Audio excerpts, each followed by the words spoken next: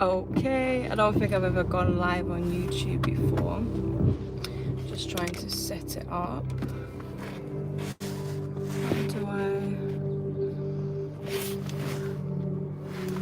Okay, I think I'm good to go.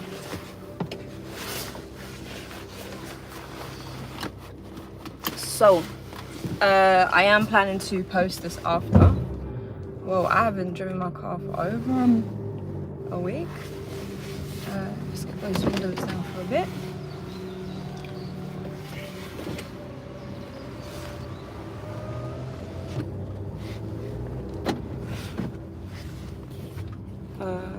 Okay, so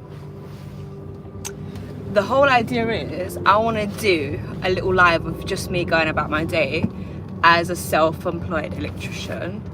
And yeah, at any point, the idea is anyone can join in, have a look, leave, come back for whatever else later during the day. And I will post this once I've finished it so that people can go and re-watch it.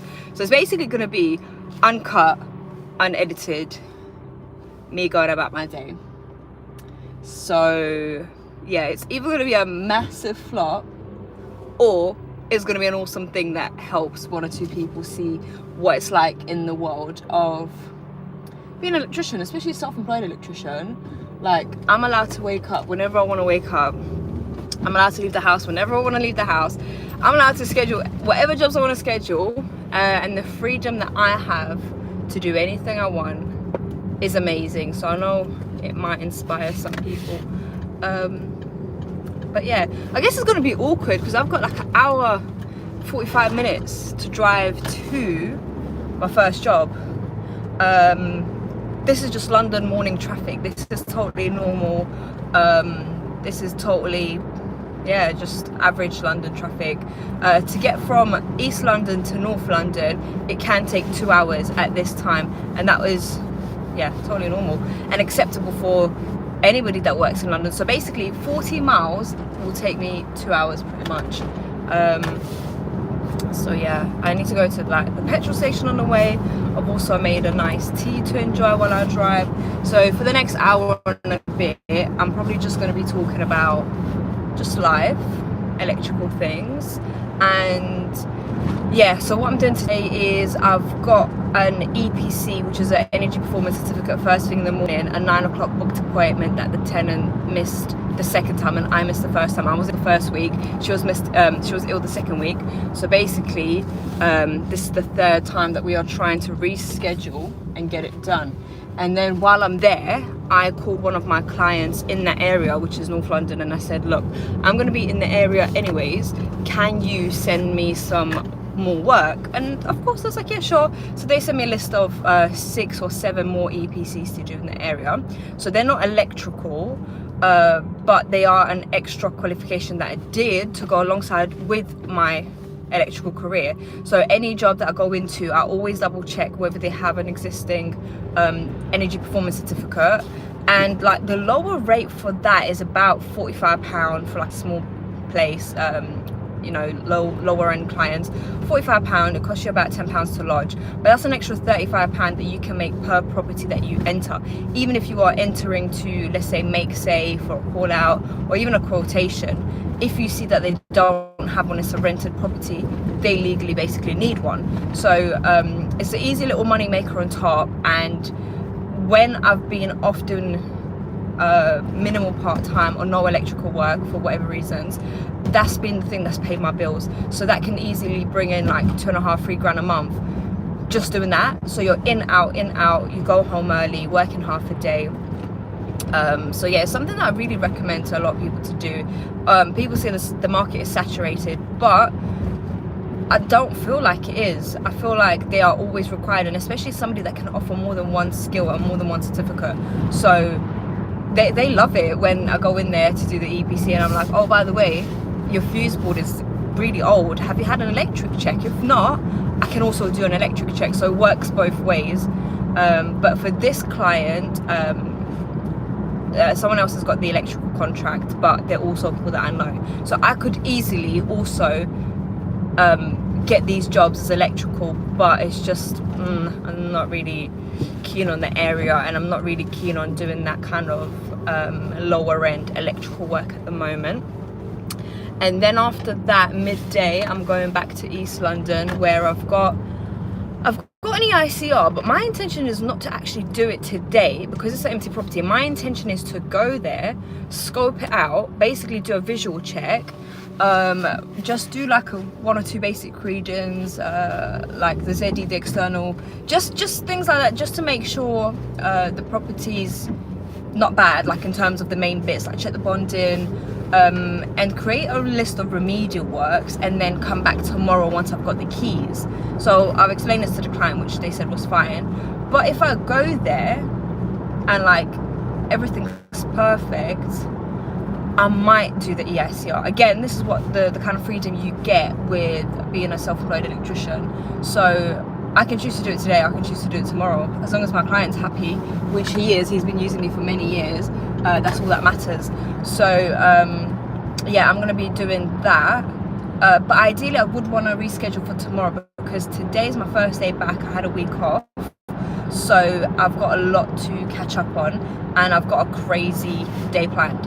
So ideally I'm going to go there, visual inspection, make a note of any cracked sockets, make a note of the fuse board, you might need changing, maybe smoke alarms, just things like that. Make a list and just do the basic checks like bonding, external earth. I always check that because some of the times it'll be like extremely high, or like the proper old school wiring from like the 1900s, where you know you've got no mains incoming earth, and that is a problem, you know, for the UK Power Networks people to solve. So yeah, that's what I do.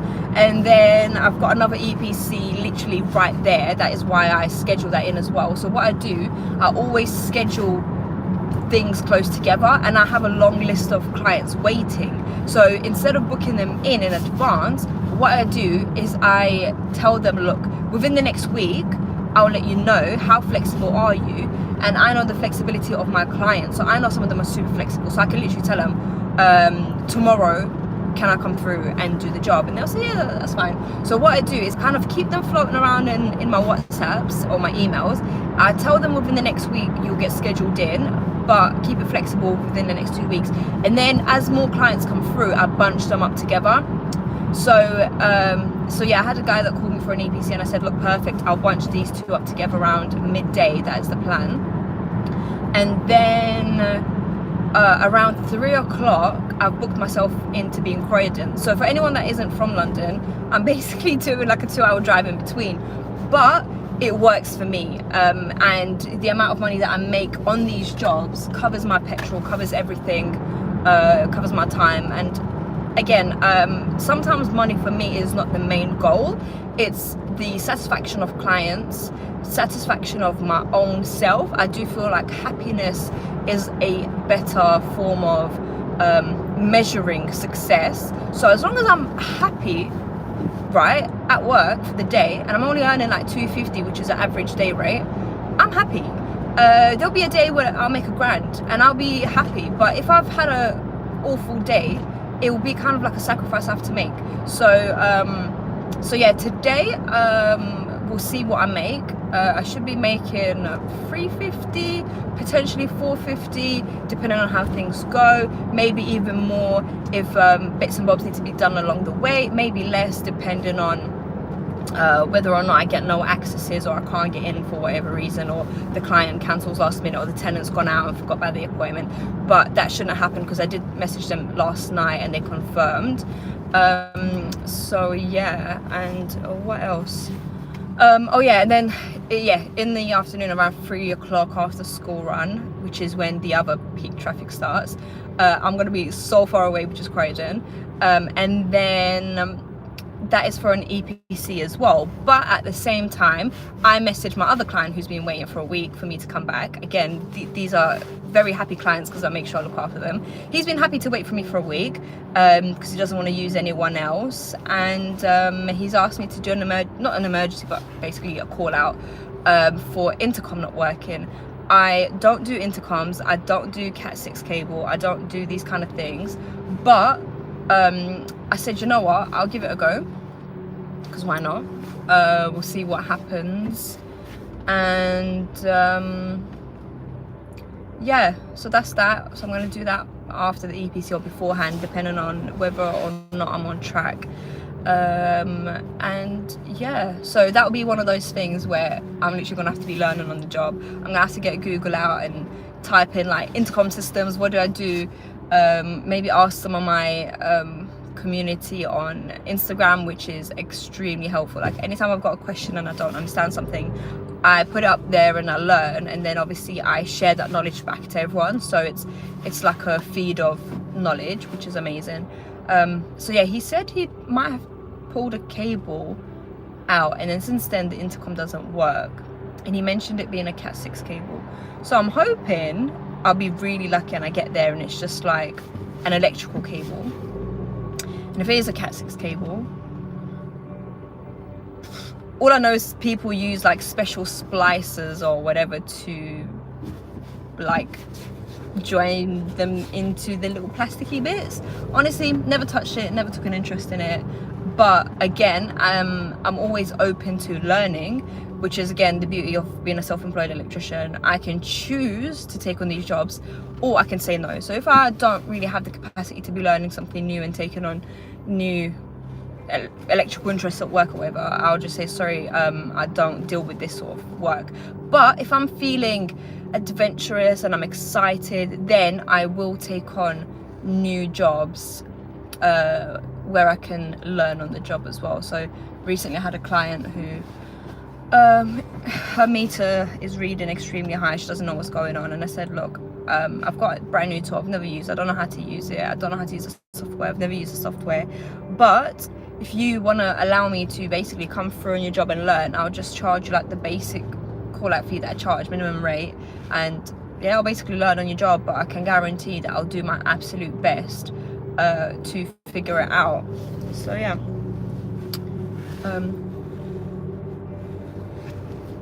and now I'm like stuck in standstill traffic. I used to sit in this every morning, 2 hours to get to work. Normally I leave earlier, but because I wanted to set up this whole live scenario before I leave, I took a little bit longer, and that's why I jumped in the traffic. My original plan was to leave at 6:30, but instead I left at 7, and that half an hour basically adds an extra hour to your traffic. So every minute of you leaving later adds 2 minutes on top of being late. But yeah, so yeah, I guess this is gonna be like a little bit awkward in the bits in between that I would normally chop off when I'm editing my videos. So normally when I'm creating my YouTube video, the whole drive to work obviously gets chopped off. So you just see me wake up like, good morning guys, this is what I'm doing today, and then you'll see me at work. So this whole drive here you would never see. But I'm trying something different. Like I said, I'm trying to do like an unedited, uncut version, because why not? Because you know what, I was in commute back to London yesterday, and I was staring out the window and I was like, you know what, that'd be really cool. And then I thought, you know when your brain goes into like excuses mode, so my brain was trying to make excuses on like, nah, no one will watch it, no one will care, and I was like, doesn't matter, like actually I'm gonna do it just for the sake of doing it, even if like no one watches it all day. But even if one person is like, what, like I've always wondered what it's like to be an electrician, or even if you're learning, you're training and you wonder what it's like, yeah, I feel like this might be interesting. But yeah, not too electrical because I don't have too many electrical things scheduled, but soon come, if this goes well, I'll definitely be like coming along, bringing you guys along on like a live test or whatever else, or live fuse board change, and then you guys can see the unedited, because do you know everyone edits their videos obviously to just make it like cool, but they won't show you the bit where they was fighting with like one screw for 10 minutes because for some reason that one screw just wasn't cooperating, or like the board just wasn't, like just things happen in real life sometimes that are just like, yeah, just annoying. And a lot of people obviously edit them because no one wants to watch that, but at the same time it might be helpful for people that are just curious to see how it works. So yeah, I think I'm gonna go in, top up. I'll leave you guys in the car, so watch my car. I'm not gonna lock it, make sure that no one steals anything, and that's it. Cool.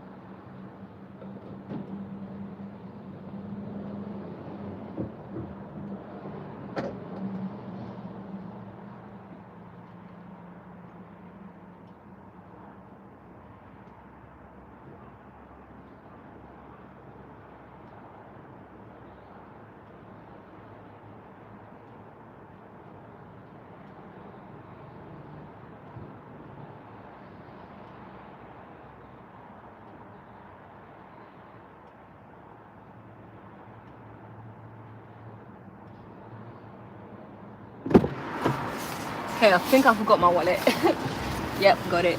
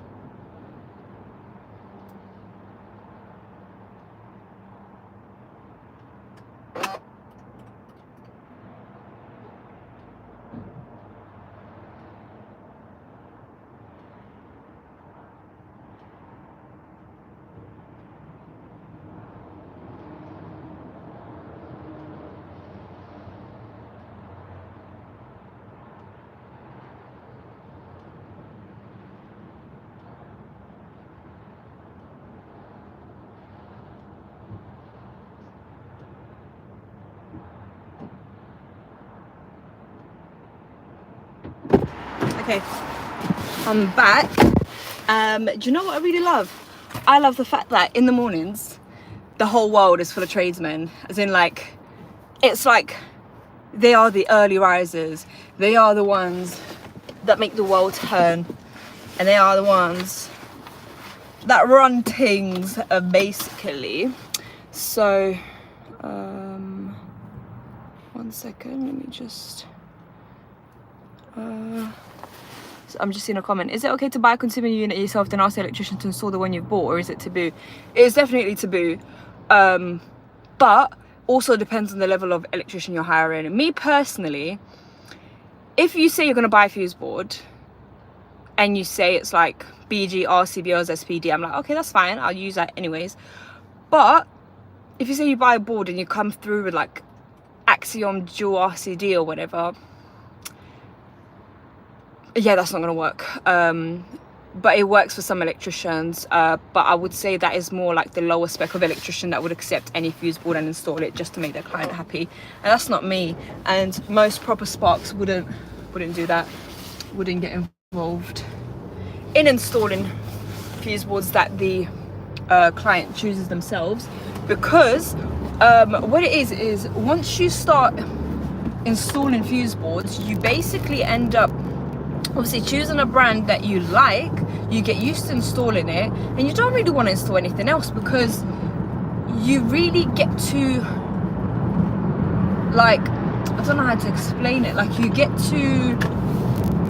used to the feel of all the breakers, the space, the knockouts and everything. And then some people don't like to keep switching it up with different brands all the time, because yeah, like I've done that before, where I'd install some certain boards and then I buy a different brand and I'm like, why is there no 32mm knockout on this? This is standard, why is it not there? And then I have to like get my little hole saw out and cut a hole, and it's just inconvenient. So yeah, that's that. But yeah, honestly, I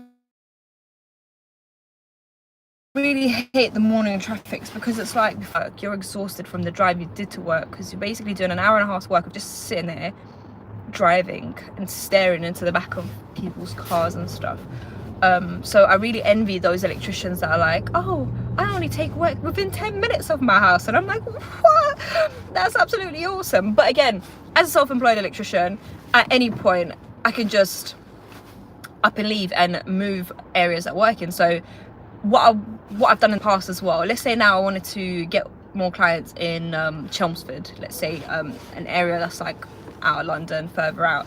Let's say I moved there and I want to get clients there. What I would do is I would subcontract my work out that I've got in London, if obviously I'm allowed to, depending on the contracts I've got, or if it's worth it, or just give the work back if I'm not really interested, and literally just reach out to people in Chelmsford, reach out to estate agents, reach out to companies that I can find online or on the NIC register that have contracts or council contracts or whatever else. Reach out to them and literally let them know, look, if you guys need backup, I'm here. And you can literally take on one client, and from that one client, through word of mouth, you can spread your work into a whole new area. It's very easy. I've done it so many times before. But this is where, again, it comes to my personal preference. I like traveling and I like London because it's so diverse. It's what I'm used to. I grew up in London. I feel at home there, so any excuse to travel back in, or any excuse to travel out. So like Croydon, and I'm in Dartford today as well. End of the week I'm in Canterbury. I've done jobs out in Birmingham. I've done jobs in Leicester, I think even like Manchester once or something. So I'll always take on jobs just out there because I want to travel. But yeah, that's that. And I haven't even brushed my hair yet. So normally what I do is I leave the house looking messy, and then I've got like my whole vanity unit thing in the car.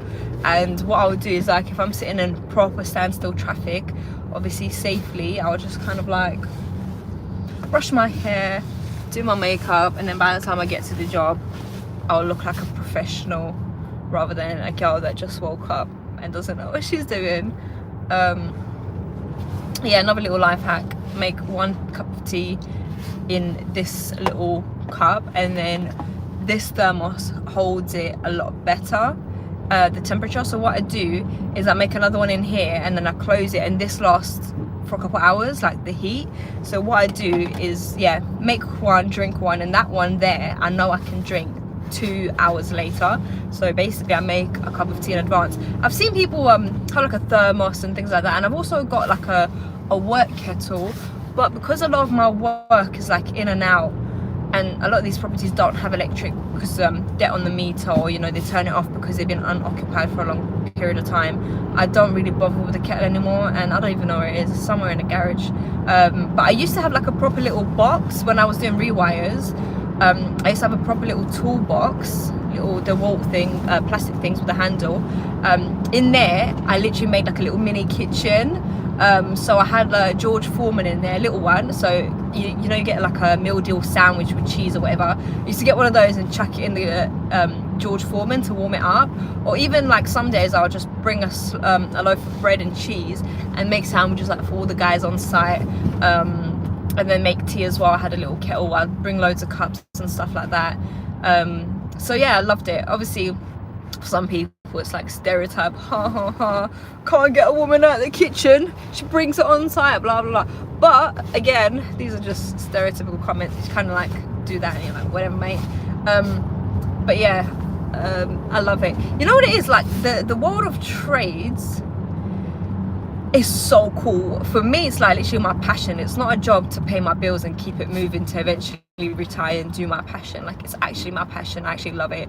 And it's so funny sometimes trying to explain like the trade banter to people that are not in the trades, or like how the trades are. So unless you're dating a tradesman or tradeswoman, or you're in the trade yourself, like, you wouldn't get it. But love it. Literally, the trades banter is my kind of banter. It's just absolute ruthless nonsense sometimes. Like some of these pranks they play on apprentices. Love it, absolutely love it. Obviously these days apparently we have to be nice, can't be mean, but I love it. Can't wait to get an apprentice. I'm hoping to get somebody within the next few months. So I've not really done it because I don't have consistent work, and again I like to just take a week off just because, and I don't feel like it'll be fair on the learner. So I'm kind of waiting to find a learner who is also looking for something flexible, where I can literally tell them, look mate, this month you might come out with me once, or this month you might come out with me twice a week. I can't guarantee you anything, and half the stuff you do might not be electrical. So that is the kind of thing that I'm looking for. And then obviously you know, you kind of have to think of like the legal aspects of it, I guess, where I know when you have a proper apprentice you have to do certain types of work for their portfolio, and I know I don't cover everything. So let's say I'm not doing rewires for the next few months, this apprentice will not really get to learn that. Let's say I don't want to do fuse boxes for the next few months and I just want to do maintenance and EICRs. So I feel like I wouldn't be able to provide the variety that an apprentice needs. So for that reason I've not really looked to take anyone on. But if I eventually find a learner that wants to just learn something better than nothing, and then they can find another placement in between or whatever else, I feel like with me, I do believe in like the law of attraction kind of thing. So I feel like at the right time the right apprentice learner will find me. And ideally I feel like it's more technical with young apprentices, but the adult learners, I feel like there's more flexibility with those and there's less opportunities for them. There's a lot of companies that get funding for young apprentices, but they don't get funding for adult apprentices. So for that reason, I'm just seeing obviously this thing, losing reception, was one of the things I learned about. So this phone that I'm using to go live, I didn't even have a SIM card. I had to go buy it last night to put it in there. I just use it as a camera basically. It's one of them iPhone Pro Max 15s or whatever, like the latest one that I got for basically for the camera. So yeah, I ended up buying a SIM card, and it was Tesco Mobile, and I'm on Tesco Mobile as it is, and it's not the best. So I was kind of like nervous that I might yeah, not have reception. So yeah, I can see like there's a comment, but obviously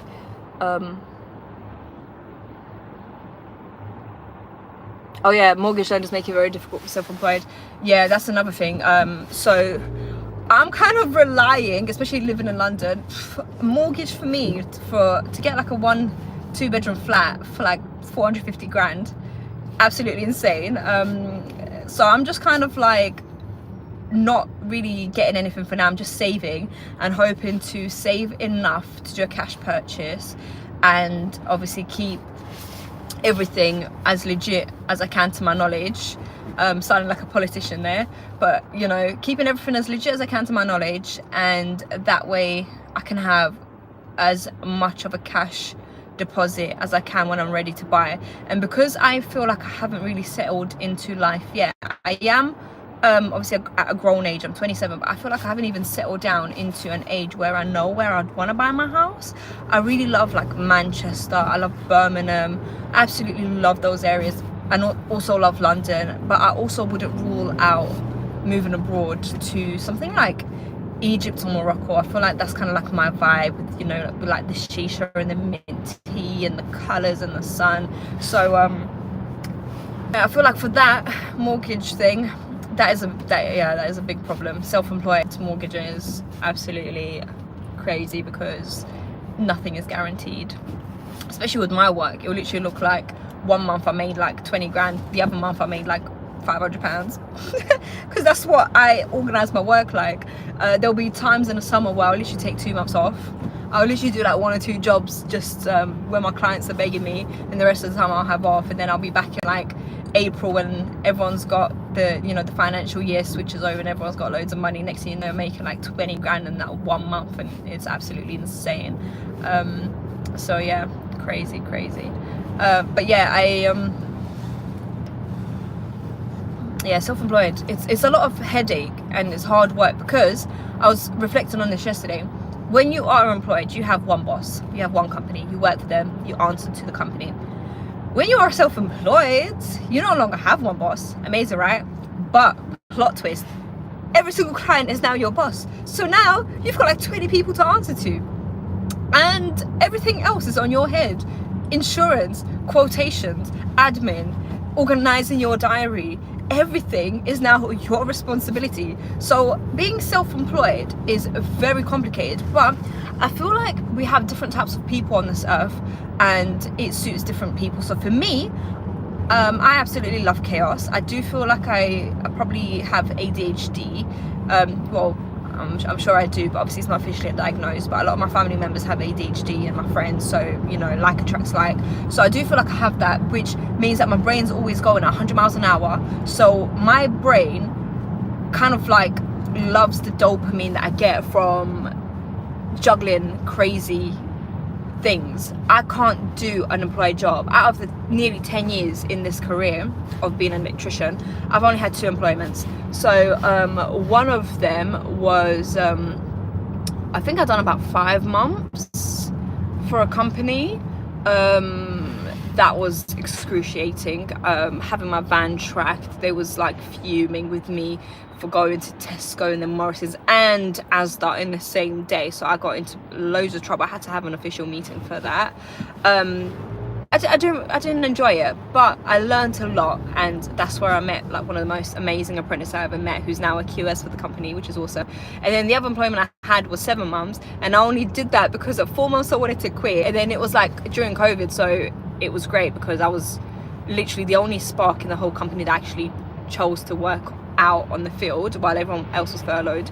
And I was basically just doing like 2 jobs a day, but like all over England. So in the morning I'd be like in Norfolk, in the afternoon I'd be by Stonehenge, and then in the evening I'd be in Southend, and then my nighttime call outs would be like in Enfield.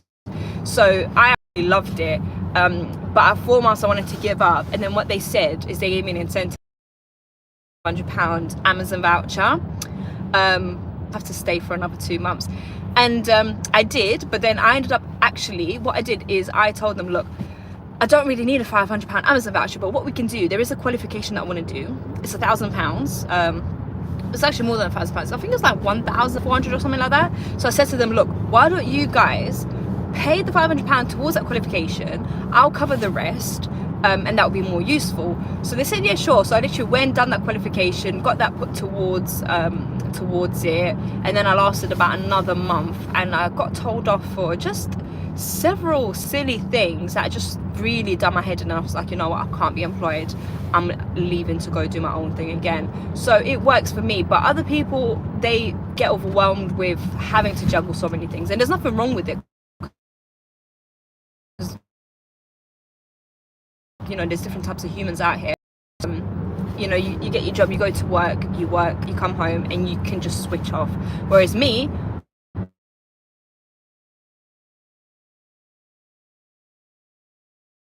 my gonna be like, who's ringing you this time? I'm like, I'm self-employed, anyone can ring me at any time. My phone line is 24/7, and I answer the phone, and it's this guy going, hey Kimmy, I need a TV bracket put up urgently, like when can you do it?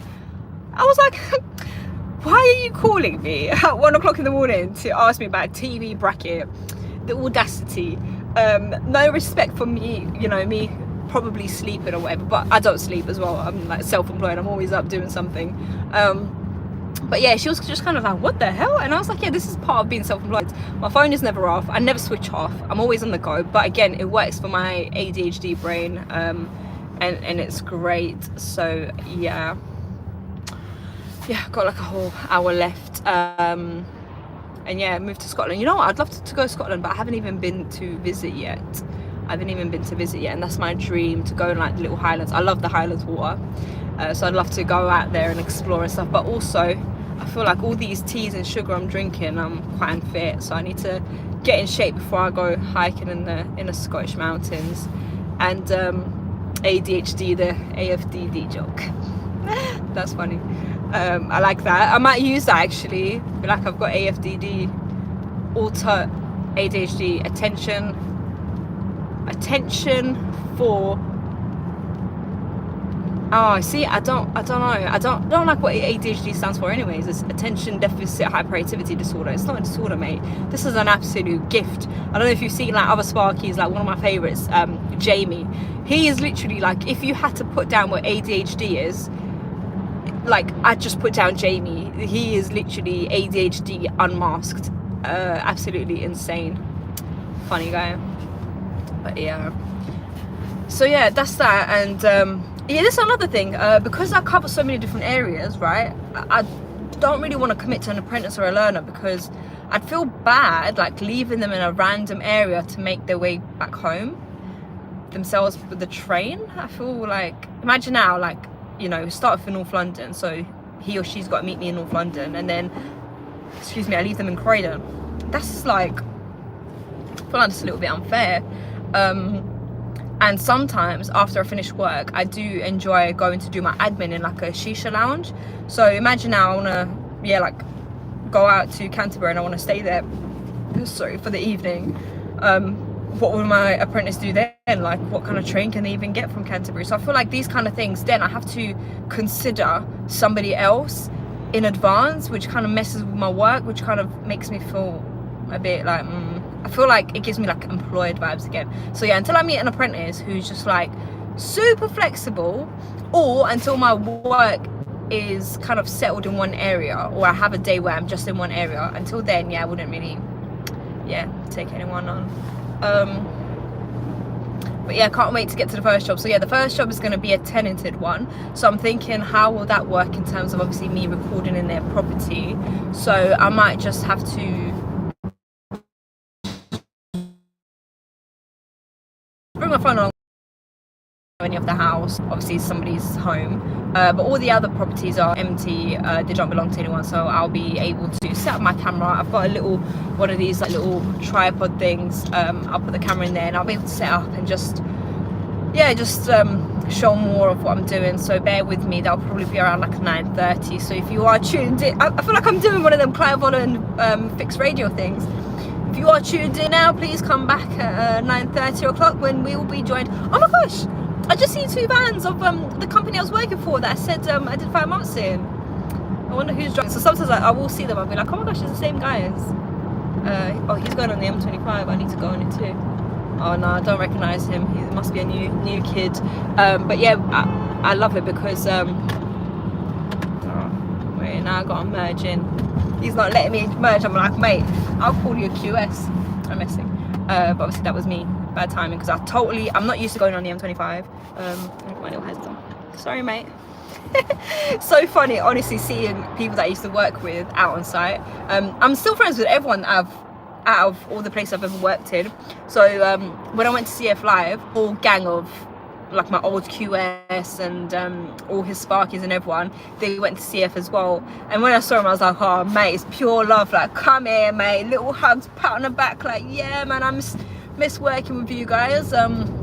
And he was very proud of me. He was like, wow, like I see your name on top of the leaderboards at the CF Live games. And I was like, yeah, man, top Sparks out here. And it was funny, when I was training him for a week, he was yeah, he was like, yeah, you're insane, Kimmy. I don't know how long you'll last on this job. And I was like, trust me, I'll be here for years. Eventually I'll be a QS. He laughed at me. He was right. He knew my personality before I did. I feel like my windows are getting steamed up. I never normally talk this much in the mornings. Yeah, ADHD is a gift in trades, but not so much in relationships. I'm not in a relationship myself, so I can't really comment on that. But I feel like in my past relationship, the person also had ADHD, so it kind of worked. And they were basically crazy like me, so I would bring them on 2 jobs with me. So it was just like, yeah, ADHD plus ADHD is absolutely insane. So yeah, any apprentice I have as well, obviously you have the whole discrimination act thing where you can't discriminate against disabilities or whatever else, but if a person puts down they got ADHD on their CV and they send it through to me, I will, like, I don't know obviously what the legal impacts of me saying this are, but if they say they got ADHD, because it would just work for me more. So the apprentice I had, his name was Charlie, who's now a full qualified QS. I don't know what he had, but he was on the same kind of wavelength as me. So me and him, I used to be the one driving, and he was the apprentice sitting down, and I would literally be like, oh my god, mate, take my phone, let's do Pokemon Go. And I used to make him like catch Pokemons for me, and then we'll just like have like a 2-hour nap and smash out all the other working bits. Would be awesome. I loved it. So yeah, I feel like with me, them having ADHD would be something that would make me inclined like them. So it's kind of like positive discrimination. I don't know if that's allowed, but again, I'm not an official employer, so would these kind of rules apply to me? And even then, I'm thinking, if I was to hire this person, how would I do the payment? Would I have them as a PAYE or under construction industry scheme, or would I have them just invoice me and put down a disclaimer that them paying tax is on them? That's another thing. I feel like these kind of things, like the information is not really easily available online for people taking on adult apprentices, because for younger apprentices it's done kind of like through the government, and the government helps to fund the placements, so it's kind of like very clear on how you do it. But adult learners that kind of come and go, there's not much rules, regulations or guidance on how you would do it. So I don't know how I would do it. Maybe I would kind of like let them invoice me every month, and in the terms and conditions I would put that, look, they are responsible for their own taxes or whatever else, and insurance or whatever. And then I would maybe like send them a link to like guidance on how to file taxes. I don't know, I haven't figured it all out yet, but every day I dream of when I'll finally get like the first person that kind of have come along with me and experience the world of electrics, and then eventually see them grow into an actual electrician. Honestly, these are the kind of things that really light me up. Not everyone's made for learning or teaching. The thing is as well, like I applied for a teaching job. I didn't apply for a teaching job actually, they selected me, and I went there and I done the interview, and it was so cool. It was in a college. I went to see the college. It was amazing. I really loved all the staff members and everything, and I was like, yep, sure, so I'll start next week. And then I met some of the students, and I was like, these are like 15-16-year-old boys that just started college, going through their teenage phase, and I am a woman, and I got a little bit overwhelmed thinking of, like, there was no girls, not even one girl in any of the trades. So I thought, okay, that would maybe, you know, kind of be an invitation for the other girls to join. But at the same time, I kind of got very overwhelmed imagining myself having to control a class of 20 young boys. This is one of the companies I used to work in. So if you're watching this, Charlie, shout outs, that's your boy there. He's vaping in the van. Not sure that's allowed. I'm messing. Not a snitch. A snitch, by the way, is someone that like discloses information of people's incriminating acts. But yeah, I love it. Literally every morning, seeing all the vans for all the companies I work for and work with, and so on and so on. But yeah, what else? I don't know, I've still got like an hour left. That's the thing, right? With this traffic, it's like for every minute you drive, and another minute of traffic's added on, because it's just people like leaving the house to join the traffic. And yeah, it is what it is. I'll probably leave earlier tomorrow, like 6:30. So yeah, what else can I talk? That's another thing as well. This is why I need someone with ADHD to drive me, because I can talk for days and hours and non-stop. Or maybe actually someone that's like quiet and will just listen will be better. But then I don't really want to feel like I'm talking to a brick wall. but who knows, the right person will come at the right time. Okay, Artisan Jordan, you got ADHD too. I think, do you know what's funny, in the trades I've noticed, I think everyone has ADHD, like a majority, or are on the spectrum one way or another, right? Because I went to On the Tools Awards, and we were just kind of like sitting down, and our table was basically everyone that's actively in the trades. The other tables were like shareholders and like people that started up a company but they are not in the trade, and they were kind of like sitting down nicely having their little fancy dinner, and we was just all there like looking at the 10 knives and forks like, yeah, let's use our hands. And we was using our hands and seeing, and then like half of us were like standing up doing crazy things, and I was like, yeah, okay, I think we all have ADHD. Some of us are masking better than others, but I do feel like the trades is like a thing where it really works well with people that have things like ADHD or are on the spectrum, because you can go down two different aspects of it. So especially as an electrician, if you are on the spectrum and you have like special interest, and your special interest becomes electrics, you'll basically know the regs off by heart, in and out, because it'll be your special interest, and then you'll be like the best QS and tester ever. Or you might be just kind of ADHD, where you just are really good at creating stuff and you're always on the go. That way you'll be really good at like the technical side of it, like the manual labor kind of side of it. I don't know how to express it. So yeah, I feel like, yeah, the trade is a wonderful thing for people that have ADHD or are on the spectrum in one way or another. And yeah, I feel like I can't get the temperature right in the car. I just came back being a week away in a place that was like in the minuses, so I'm like, it's a little bit warm. But yeah, also I work out of my car as well. I don't have a van. I had a van. I had one of them Ford Custom Transit things. Absolutely loved it. But it's funny, right? People assume that because I work out of a Land Rover, like I must be like really rich and really expensive. Obviously I can't comment on that, I'm an electrician. My standards of rich are very different. But when you compare the price of an older Range Rover to the same year van, it's either the same, or for some reason the vans are more expensive than a Range Rover. So like one of these really cool guys on Instagram, I've met him in real life, he's really cool, Craig from Quinergy. He's got like this bright pink cute van, and he's got like a whole little fleet of vans, and I think he mentioned like one of them brand new spec'd out, the guys were discussing, it was like 70 grand, and I was like, how much? Because brand new Range Rover was like 70 grand. So basically a van costs the same as a Range Rover in terms of running it, insurance. Okay, maybe Range Rovers are more expensive because of all the thefts, but again, vans, they're getting broken into all the time as well. So I feel like on that level, a Range Rover and a van, there's not much difference, but people straight away, they kind of see a van and think like, meh, they're probably like, meh, just doing a trade job, don't have much money. And they'll see like me in a little Range Rover like, ooh, you must be so expensive. And I'm like, mate, this is a lot cheaper than a van. Like, I've got this because a van was too expensive. It's absolutely insane.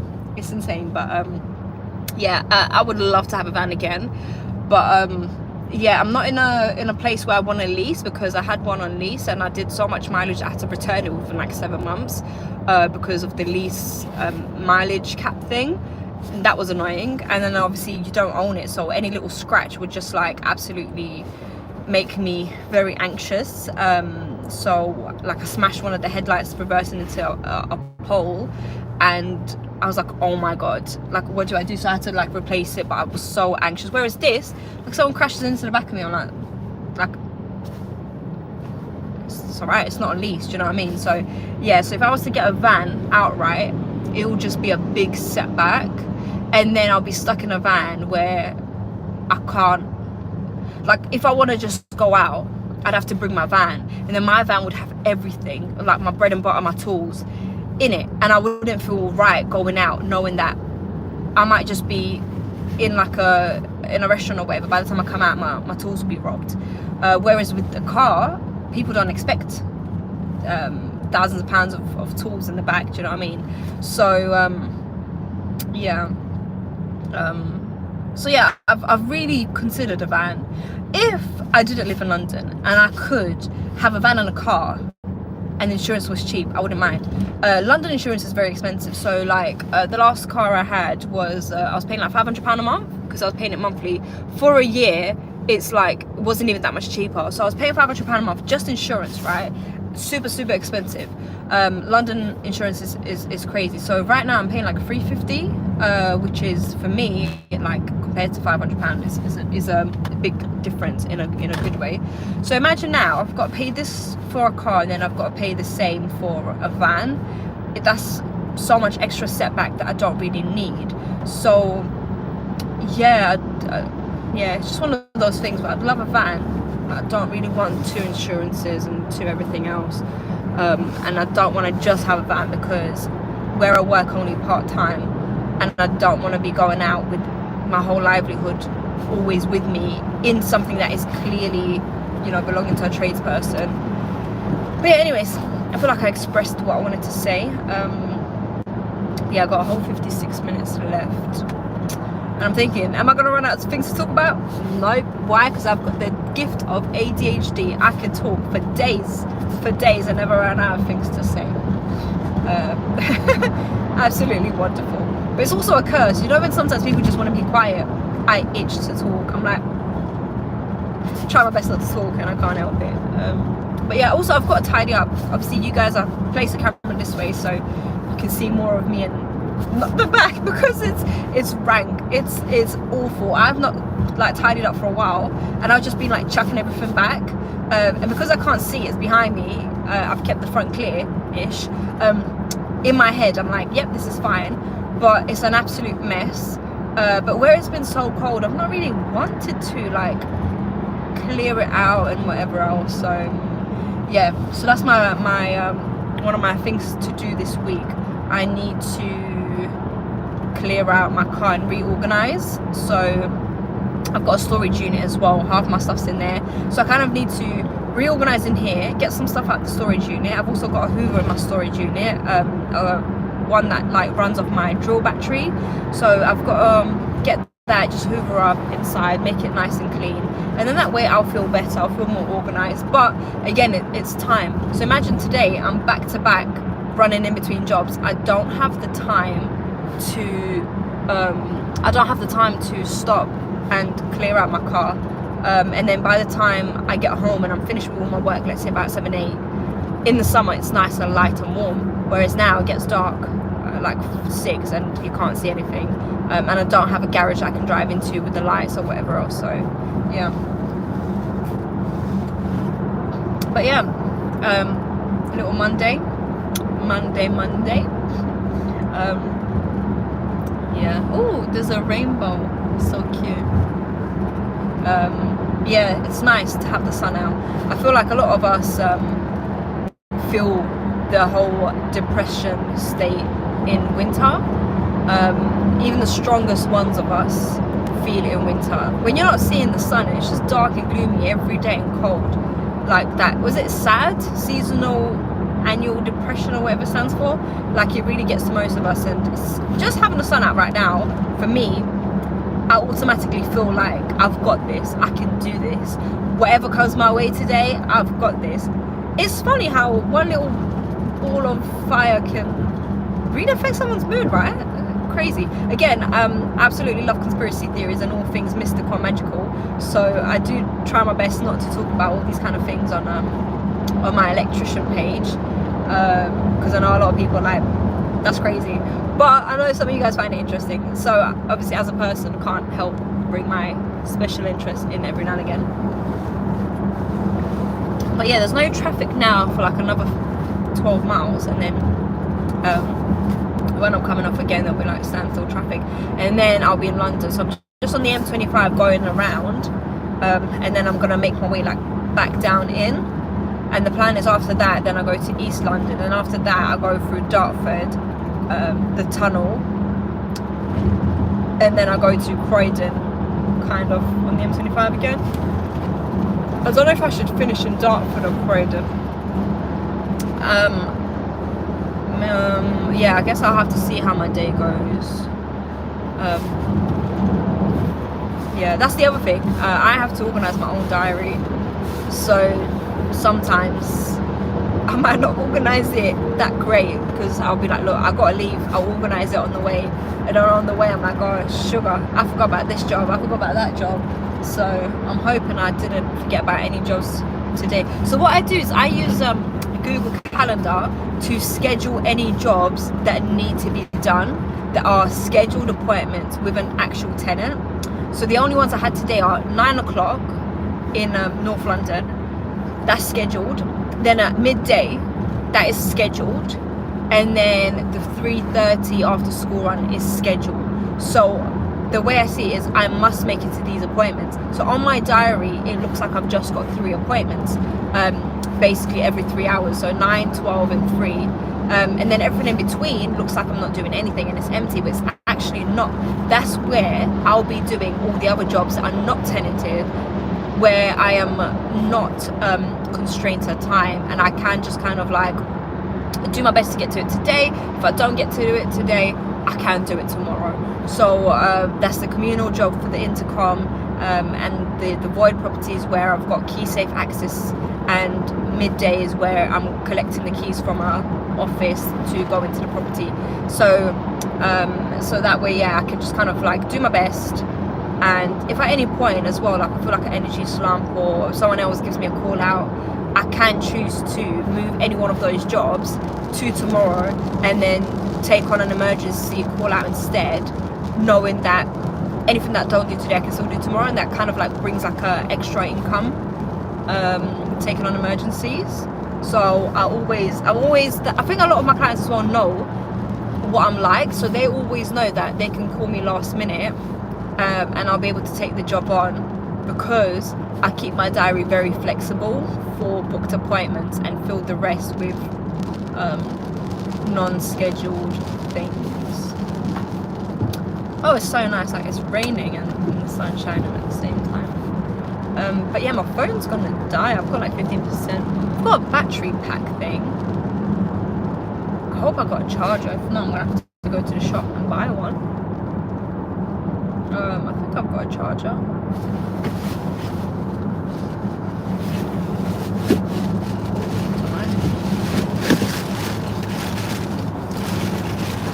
Do I have a charger? No. This is what I do. That way I don't see it. It's not my vision. As far as I'm aware, my car's clean. It's just behind me. But yeah, no, because this new phone I've got takes a whole different charger, one of them C-type things. It's not one I've got, so yeah, I might have to stop by a shop. But once I get off the M25, because yeah, just don't wanna add any more additional traffic to my journey. So yeah, sorry for the little awkward bits in between where I'm just chit-chatting, but again, like I said, I'm trying something new. I don't know if you guys have seen any other electricians do a whole day of being live and talking about work. If you have, let me know. I'd like to kind of see how they've done it. As far as I'm aware, I've not really seen anyone else do it. Because I think people have a life, unlike me. I've got no colleagues, no life, so you know, going live is like a way to have some company for the day. But no, I'm just messing as well. And also my sense of humor is like kind of like bantery, sarcastic. So a lot of the times I'll make like a very sarcastic joke that doesn't even seem like a joke, but it is. But I think it just takes like getting to know me to understand that that's just like my sense of humor.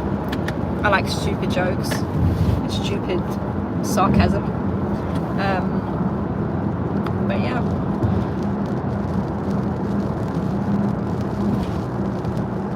Awkward. Yeah, I feel really hot. Maybe I should turn off the heat. Oh, I forgot why I turned it on in the first place, because it was all getting steamy because I'm talking too much. I'd love to work in like in the next month, I would love to work in Oxford or Cambridge, basically somewhere with like Harry Potter vibes. So I'm trying to manifest a job out there somewhere, so I can go work there in the day, and then in the evening make a day out of it looking at Harry Potter looking buildings, or like those Freemason type of buildings with like little weird goblins on the wall, and they're like mermaid stone carved things. I love that, like the stone masonry stone thing of creating creatures out of stone. I absolutely love that. Sparky, that would be my thing. I'd be like working on cathedrals, creating little mermaids to put on top of the church entrance, which I always found quite interesting. Again, I don't really want to go into actually religious debates, but I think this is not going in too deep. Yeah, I've always found it interesting how on the church symbolism you have goblins and fairies and mermaids, because it's part of the Bible. Yeah, crazy, love it. So yeah. Oh, I've also got so many cool things. So when I pull over after I've done my first job that's booked, I'll show you guys some like little bits and bobs I've got. So I went to, last week was apprentice week, so I went to the Tamlex and Proteus factory, where I met Mark Allison, the apprentice 1-to-1 guy. He's so cool. He's literally like, I was like a fangirl. I was like, oh my gosh, Mark Allison. He is such an inspiration. So since I came through to social media and found out who he is and the work he does, oh my god, I was like his biggest fan. He is such a cool guy as well, and his accent is really cool. So he says Proteus, and I love it, and I've got it like stuck in my head, like the Proteus factory. But yeah, really cool. That was fun.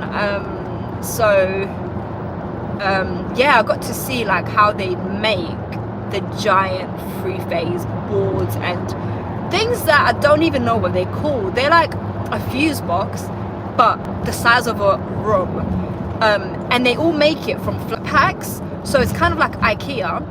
So it's just like shelves and shelves and shelves of like square bits of steel. I just can't even remember what material it is. So like, and then they kind of pick the bits they need, and then they use like nuts and bolts to like piece it together like an actual flat pack, and then they put the MCBs and then breakers and whatever else, and then they kind of like bolt them together, and it makes like a giant room fuse board, like I forgot what you call it, like distribution room maybe, I don't know. And then they ship it out to like Nigeria or Ghana, or like that one specifically there that I'm thinking of went to Jamaica, and it's like apparently for a hotel.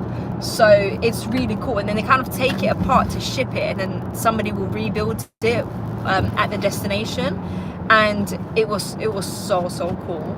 And then the Tamlex factory, that was I think that's where they make like all the BMS, is it BMS stuff, building management system thing, like all the trays and all the metalwork stuff, steel fabrication. That was really cool as well. But again, these are the kind of things that I don't work with, so again, I don't really know the technical terms. I only had to learn it in college, and it was just a thing that I learned for the sake of college, and I never really touched again because it wasn't part of my interest.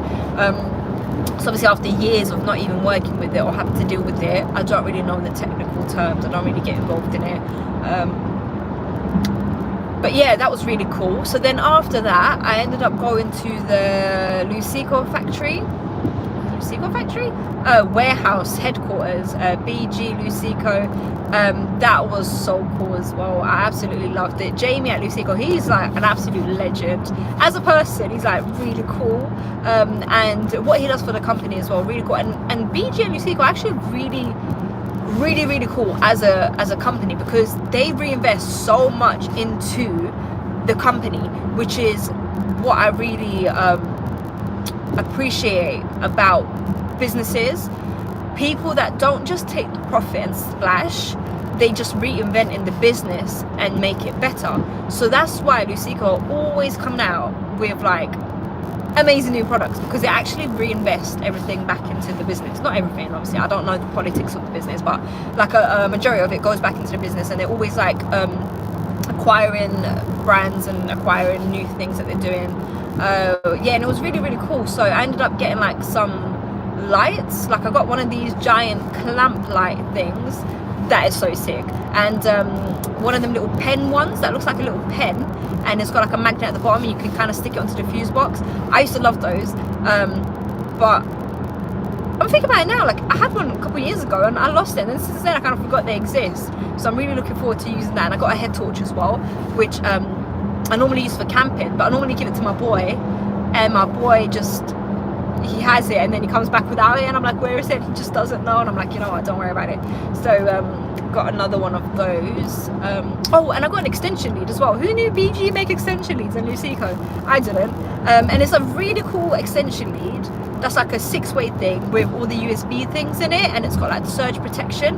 And what is really sick about this this thing is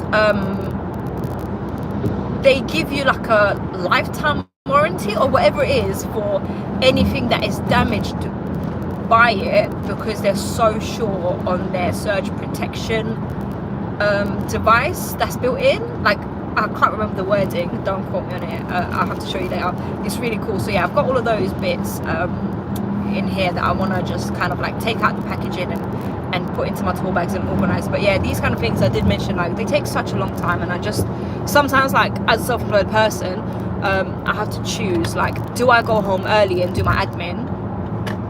Do I go home early and reply to emails and generate more work? Or do I clear out my car? And a lot of the times clearing out my car and reorganizing my tools and things like that is at the bottom of the list, because it's not like an income generating thing, but it would make my life easier. But because it's such a mess there, I kind of know where everything is, so I feel like it's not that important. I have to organize everything. Stay on the 25 for a little bit longer. But yeah, so yeah, but when I was employed, my god, I used to love clearing the van, because I'm like, I'm on day rate, I'm getting paid for clearing out my van. And literally I'd just tell my boss, like, sorry mate, got to clear out the van, it's a mess. So I'd be clearing out the van like twice a week for about an hour each time, and I knew I was getting paid for it, and the company was fine with it because I would get all my jobs done in the day anyways. So when I finished early, I wasn't allowed to go home. Obviously you have to wait for any emergency jobs that come through, so I'd be like, yeah, I'm clearing the van. I absolutely used to love clearing a van when you're on day rate. But when you're on price and self-employed, clearing a van or your car is the last thing you want to be doing, because there is a million other things you would rather do. But yeah, that's another thing as well, you know, I mentioned the trades banter. So like something like you know, you get these little memes that's like, oh, when you're on price versus when you're on day rate. Like something like that I feel like is quite exclusive to obviously the entrepreneurial community, but also like the trades community. Like we really get what it's like to work on day rate and price, and like what the difference is. Whereas like somebody would have signed a 9 to 5, they would never understand the joke. Like what's the difference between day rate and price? Like you're just going to work and coming home. But us trades people, like we know we know what we do when we're on price, and we know what we do when we're on day rate.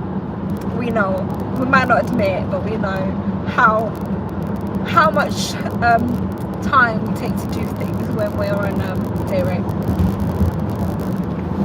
Like materials as well, get materials. I remember when I was employed, we used to have to get like purchase orders or whatever it is, so like a PO number or some kind of number to put on the materials list every time we go to the wholesalers. And then sometimes like the office staff would be so busy, they would take ages to send the number back. So I'd be like, yes, I get to set the wholesalers for like an hour and chit chat. That's why I became such good friends with all the people at CF and Medlocks and things like that, because literally I'd be there for 1 hour waiting for a little number to just put on the materials thing to just get my materials.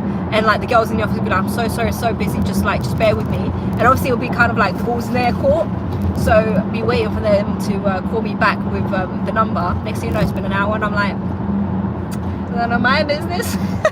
I'm on day rate, this is part of my job. I absolutely loved it. But you know, when you're on price, you're just kind of like, yeah, I ain't got time, give me my materials, chat another time, I need to go. So yeah, it's very different, but yeah, I love it. But again, I felt like these kind of things, you know, some people can be like, oh, that's taking a mick, but I feel like I was getting minimum wage because I was doing social housing work. So I was literally getting the minimum wage you can get as an electrician. So I was on like 2,666 a month, and I think that's, I don't know if that's before or after tax, can't remember now, but basically like 150 a day or whatever. So obviously my van and my petrol's paid for, but that's just like 150 a day of me doing the same work. I mean, like, I'm doing a lot of work, a lot of driving around. I'm doing like 10 properties a day minimum, but bear in mind it is just small jobs, like change a socket, keep it moving, change a light switch, keep it moving. Sometimes you walk in there and be like, oh, that's not even an electrical issue, it's a plumbing issue, and you send the job back and you don't actually have to do it. So I feel like for 150 day rate, what I was doing, I don't feel like it was taking a mick for me to sit around for an hour at the wholesalers while waiting for this purchase order that was like up to them to send to me. But obviously somebody, let's say, was paying me like £450 a day, for, or let's say like even 350, like I would feel a bit more like wary of wasting time, because I feel like, yeah, the bigger pay would make me feel like, yeah, look, they're actually paying me really well, I don't want to waste their time. When it's like, look, that's just like £10, like £10 an hour, whatever it is, or £12 an hour for like social housing stuff. So I'm like, I'll sit here for an hour and chill, because like do you know what I mean? Again, it's the mentality, but you know, those that know will know, and obviously everyone else that thinks it's taking a mick will just think it's taking a mick and a reflection of the person. But again, it is what it is, isn't it? I know I worked hard as well. All the jobs I always had done in good timing, good fashion. They always used to send me the complaint jobs as well, because they knew that I was really good at like dealing with the complaint tenants and stuff. But yeah, I've got 27 minutes left, guys, until my first job. And like I said, at 9:30, tune back in. At 9:30, that is when I'll be like on my first proper jobs, not just this commute of me chit-chatting. So then I'll be showing you like some bits and bobs that I do, and then it will be like actually showing you things. So yeah, 9:30, come back at 9:30. Until then, just random chit chats of me. But yeah, what else? You know what, I do need to go see it today, just to say hello to the boys. I haven't seen them for a while, but again, I'm like kind of on a tight schedule, so I might go tomorrow. And I also need to get some bits and bobs for my job at the end of the week in a church, but I haven't decided whether I'm going to use conduit or trunking yet, because I want to use trunking for the smoke alarms, because it just kind of slots in easier in the base. But I wanted to use conduit for the lights, because that kind of slots in nicer into the lights. So I need to kind of figure out how it would look if I mix and match conduit and trunking, and if I do mix and match, how I'm gonna adapt them into one another, because it is a little sloping ceiling thing that I have to put the smoke alarms on. So normally what I might potentially do is like make little holes in the trunking and like attach it all together, but where it'll be coming at an angle, like it's gonna be a little bit weird. So I haven't figured out how I'm gonna do that yet. Yeah, I haven't figured out how I'm gonna do that yet.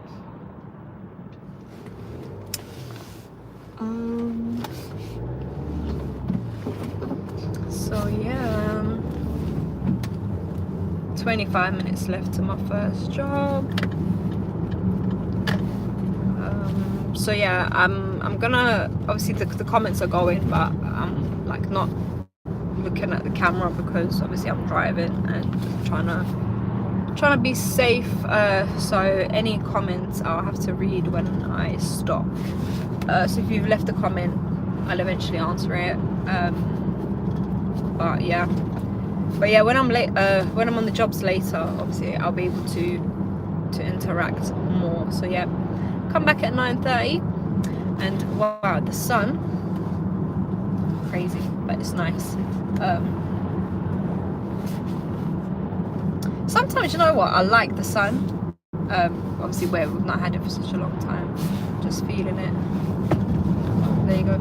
Oh, someone's making a large bonfire. Or maybe a car's on fire, who knows? Maybe someone's in a barbecue. Oh, maybe they're making like smoked salmon. Oh man, I wish you guys could see how beautiful the views are. It literally looks like the Windows 98 wallpaper, like a nice beautiful hill, the trees, the sun, the blue sky.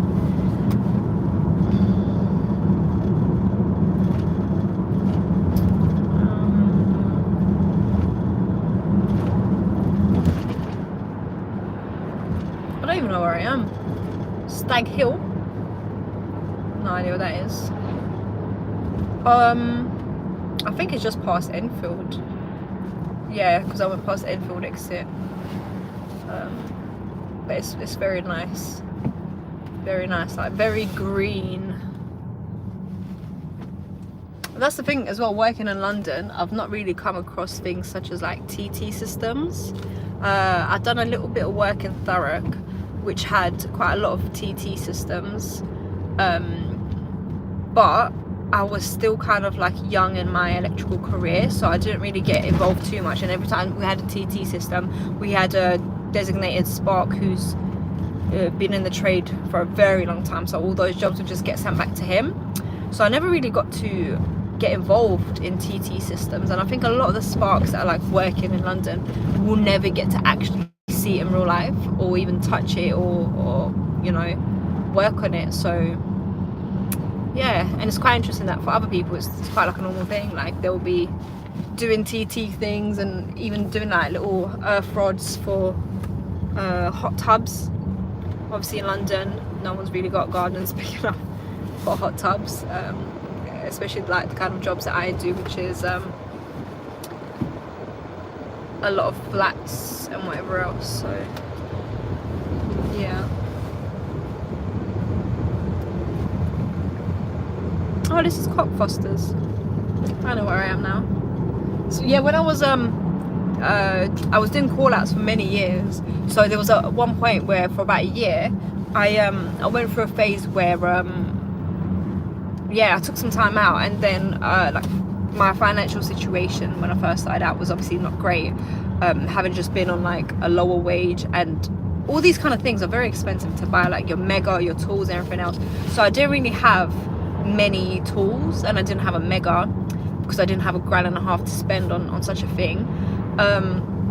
Oh, you might see out the window like little mansions and stuff, really cool. I think they're like flats, or maybe they're like individual mansions, who knows, but super cool.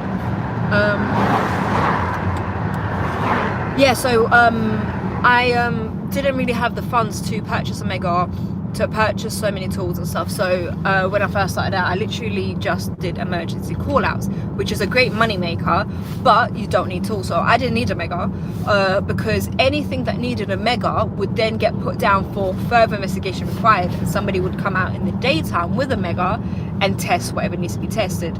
So I didn't need any power tools as well, because it was make safe only. So anything that needed to be taken off or put up was done by a daytime spark. So all I needed was literally screwdrivers, continuity voltage tester, that's it. So I did that for about a year, and I was literally just driving around the whole of London and Essex as well, and Hertfordshire, just doing emergency call outs, making safe.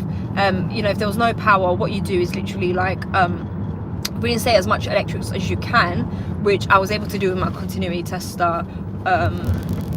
Just yeah, as long as we had like one socket working or one light, it was considered as like you know, you've got some power reinstated, and that's fine. So yeah, I did that for about a year, and yeah, saved up, and then obviously reinvested it back into tools and a Mega and all these other cool things. So yeah, if you're ever thinking about, look, how do I get the most money for all my tools, find a way to do emergency call outs. That way you don't really need a lot of tools to start off with. and you can make a lot of money just driving around and using your technical skills. But yeah, that's that. Also, by the way, I didn't even buy my Mega. I won it on a bet, because obviously being a girl, everyone was like, yeah, right, you can't do that. So the old school guys at work, they had zero faith in me. They didn't think I would pass. So they said, look, we're all going to do our 18th edition exam next week. Two of them passed, 3 of them failed, right? 3 of them failed. And they said to me, if you pass, yeah, because the main boss of the company and one of the QSs didn't pass yet. Again, not judging, but I'm judging. So they said to me, look, Kimmy, if you pass, we'll get you a Mega. Because they had zero faith. And I passed, and they were shocked. So they asked me to send in the certificate, and they was like, look, can we double check it's legit, because they thought I photoshopped it. When they checked it's legit, they were shocked. They couldn't believe I passed it, and the other 3 guys couldn't. So they got me a brand new Mega. So yeah, I got really lucky with that. So that's another top tip. Place bets. Obviously, I'm joking. I shouldn't be encouraging betting, but yeah, place bets with your employers or other Sparkies. You might just win and get yourself a Mega, or you know, a Q-Tech or a Fluke or whatever else. But yeah, I've got 20 minutes left, and I'm actually feeling really bored of the drive now. But the sun is out, which is nice. Oh yeah, these are I think like little army reserves things. I don't know what goes on in there. I've never been in there, but obviously I know Sparks that kind of like work in these things and test, and I've always found that really cool. So I hope one day I can do that kind of testing, where it's like going into all these kind of like army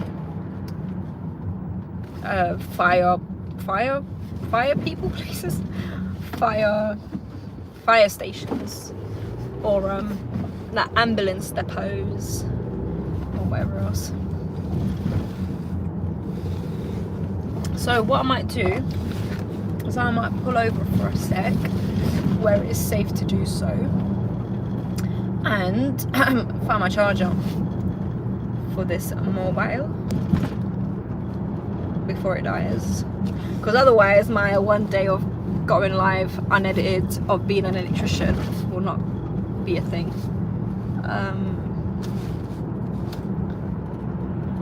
And then maybe I can read some of the comments and catch up. Oh, don't know what that's about, because I've not really used this iPhone before as well. It's like it keeps coming up all these permissions that I have to grant it. It's like, oh, give access to your microphone, give access to your emails, give access to everything. Oh.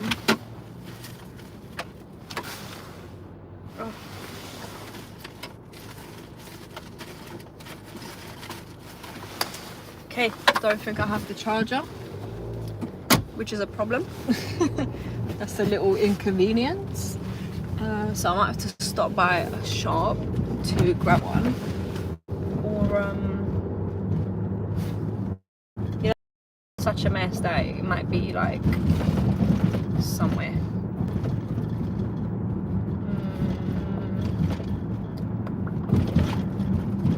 Perfect. Pull over here. Ooh, everything's like falling over in the background. Okay. Phew. That was intense. Imagine doing that all day every. So I'm just reading the comments. What time it is in London, right? You think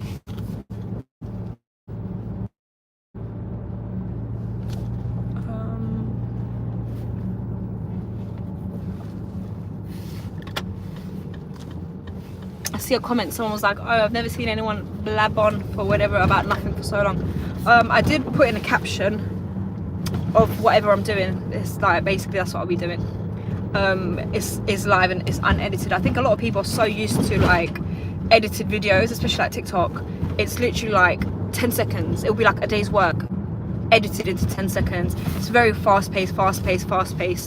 So a lot of people's attention spans obviously can't hold these kind of things, and I understand, like in this day and age, like we don't really have time, we don't really have the capacity to sit there and listen to things that are not beneficial. But again, I'm not doing it for the kind of people that are on here to get the information fast and compact. You know, you can go through my YouTube shorts and my YouTube videos, and there you'll get the edited versions where I'm not chit-chatting for ages about nothing. But again, like I said, I'm doing it for the people that find it interesting to see like the real life in between of being a spark. I'm just thinking about this charger, like where can I go to get one?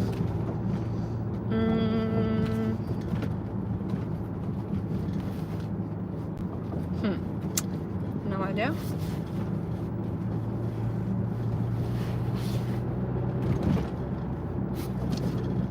Also, I normally listen to music or audiobooks while I'm driving, but because of like copyright things, I don't really want to be playing anything in the background, so that I don't get into trouble and get my video taken down or whatever else.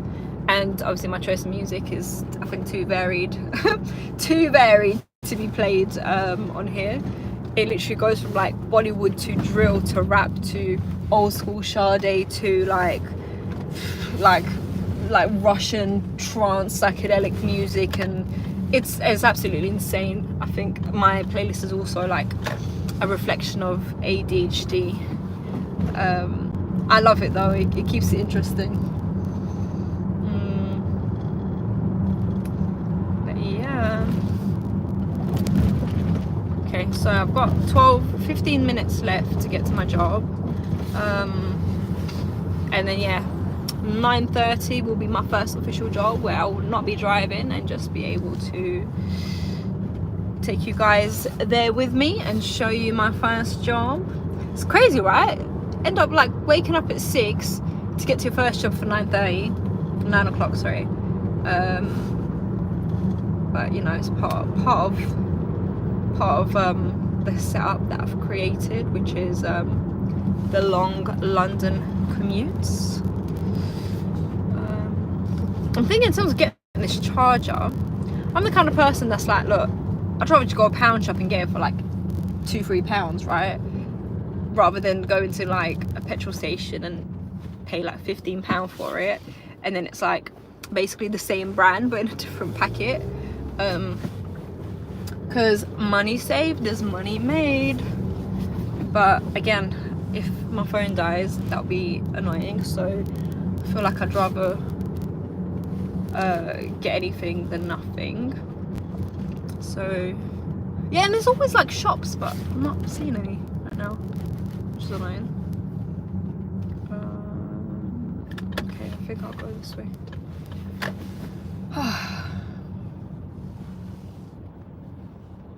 I'm thinking, where else could I have put that charger? Because I know I definitely had one. No idea. No idea.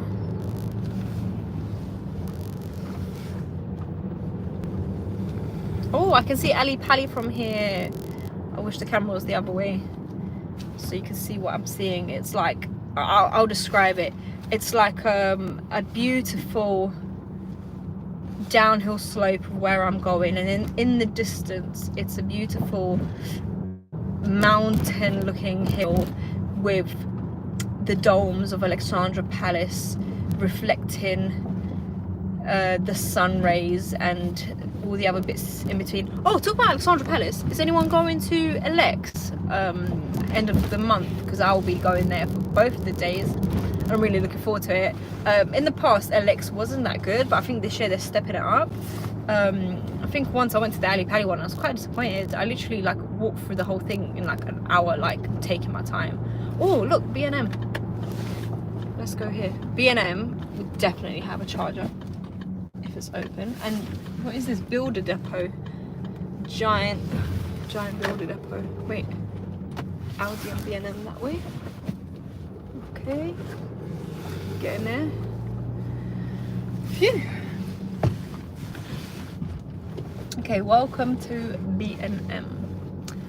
Oh man, this is all like not real parking spaces that I can use. Maybe we'll park here. Perfect. Okay, I think I'm better off just running in there and grabbing the charger. But yeah, whoops, sorry, it's so close. Sorry, I'm just having a little look at the comments.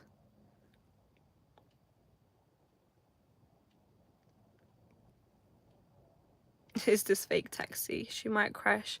No, and I don't think there's you know, obviously recording while I'm driving. I'm not like looking at the camera. I'm not reading the comments. I'm not using my phone. It's just there on the side. Again, maybe I don't know. Maybe I don't know the regulations. I didn't think that was a problem. But yeah, petrol station, bottle of water. What's the sun like? Alex later this month. I don't know what day. Did you end the stream? No, I've got. So yeah, let me go into the shop. So where am I? Obviously this exposing my location real time, but again, by the time anyone gets here, I'll be out. So Giant Builders Depot. So yeah, let's see if they got a charger. My phone's on like 7%. I don't actually even lock my car, to be honest. I don't bother. I like the risk. Okay, so is this no idea where I would find the electrical bits. I've never been here before. Oh, this is so cute. This is what I need, I think, for my car, to like organize stuff in the boot. Something like that would be so cute. Something like that would be so cute. Yeah,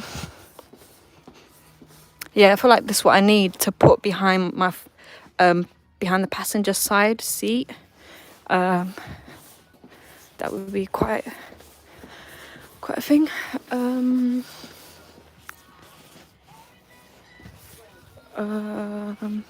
Oh wait, tea bag shortage. Maybe I should stock up, but then I don't want to add to the panic buying of tea. And is this? Oh, a little DIY section. I always walk through the DIY section. I love it. Oh, glitter paint. That's kind of cute. Anyways, yeah, sorry, getting distracted now. Let me go and look for the chargers. If I was a charger in B&M, where would I be? Oh, gosh, no idea. Yeah, and oh wait, this. Oh, this is cute.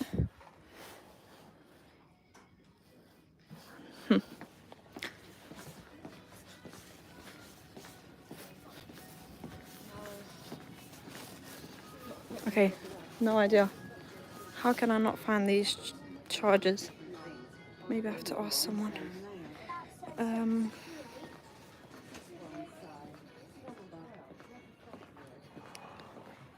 Let me go ask this lady. Wait. Literally. Where is what? Can't even find anyone here to ask them. Oh, there she is. Someone said sick accent, bro. Thanks. Hi there. Sorry, good morning. Can I ask? Do you have phone chargers?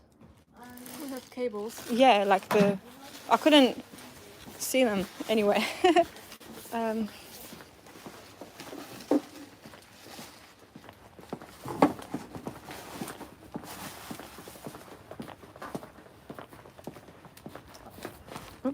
This one. Oh wait, is that a charger there? I think. No, here. Oh, okay. Oh, thank you so much. Thank you. Yeah, maybe I'll get one of those. This. Wait, XXL. 3 meters. That's way too long. I like the packaging and I like the colour. Go for one of these. I think that's what I need.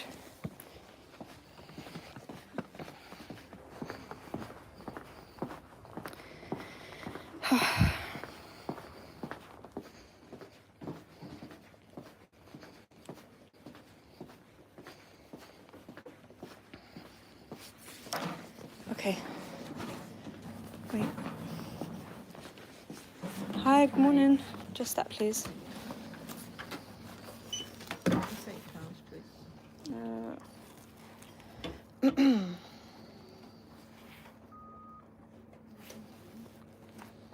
That's it.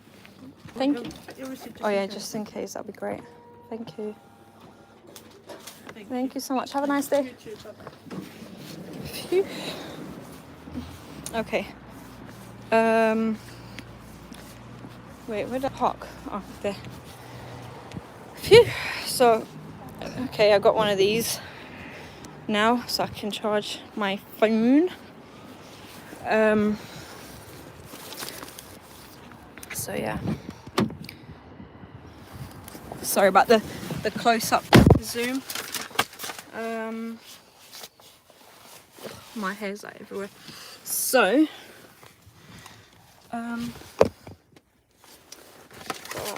unpack it. This is the live unboxing of my latest cable. And where is my charger in a duty-free bag?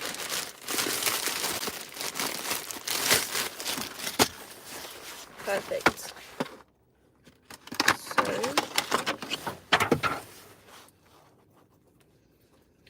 do you know what, yeah? One of the hardest thing is being online and having a social media account is the people that follow and like the kind of people that just leave like mean comments for no reason.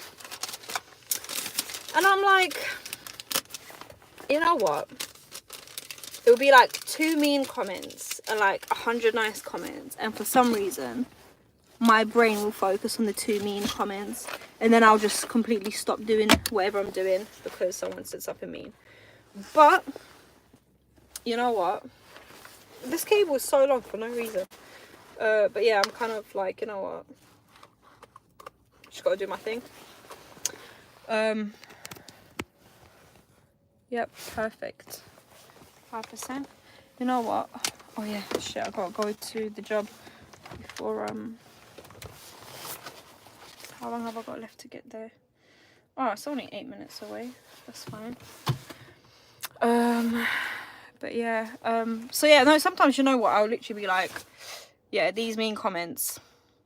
Some of them are so mean, especially for my accent. I think a lot of people haven't heard what a London accent sounds like, mixed with a bit of Essex, mixed with a bit of European. And people get like, I don't know, like the small-minded comments about it. I understand the curiosity, because I get curious about people's accents too. Like, I absolutely love it. But yeah, my first job is just the EPC tenanted one that I've been trying to do for like 2 months because, yeah, the tenant just kept rescheduling. And then I rescheduled once I was ill as well. So it's just like a quick EPC thing, in and out, and then basically be on my way. Sorry, I just see some. Is this my first day of work? No, I've been working for like 10 years now as an electrician or in the trade. Nearly 10 years, 9 years. So it's just my first day of like just showing live and unedited of what it can be like.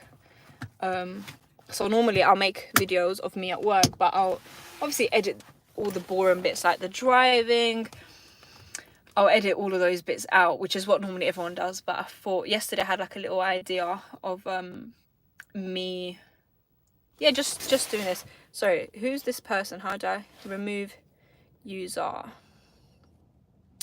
Making nonsense. Oh wait, remove, put user in timeout, whoever that is. 24 hours. Remove. Yep, sorry, that guy leaving crazy comments. So yeah, I have a lot of people that watch my stuff, right? That's like that are like young. I have people that watch my stuff that are like 9, 10, 11 years old with the permission of their parents. So I'm always very cautious of any swearing or anything that I do on my pages. But yeah, I'm literally like 8 minutes away, so what I might do is I'll turn the camera around so that way I'm not staring at my camera and I'm not looking at the phone, so that way it will be more safe, so that, yeah, it will be basically like a dash cam that I'm not touching. So yeah, and yeah, my phone's in the corner, can't see it, but you guys will be able to hear me and see something. Perfect. This is actually so stupid, like the driving recording bit, but that's the thing, like because I drive so much, then I wouldn't be able to do the whole thing live with me driving. I mean, I wouldn't be able to do my whole day of me working live unless I record the bits in between, which include driving. Then it'll be like 20 different videos. But I'm sure if I do it like this, where it can just kind of stay on the side of the windscreen where I can't even see the phone and it's just recording outwards. But again, I didn't really look up the logistics behind it and the regulations. So yep, it's weird because this little bit here, they've got like road works. Okay, I might just have to pull out to here and then merge in. Perfect. So yeah, I used to live in this area, North London. So anyone that's actually genuinely concerned about my accent or curious, I'm Lithuanian. I moved to the UK when I was 9 years old, and I learnt my English in Tottenham.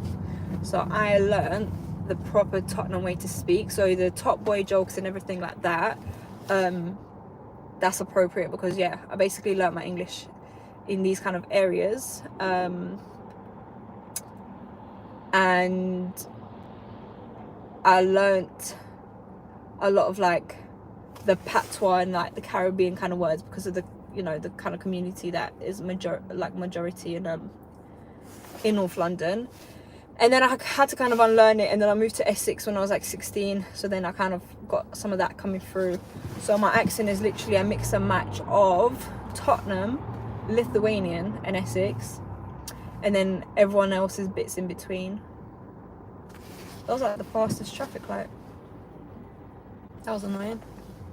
But yeah.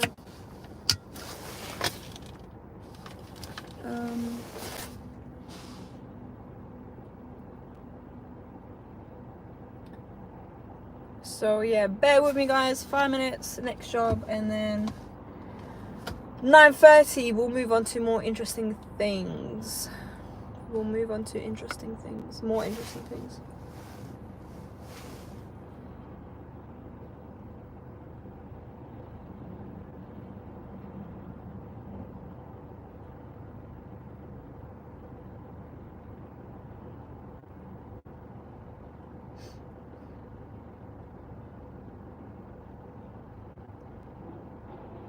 I feel like I'm talking so much that my voice is going funny. I normally don't start talking this much first thing in the morning. So should have bought them soothers or whatever you call it, and I might move on to my second cup of tea. And then maybe, ideally, I'd love to pass by CF to get a nice hot chocolate. But we'll see. We shall see. Where is it all? Oh.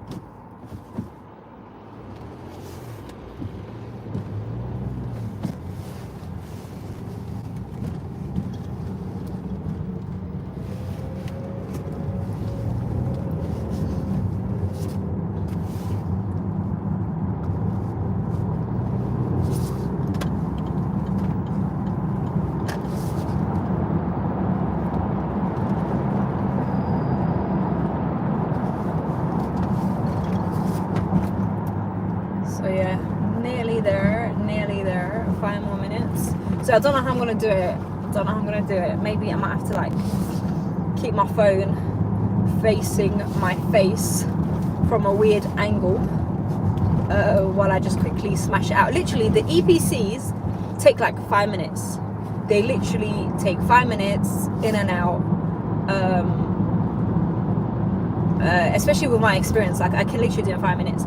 When I first started out, it would take me about 25 minutes on site, just making sure I got everything. But yeah, now I can smash it out in 5 minutes in and out.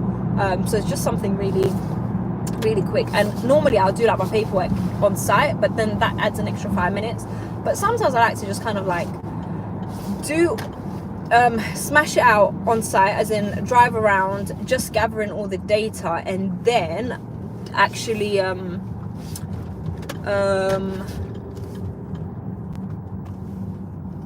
so what I normally like to do, gather all my data on site and then dedicate time in the evening once I get home to just sit down and type it all up.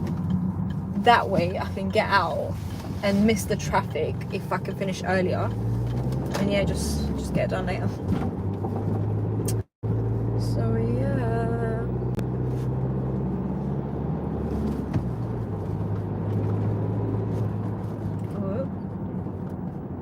so 2 minutes left to get to the job. This way.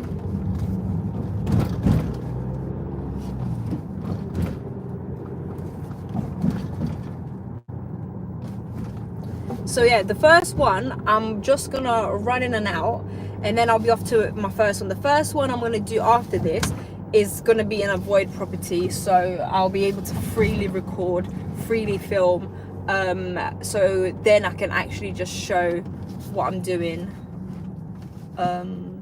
So yeah, the first one in and out, second one I can take my time more, and so forth. Okay, is it here?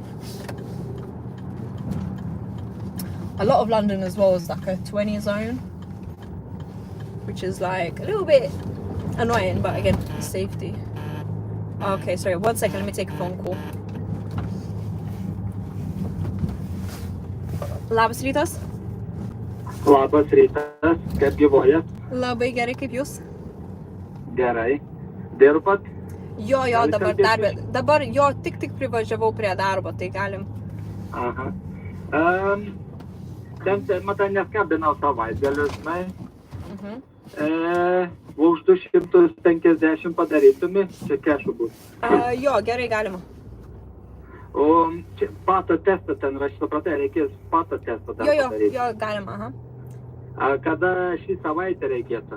Aha, galiu, o jie žino, kokią dieną jie nori? Aš dabar siuntu jiems kainą. Aha. Ir parašysim kokią dieną, tu gali, kokią dieną maždaug galėtų. Galvoju, gal būtų trečiadienį man.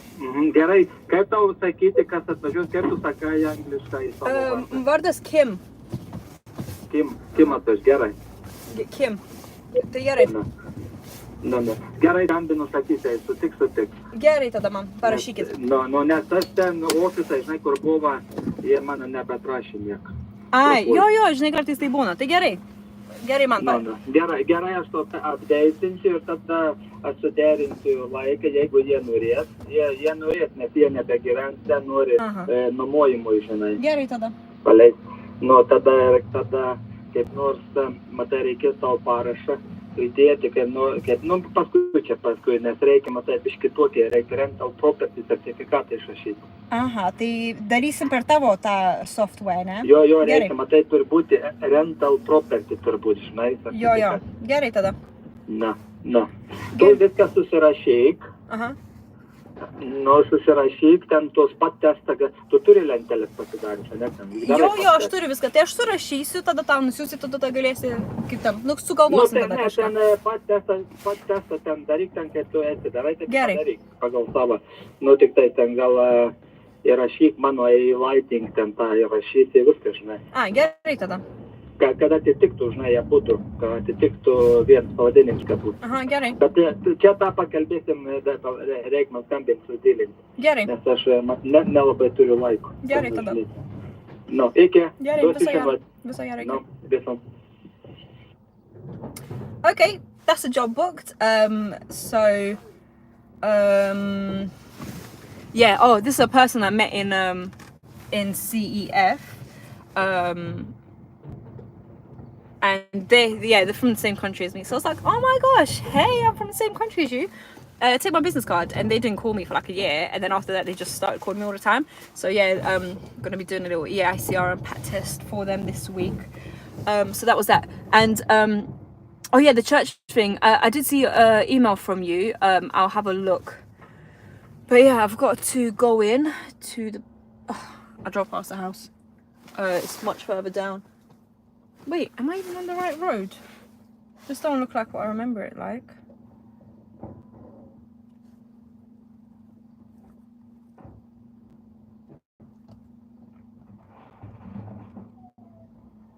Oh yeah, it is this road. Okay, cool. So what I need for this job, I have this little bag. Got my laser measurer here. I've got a Hilti one, but need to collect that from the Hilti shop, and I've not had time. So yeah, is what it is. So what I've got in here: tape measure, keys, lots of pens just in case. I've got a mask. Oh yeah, I need shoe covers. I'm gonna have to look in the back for that.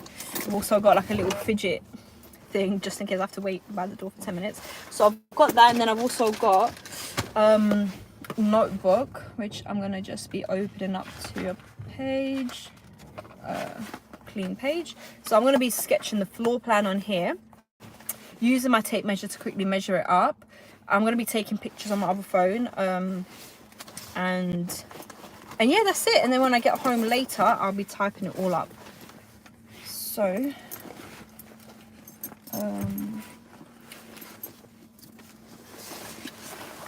so yeah, that's what I normally do. Throw that on there, and I'm good to go. Let's grab that. I haven't done like my makeup and that yet, but obviously like majority of the people watching are probably men, so no one can even tell. They'd probably just be like, Kimmy, you look a bit ill. No, just haven't done my, I haven't drawn my eyebrows on yet. Wait, I feel like I can see the reflection, or is it the... What is it? Sorry for the angles. Yeah, I can see the reflection. I think that's the screen protector, which is annoying, but oh yeah, I forgot what I'm doing. And yeah, I got a couple missed calls already. I need to call the church, let them know when I'll be going. I need to make sure all the materials. Well, oh yeah, so here's all my screen protectors. Screen protectors, I mean shoe covers. So some in my pockets, as well as my little bag thing. So yeah, I'll be chucking that in here. Okay. Wow, this cable's too long. Wait. Oh, it is that way. Don't know where to put it. So yeah, this is first job of the day. Trying to fit this cable in my pocket like an unorganized mess.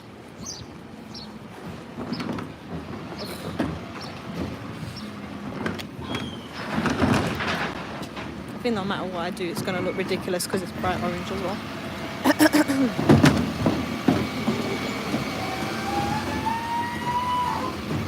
Yep, I think that will do. So yeah, first job. What is that? Oh, my other phone. My trousers are falling down. I've got too many things in my pockets. Yeah, okay. So Time 9:10. Put that in my pocket here. Maybe I'll put it in my upper pocket.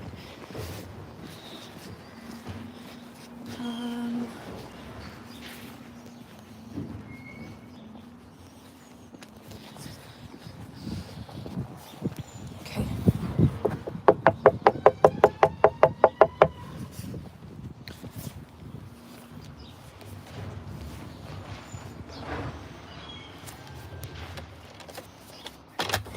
Hi, good morning. I'm here for the EPC, yeah? Thank you. Okay. So, I'm gonna walk around and take some pictures. Of what? Light bulbs, the boiler as well. Okay. And I'll sketch a floor plan. And that'll be it. Okay, where's the kitchen? Where's the kitchen? Oh, the kitchen's that way. Okay. I'll start with downstairs.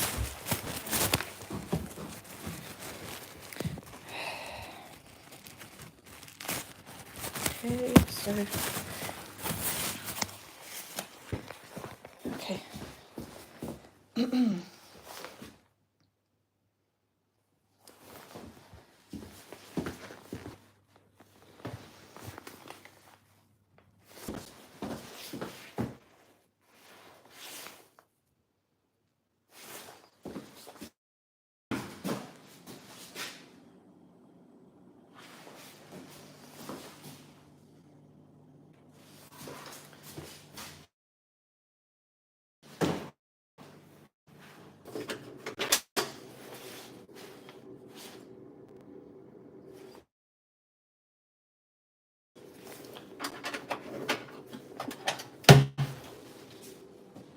Okay, I'm just gonna put my phone in my pocket for a sec while I do this, and then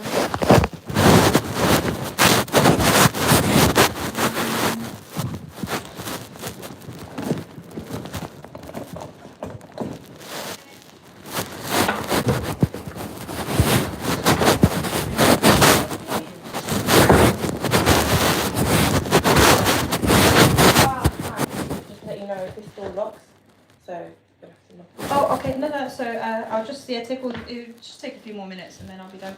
Alright.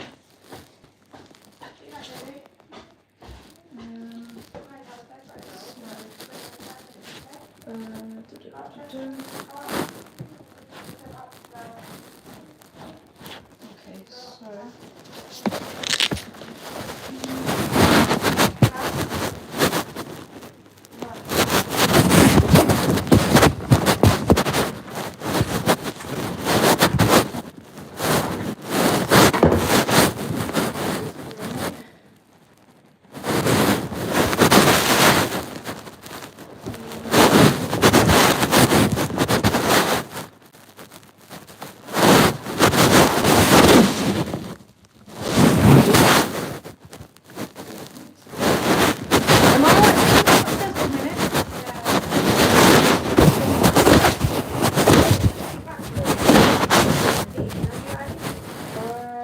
I've got it in my car. Please, sorry.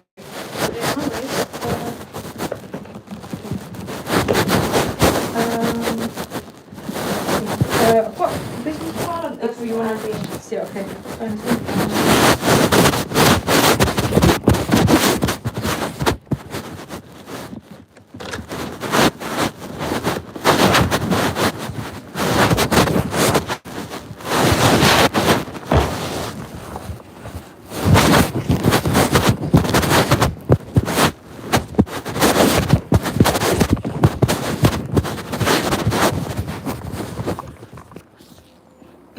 Okay. So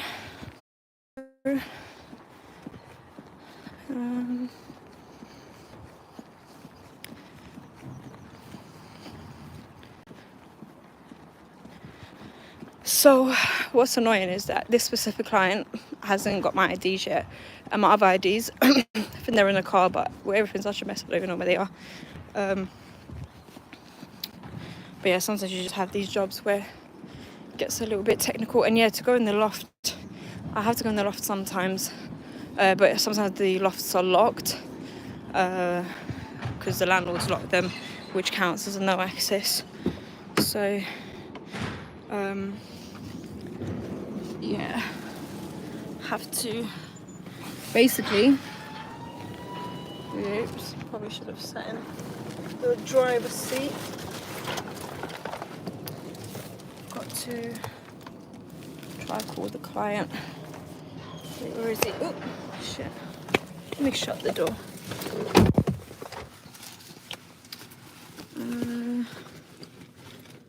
Wait, where's my phone? Yeah, so I don't have ID for this job because this client specifically just, they said they have a shortage of IDs, whatever that means. So it's just very annoying. I have to use my other IDs, which are, wait, where is my other phone? Oh, it's here. Okay, let me call the client and see what they ask. The thing is, this is a big client, so I don't know how they haven't organized like IDs.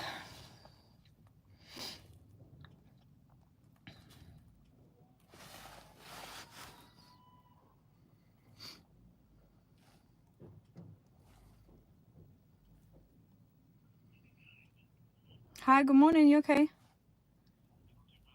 Yeah, I'm good, thank you. I just went to do the one tenanted EC that you guys sent, but I just started, but the tenant she changed her mind and she said I need to show my ID, but obviously you guys haven't given me one yet. So I was just wondering, you said before you had some kind of action plan that we can do in the meantime. Do you have any advice on how we can go about it? Because obviously now she's yeah, she's asking for it. Yeah, one of them is tenanted in N10. No, N10. There was one that I had to schedule an appointment with, I think. Oh, you wouldn't know. So yeah, no, the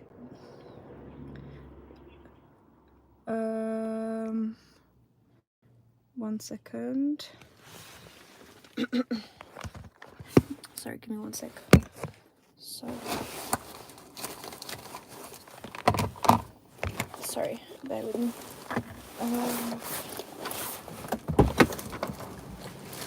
Sorry. Yeah.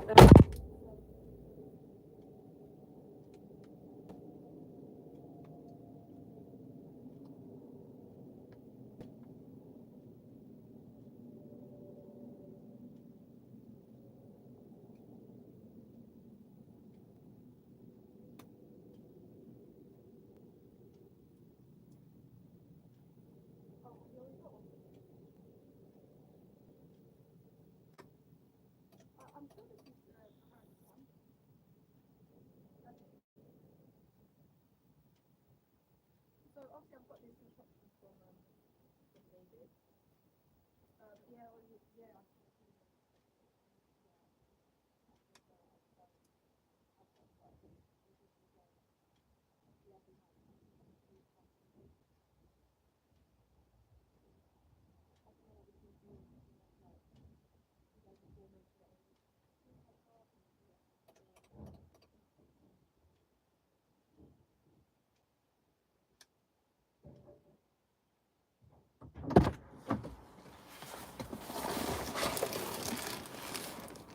Yep.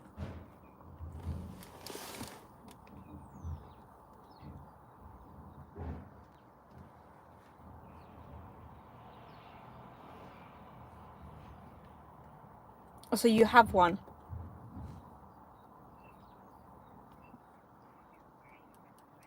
When does it run out? Okay.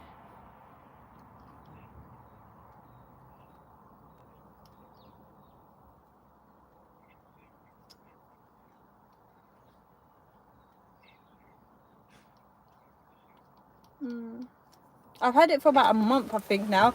But the first time I was ill, the second time she was ill, and this is our third appointment that we're doing.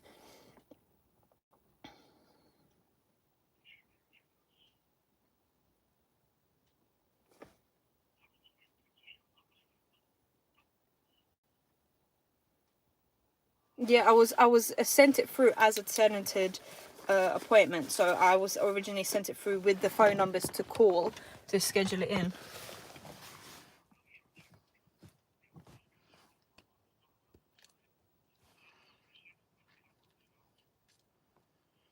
So shall I cancel it and just let her know that?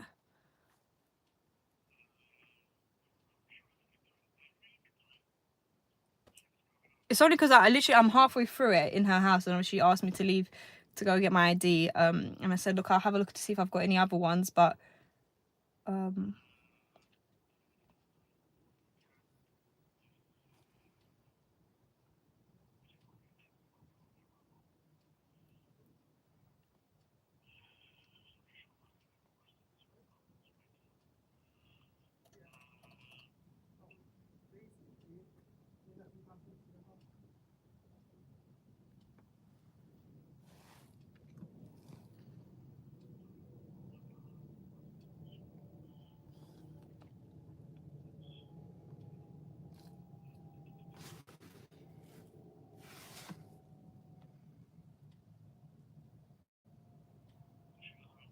yeah, she's at home.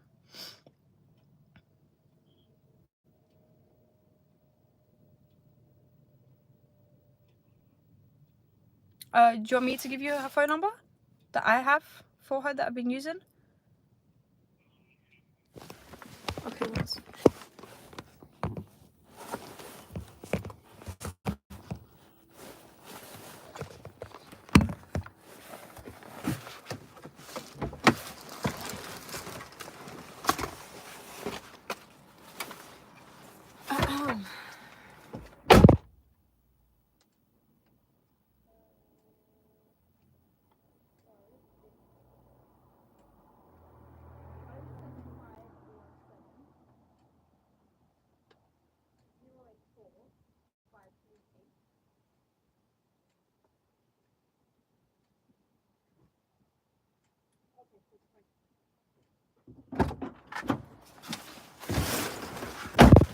Okay, that is so annoying. So I don't have the ID because this client is a big client. They haven't given me one yet because they have a shortage of IDs. So now I'll call them to ask them. So what they said to me is, call us on site and then we'll call the tenant from our landline so that they can confirm. And we'll confirm your identity that way until we get IDs. But it's been like, what, nearly a year now, no ID. But I just kind of forgot because no one ever asked me for it. So as they were checking it, they're like, actually we have one of these on file already. I don't know why we requested it. So he's like, look, just wait outside, let me call her and speak to her and then I'll call you back. So I'm like, that's annoying. She nodded off. I had to obviously go outside because GDPR, like I can't be giving you guys people's addresses and phone numbers and whatnot. So just went outside so I can talk about the address and the phone number or whatever. But yes, someone hacked her EV. So yeah, now I just got to sit here suspiciously waiting for them to call the tenant. Hopefully she'll answer. So, I hate these kind of jobs sometimes. It's just so like so annoying. Got my little travel bag of makeup, so what I might do is just draw my face a little bit while I wait, because why not? So yeah, so these kind of things, this is what I always kind of like prepare for as a part of my day, like to have a lot of no accesses and a lot of things where I might not get into a property. So normally when they send me through, like let's say 4 EICRs, I'll know that out of all 4 of them I'll probably only get to 2 or sometimes even 1. So sometimes I'll have like 6 jobs, but I'll only be able to get 2, like 2-3 of them, which is very annoying because of like keys not working or whatever else. Hello to Iran. Hello. I'd love to go to Iran one day. Like the architecture there, banging, beautiful. So yeah, literally this tenant's gonna think I'm like the most suspicious person ever, but again, it's part of life. So yeah, hopefully they can make me an ID soon. Sorry, like makeup content, but I'm just waiting for my next job and waiting for a call back, so I might as well. So that's one of the annoying things about being self-employed. So like now I want to get paid for everything that I complete. I'm not getting paid for this. This is my 3rd visit here. Do you know how many times I've left, like, to get here 9 in the morning? Well, only this is my 2nd time, and the other time was me being sick, but still, I'm just complaining. Oh, wait. Hello? Hi, Chris. Yeah. Oh, okay. Oh, okay, cool. I'll just drive off. Alright, no worries. Okay. Alright then, thanks. Alright, bye. Okay, that's cancelled then. So basically I don't get paid for coming out here at this time. Luckily, I asked my other client to send me 6 jobs that I'm gonna do after this, and that will basically make up for it. But yeah, so this client said we called her, basically her landlords called her, and she just started shouting at them. So he said yeah, she'll just have to sort it out and pay for it herself, or whatever else. But yeah, no, she was a little bit difficult to communicate with, but again, I've worked with really difficult tenants. Everyone's different. I don't blame people. Like, you know, not everyone's had an easy life. So some people are very cautious because they've had a hard life. They've had a lot of crazy things happen to them, or maybe that's just their personality. There's nothing wrong with it. So I don't blame her. Like, it does look suspicious. Like, I rock up to her house and I don't have an ID. It's crazy, but what am I supposed to do if my client doesn't give me one? Sorry, one sec. Hello? Yeah, yep.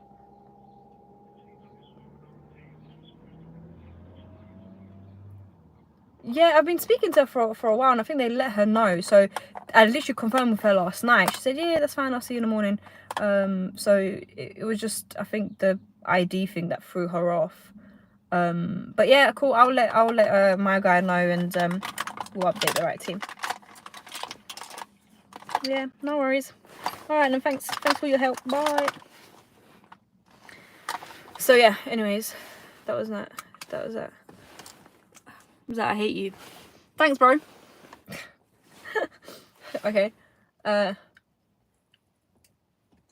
Literally, these are the kind of comments you get when you do things on social media.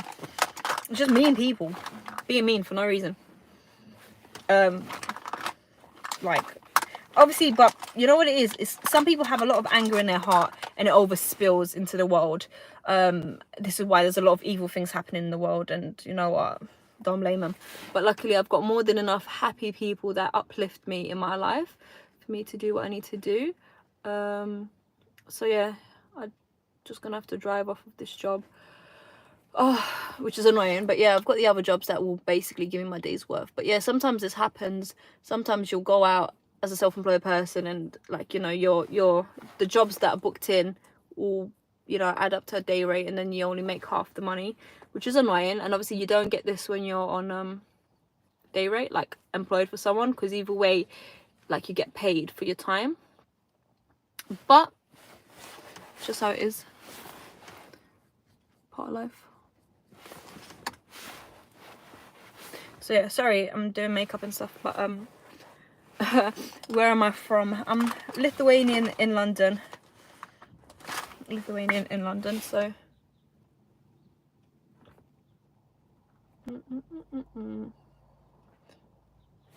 sorry about the makeup content, guys, but now that I started, I'm like, I've got to finish it. Oh yeah, let me take this off now. I won't need to be going back in there. So I got to update my client, obviously, with what happened. Well, I'll probably just give him a call later and explain. Brush my hair. Yeah. I think that'll be it with the hair. Okay, little hairband. Make myself look more professional. Who's fighting in the comments section? Crazy. But yeah, okay, so now the thing is, I didn't plan the rest of my day, so I don't even know where my next job is. So I need to look at, hello to America, I need to look at my jobs for the day now and see which one is the closest to where I am. So I'm going to type it in my sat nav. Typing in the postcodes. I'll type it into Google Maps. I'll put everything in. Sorry, my voice is going. So this one is 17 minutes away. So this one is a little bit further down.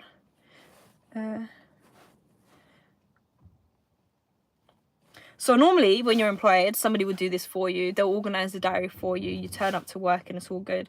I'm self-employed. I have to do this myself.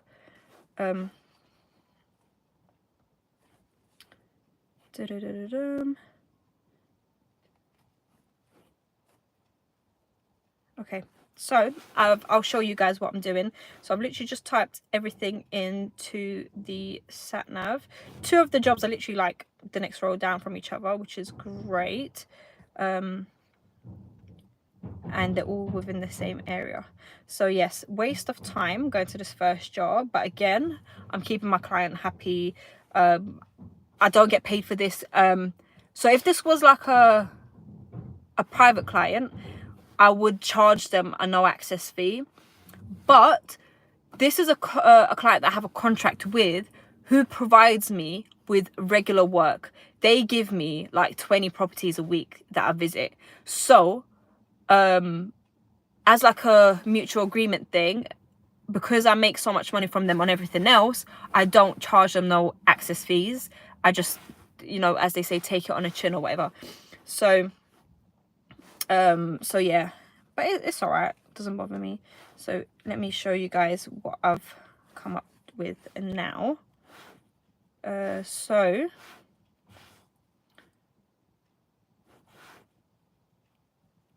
I don't know how this will work. Let me see if I can like maybe turn it around. So here is what I'll be doing. So obviously you can't see the specific addresses and whatnot. Wait, why is it not focusing? Oh, wait, why is it blurry? Oh, why is it so blurry? Anyways, so I'm here. I'm going to be going to 2 addresses on the way here. Then I'll be going to C, D, then E. And then after E, I'll go back to East London. So basically, that's my little journey. It's 39 minutes of driving. And then obviously like 5 to 10 minutes on each job. But I might take longer just so I can show you guys. And the time is 9:30 a.m. So hi, just joined what's happening. So I'm just showing my day as an electrician. Went to the first job, which got cancelled while I was midway. So I drew half the floor plan, and yeah, the job got cancelled. A long story. Basically, the client didn't provide me with an ID, and tenant got too suspicious. And she just was not happy with it. So yeah, we're leaving it. And yeah, so now I'm going to be going to all of these. The key safes are all at the property. So what happens sometimes, I will struggle to get the key safe open, or they'll give me the wrong code, or the keys will not work, or something crazy like I'll show up and police got involved and it's boarded up. So I don't know. I'll be showing you guys live of how I'll be making my way through all these jobs. So yeah, that's that. So what we'll be doing is, while I'm driving, what worked great is when I had my camera right in the corner where I can't see it. I can't even look at my phone, can't reach my phone. It was facing out the driving way rather than myself. Yeah, and then obviously as I get to the job, I'll take my phone off and I'll put it on this little tripod thing and take it to the jobs with me, and then actually show you guys what I do. So the next one will not be tenanted, so I'll be able to actually show you guys properly. Sorry, I just got to do my mascara and then I'm done and we can go. So yeah, this is another thing, like sometimes I like to get ready in my house before I leave, but sometimes I'm like, you know what, I'll just do it throughout the day if I want to. Get ready, like as a girl, do my makeup and that. Also, I'm so hungry, my stomach's making noises, which is crazy. So I don't know what I'm gonna eat. Yeah, I think that looks alright. Looks alright for a Sparky, innit? Innit, mates? Or maybe I'll do like a little hair clip thing. Maybe leave my ponytail out. I normally like my hair quite back, so that it's just not in the way. Yeah, I think that will do. Perfect. It's daytime, lunchtime. No, it's breakfast time, but I'm on my second cup of tea. So yeah, let's see. So first jobs right next to each other. We'll be going there, and I love tea, absolutely love tea. I have mine with 2 sugars and oat milk.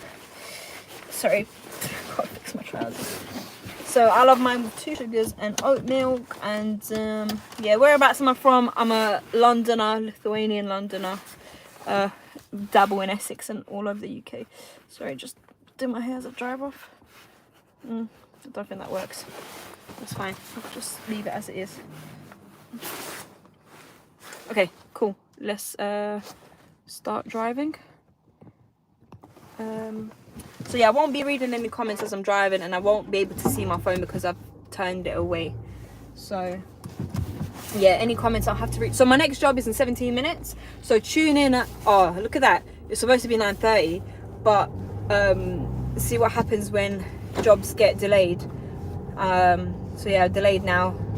10 o'clock will be my first job where I get to actually show you guys like what I'm actually doing. And I need to use the bathroom. So obviously a little bit too much information, TMI, but again, showing you part of the day. A lot of the building sites as well, they don't have bathrooms, toilets or whatever, especially as a girl. Like the guys just go pee in a bottle and like throw it in the back of the van. As a girl, you can't really do that. So yeah, and a lot of people get funny about people using the toilets. I'm not gonna lie, it is like a weird thing in a way, like, you know, someone doing bits and bobs in your toilet, like it's a private thing. I don't know, I understand people that don't let people use their toilet, so I always do ask. But yeah, so so hungry, I don't know what I'm gonna eat. I don't know what I'm gonna eat because I don't. So basically last year I ate so much McDonald's that Monzo gave me an award for being top 5% in the UK, top 5% of the McDonald's customers in the UK. So I got an award for that on my Monzo, which was embarrassing. So I deleted the McDonald's app and I'm trying not to eat McDonald's because being on the go all the time is convenient. They're open 24/7. I don't even have to get in my car, drive through, eat whatever. I can order on the app. It's just too convenient. But McDonald's is basically like, it's dead food. It has no aliveness to it. There's no alive energy in that food at all. So from like a health perspective, it's just really bad for you. But you know, we don't always eat for health and nutrients. Sometimes we eat for emotions. So sometimes, okay, sorry, 1 second. Hello. Just confirming. Yep, I'll still be there for midday. Yes.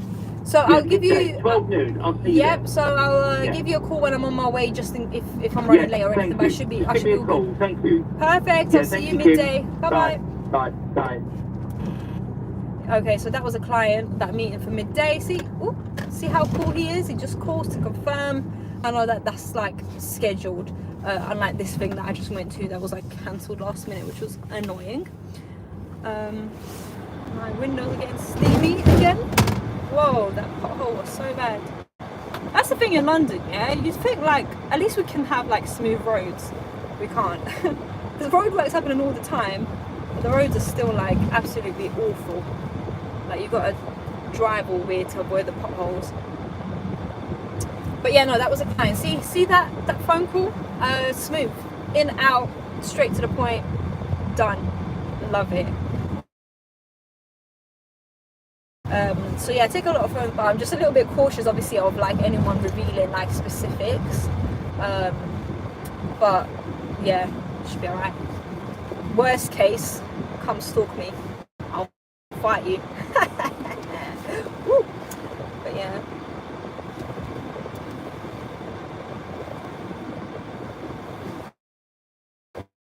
In there and around right now, so there's a lot of like traffic like that now, so 10 minutes left. 10 minutes left to my next job. Oh, you know what I thought? Glitter. Love a bit of glitter at work. Because I don't really work with people, as you'll see today. Like, a lot of it is very lonely, and a lot of it is like by myself, kind of in my car and for jobs. I really appreciate when people give it when they cross the road. This area is really nice. It's Muswell Hill. I lived here for a little while. I lived here for about 7 months. It's like the posh area of the North London ghetto. I went to school around here. The school was crazy, obviously, but this area itself is very nice. The houses, as you'll see, like, if I could afford a house around here, it would be a dream. To buy a house around here, you're looking for like $1 million for like a 2-bedroom house. Like the 3-bedroom, these houses here, literally like $1.5 million, which is not in my budget. So yeah, but these houses are like absolutely gorgeous. If you see some of the doors, wow, like they'll have these stained glass panes and it'll be like rounded frames. It's gorgeous. A lot of them are like 1920s built around the Alexandra Palace bit, and that's where the ghetto is. So I think it keeps cutting in and out because obviously network issues or whatever.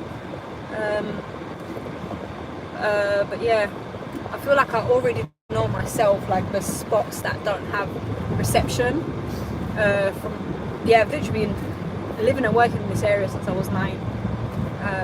So yeah, I know all the dark spots for no reception. But yeah, so Ali Pali Alex at the end of the month, I'll be there for both of the days. Really looking forward to it. So I know all the little back roads of where you can park.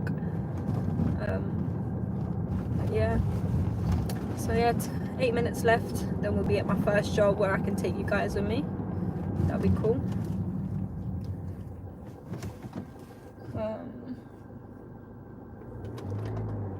So weird, like not listening to music. Normally I got something blasting out my speakers. But yeah, copyrights. I can't be playing music that does not belong to me on all of these things. But yeah, the weather, oh my god, the weather is beautiful. I feel like spring is here. Life is good. I love working in spring. Like, I'm one of those people that will like I'd rather work through summer and take the winter off than take the summer off and work in winter. I feel like I've got more energy in summer. Jobs are so much more enjoyable, like working outside, obviously when the sun is out, doing solar or doing outdoor lighting or anything like that is so much better than winter. I hate working outside in the winter. Like, my hands are cold, it's raining, it's dark, it's boring. But yeah, 7 minutes left to my next job. 7 minutes, so I'm gonna get there for 9:50 a.m. 9:50 a.m. when I planned 9:30 a.m. so that's a 20-minute delay because of the first job being cancelled. So not only did my first job get cancelled and I'm not getting paid for it, it's also delayed my day by 20 minutes. Crazy, right? The knock-on effect.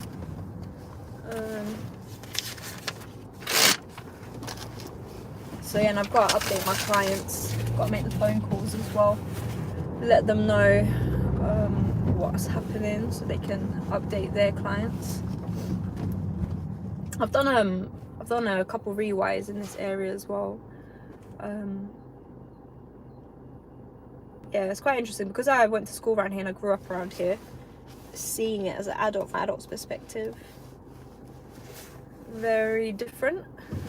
Obviously as a kid you're like kind of like naive and you don't really understand things, but now as an adult I'm really looking at like the difference in, you know, the homeowners that actually purchase their homes, and then the people that, you know, are like council place, and just seeing them live side by side where somebody paid $1.5 million for their house and the person next door you know, got it. And it's really interesting, like the contrast and variety of people. So literally you never know, like the person next door to you might be a multi-millionaire, whereas you're like just there you know, doing your best to get by and survive in this harsh world.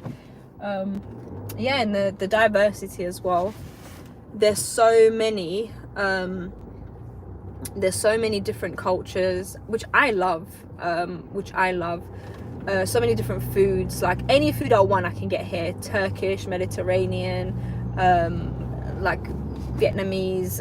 There's a whole strip here. There's a big Turkish community here, so you can get all the authentic Turkish cakes, Turkish biscuits, Turkish tea, Turkish everything. The whole strip is basically mini Turkey. And further down the road you've got like Tower Hamlets. Obviously for London people know it's not just up the road, but anyone outside of London, it's all within the same thing. We have like Tower Hamlets, and over there's like a big Bangladeshi community, Bengali community, and they've even got like the road signs written in Bangla. I think it's so cool. It's so cool. And then Beckton, that's like a majority Eastern European Lithuanian community, so we've even got like a Lithuanian shopping centre there. That's what I really like about London, the diversity. So yeah, come on guys, we've got 5 minutes to get to the job.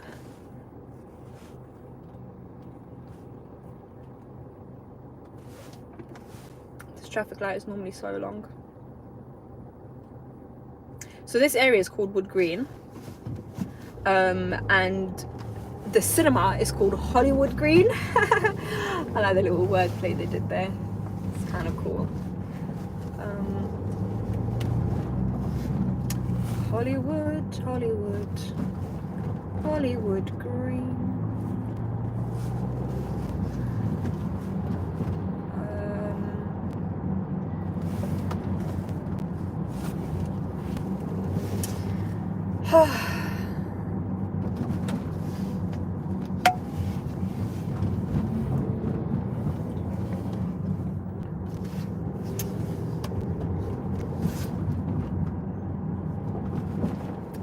Taking its time.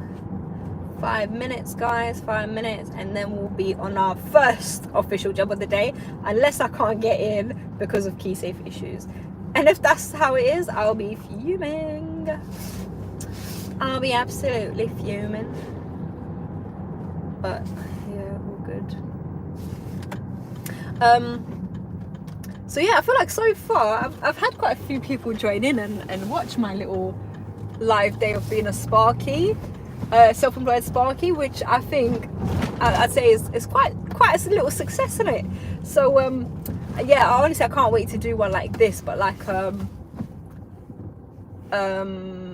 a fuse board or EICR edition. I would love to do one of me changing the fuse board, but it's live, as in like not the electrics are live, but like recorded live, so that way like obviously I can just show all the bits, because I'm very weary of like showing the whole process of installing a fuse box. I don't want to participate in any builder using my videos as a go-to guide on how to install a fuse board. So obviously when I do the live fuse board change video, like I'll show you guys like the little bits that normally get edited out, and then everything else I'll probably like do like extreme close-ups so that the process of installing a fuse box fully can't be seen. There's plenty of other fuse board install videos that you can watch online, but I don't want to participate in any builder using my video as a guide on how to install a fuse board. That'd be annoying. Is he parking up? Can I overtake? Yeah, let's just do what everyone else is doing. Overtake, and then he can take his time to park up. Oh yeah, because there's a driving centre right next to where I am, so there's always like all these learners driving up and down on these roads.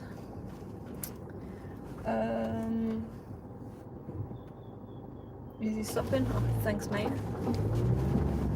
Oh, come on, I really hope I can get into this first job, well, second job. See another group of learners. It's like, who's going first? Come on guys, you've got this. The thing is, right, as you can see from the road markings, this is basically, these are avenues going along like one way, and then loads of little intersecting roads in between, but it's just as busy on every single one. So it's like you've got to stop and stop and watch at every single little junction thing.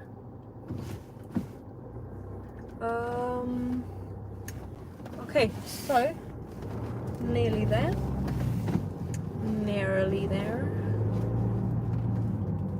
Okay, so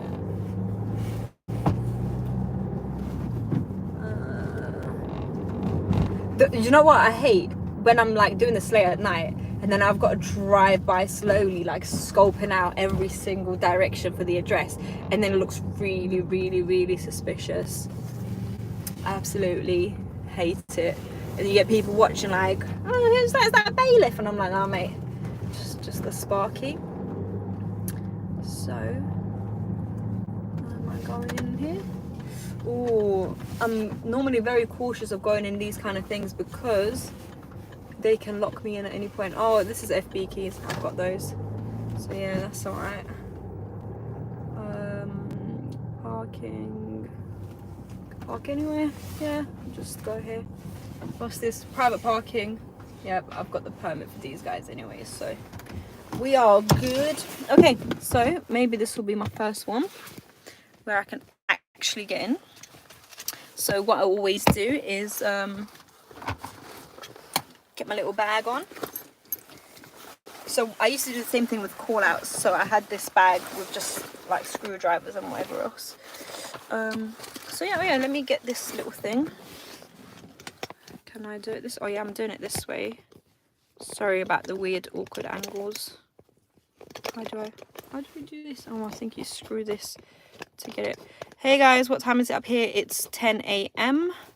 Hi Emma from Scotland. Learners are like fuse board, drivers are like consumer units. I kind of want to get that, but I don't get that. Kimmy, is that you? Yes, Adam. I'm not sure which Adam this is, but this is Kimmy. Yeah. Okay, I think that's it. I think I've got everything. Sorry, just making sure I've got everything. So this cable is way too long that I bought, which is so annoying. So let's have a look at the address. My storage is full on my phone, which is annoying. Okay.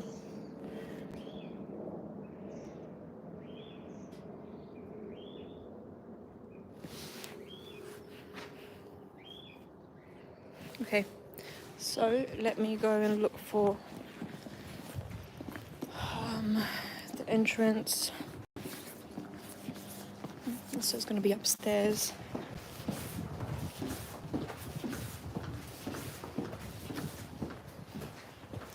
Oh wait, wait, which one is it? Oh, it's ground floor. But where? Not here. Sorry, just bear with me guys, I'm just walking to find the job without showing exactly where I'm going. Okay, this is it. So this is what I have.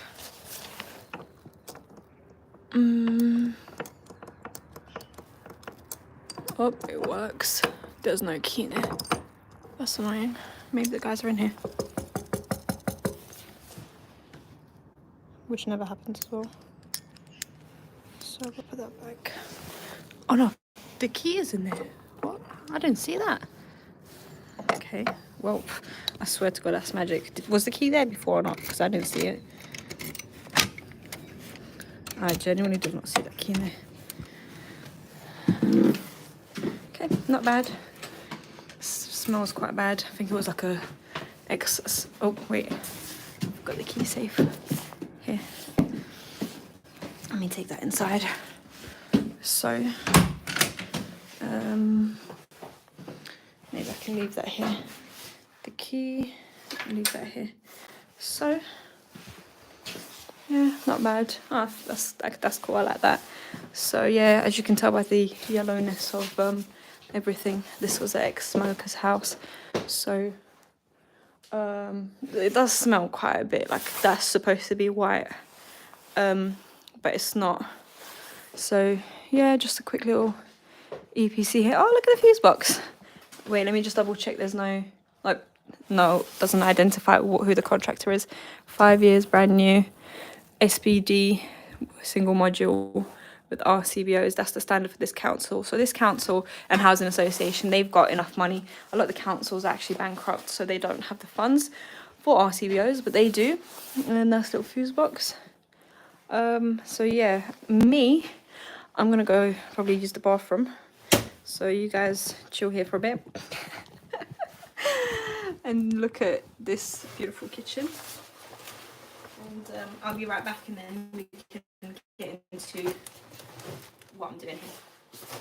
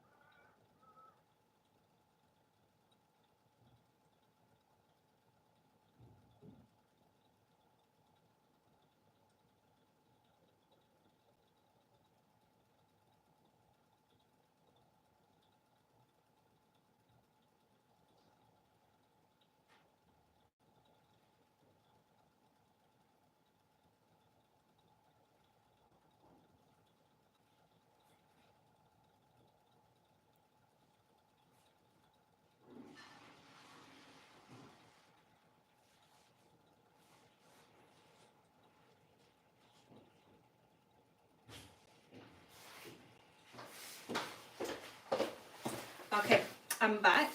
So what I'm going to do, let's flip the camera around.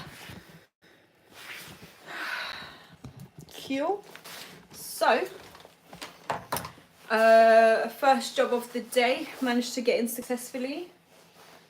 So yeah, just doing a quick EPC here. Someone else is doing the electrics on this contract. By the looks of it, they've already done it a year ago. So yeah, I think it still looks alright. All the accessories, just standard, whatever else. I think that's the extractor fan making that noise. So yeah, what I'm doing here is a quick EPC. I've got no... Oh, 1 second. I'm just reading my messages. The tenant for the Croydon job that I've got today at 3, she says, I'm so sorry, I've double booked, let me know. I'll tell her, look, we can reschedule and tomorrow will be better for me.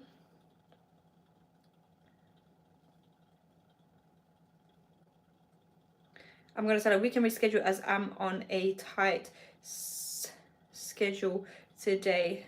So I don't mind if that's more convenient for you. And I'll put a little smiley face because mine aren't. How old am I? I'm 27, gonna be 28 in April. And what kind of work do I do? I'm a Sparky, but today I'm doing a few energy performance certificates, which is an additional qualification you can do, but it's basically another landlord certification that you can do for your clients. So yeah, what I'm gonna do, because I need to make space on my phone, I don't have enough space to take pictures. Normally every like month, what I do is I've got these memory sticks that plug in and you can take everything off your phone and put it on there and just delete it. So I need to do that, which I'm planning to do tonight. And in the meantime, I might just have to delete all of my songs from my phone. Smart downloads. Okay, delete. Okay, it's just deleting everything. I should have enough now to take pictures. Okay, I've got 600 megabytes free, which is not much. So yeah, this long lead, absolutely insane how long it is. So yeah, what I'm gonna do, what my process is when I enter a job for an EPC, the qualification that I've mentioned is not a degree. It's level 3 domestic energy assessor qualification that you can do. Wait, is my energy pack charged out? Oh my god. Well, that's going to be a problem. Okay, well, we move. Sorry. Let me see if I can unplug that. Okay, that's fine. So my battery pack is apparently dead. Maybe I forgot to charge it last night. But yeah, okay, cool. So let's now show you what I do for an energy performance certificate. So we take details of the boiler. So literally take a picture of the boiler, and these models here, if you take that off, behind here you have the GC number. So take a picture of that. This GC number here is the number that you type into the software to identify the make and model, rather than trying to guess. What else have I got here? So I normally take a picture of the cooker to prove that there's gas to the property. If I can't find the gas meter, this is a low energy lamp, which is also part of the certificate. We have to say like if it's low energy lamps or not. I've got to take a picture of the glazing gap to show whether it's double glazing or not. Picture of the fuse box to show whether it's a single meter or not. Then the other light bulb, that's that. Then I also need to show how they control their heating, which is this, which is a TRV, thermostatic radial valve. Here's another light bulb, take a picture of that. As you can imagine, you can easily do this in 5 minutes. So here, okay, you have something in your hair. Oh, thank you, I'll have a look. Hey, where are you from? I'm from Lithuania, living in London. Take a picture of that TRV there. And I think that's it. I think I can go around to get in that room. And that's it. There's nothing else energy performance related in this room. So out here, I have another heater. Grab a pic of that. We have the room thermostat. Grab a pic of that. Light bulb. Here, another light. Here we have the electric shower, which is again part of the energy survey. So I'll have to say there is an electric shower, no bath. Another radiator with our TRV. Hi, how old am I? I'm 27, gonna be 28, guys. Electrician, right now doing an energy performance certificate, which is not an electrical qualification. Normally here you'd have a hot water tank, but they have a combi boiler now, so that's not applicable anymore. And here we have low energy light, TRV, and double glazing, which looks like 16mm glazing gap, 16mm glazing gap, and I think that's it. There's nothing else here. So what do you do? I don't understand. Electrician and energy assessor.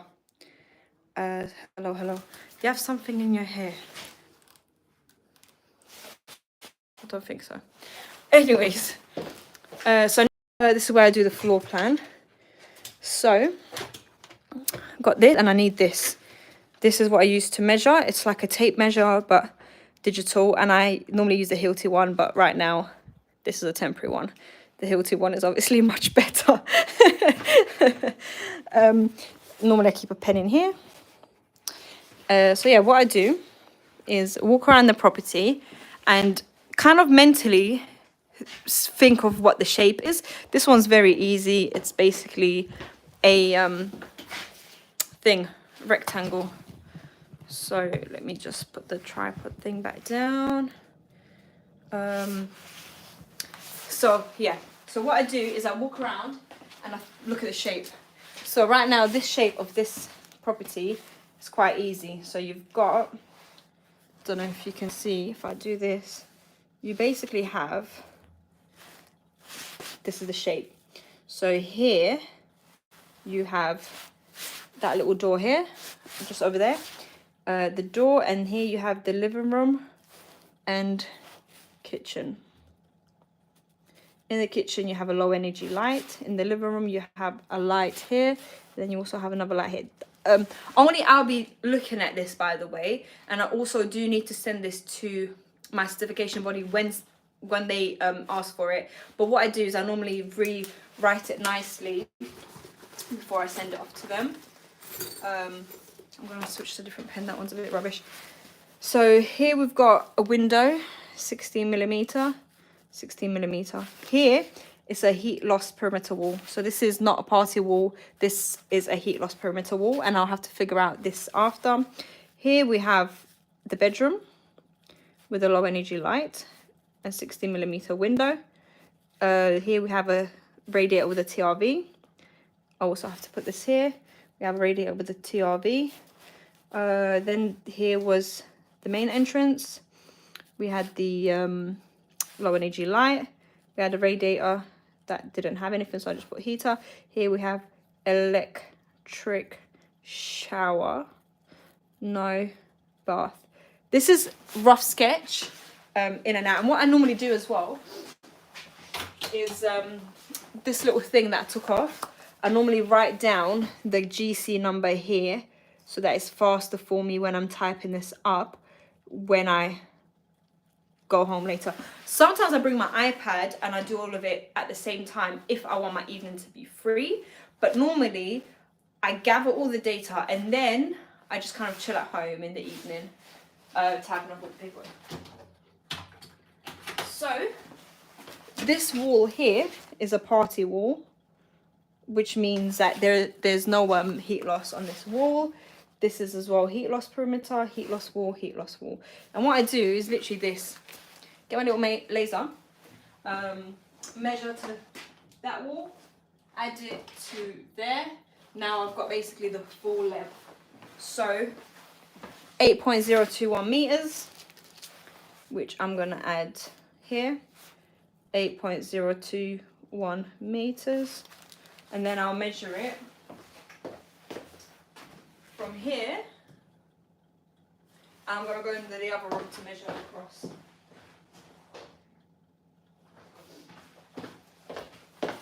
So across, you've got 6.127, which I'm going to put here, 6.127 meters. Oh yeah, and then the height. I need to get the height of the property. So I'll put the height here. Height equals 2.39. So I'll just round it up to 2.4 meters. And that's it. I'm done. The rest is like 5-10 minutes on the laptop. Something like this, like a average going rate minimum, is like £45. Some people charge 55, 65 for this. So yeah, this is why I like doing the EPCs. You don't need tools, you don't need much. Go in and out. And you can do this alongside your electrical career. That's it. Put my pen in here. Put my thing away. That's it. Yeah, let me add the address here at the top. Okay. Oh, and then I've got to take a picture outside. I was thinking I forgot something. Let me make sure I put the address so later I don't forget what it was.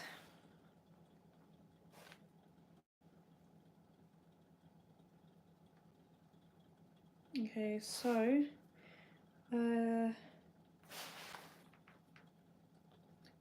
what else I have to do? Also I have to put smoke upgrade. So they've actually got, let me show you. They've actually got basically kind of top spec smoke alarms in here already. So they probably did it a year ago when they did this fuse box, and literally a year ago. So they've got the heat and carbon monoxide combined ICO 3000 series because the boiler is in the living space. They've got the multi-sensor fire alarm here, and they have that there as well. Do they have one in the bedroom? They don't have one in the bedroom. And I think this is not a fire thing. So yeah, they've already got the upgraded fire alarm systems in here, I'd say. But yeah, I think that's it. I think I'm ready to go to my next job, which is literally, it's like a 2-minute drive away. But I didn't expect my thingy today. So I didn't expect my phone to die so fast either. Who knew? Didn't come fully prepared, but yeah, we'll think of something. So yeah, that's it. Okay. Sorry, bear with me. Can I have a shout out? Shout out, Poppy Morris. What do you do? What do you do, Poppy? Are you an electrician? Are you not? Are you something else? Let me know. Let me know. Okay, cool. I think I'm done here. Oh wait, where did I put that key? Oh yeah. Got it. Okay. That's it. So I think, yeah, and then I just gotta take a pic.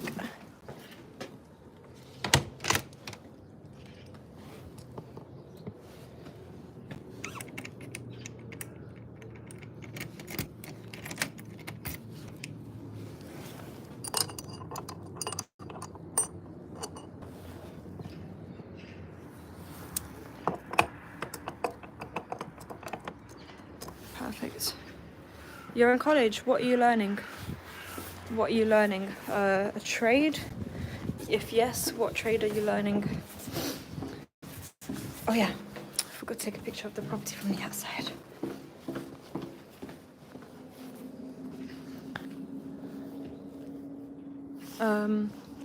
So what I normally check as well is to see if the walls are like cavity walls, and if they are, if they've been filled, which doesn't appear that this is.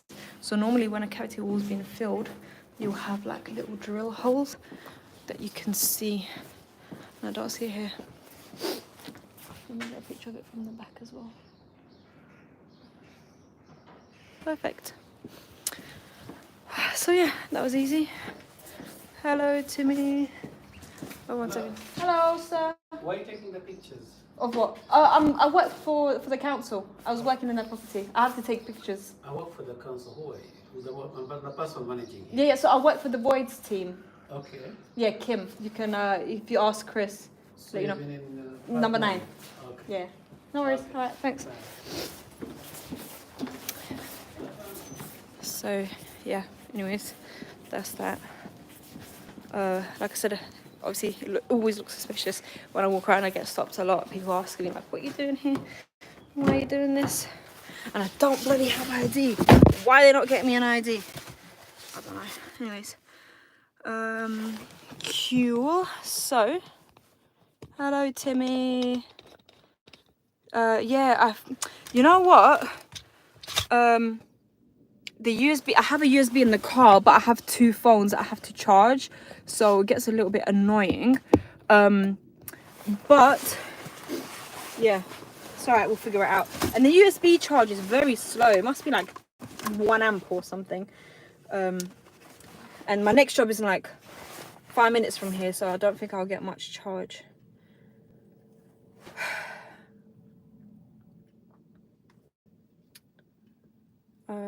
Where is my next job?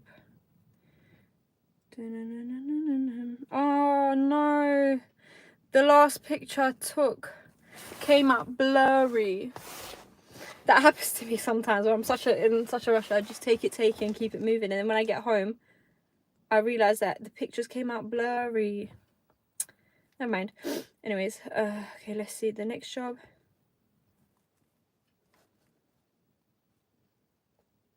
Okay.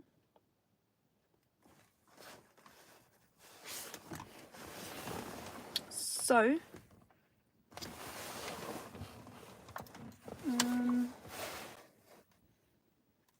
4-minute walk, 1-minute drive to my next job. So I'm not even gonna bother with this. I wonder if I could like leave it on charge and then come back and get it. That sounds just so complicated. I don't know. Okay, 1 minute to my next job. Let's have a look at what was the name of the... Man, I really need to get an ID. I've never been asked for an ID. I think it's because obviously I'm holding a camera. So people want to know what I'm doing and why. But normally I don't get asked this much. I never get asked. How is your jobs doing? Yeah, all good. Get your own ID. I have my own ID, but people want to see the ID for the company you work for. That's the thing. It's not sufficient enough, which is annoying. So unless I print one with their logo on it, with their permission, because they say they have a shortage of IDs. It's a piece of plastic that you can just print online. So I don't know how that works. So let me see. Where is the next one? So apparently I've come out and then my sat nav's not even working because it's just too close. Like it already thinks that I'm there. So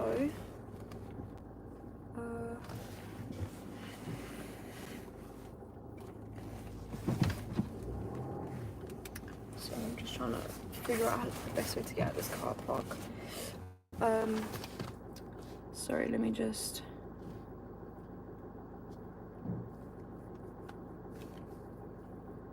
Okay.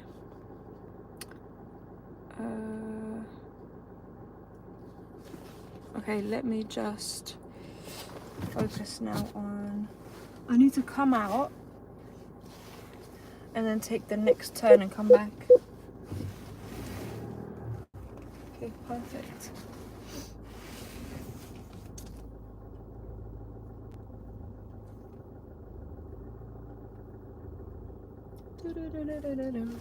Perfect. Okay.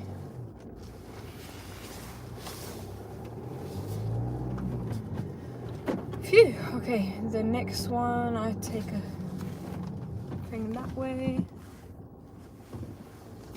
and then that way again, and then I'll be there.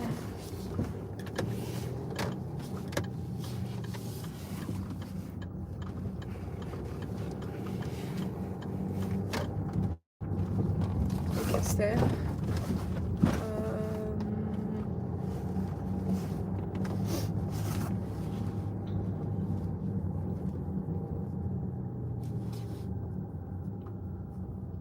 Okay, I think here I'll park on the main road, and then oh, someone's number plate's 999. They must be a police officer. Cute. Okay, so I'm at my next job now. Gotta go now, Kim. Thanks, Poppy, for joining. Really annoyed.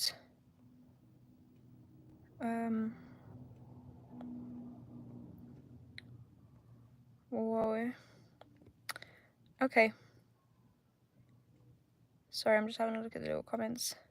What are you doing today, Kim? Mark said. EPCs, 1-2 electrical jobs.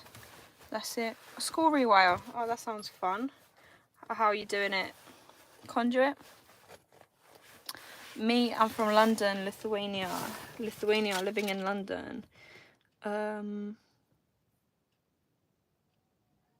Sorry, just thinking. I always have to think before I go. Okay, next job. So yeah, when I was doing like social housing jobs, it will literally be like this, like 10 minutes in and out. Literally just change the socket, keep it moving, change the socket, keep it moving. It was very fast-paced work. Like you wouldn't spend a lot of time in each house. But yeah, cool. I think that's it. Sorry, my brain's like, you know when you just got like little brain fog. Need a bit of tea. Okay, let's see what my next job is. Few drops here and there, nothing too shabby. I've never worked in a school before in terms of electrics. Okay, let's see. Gardener.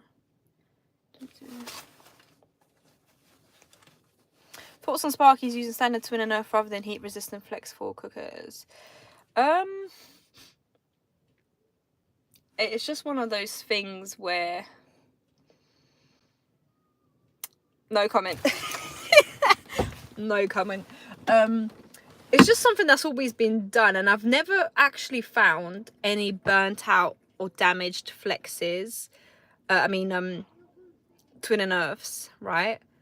So it's always been like the connection. So personally don't see it as too much of an issue. And a lot of the cookers, like the bit at the back that blows out the hot air, is like located at the top away from the electrics.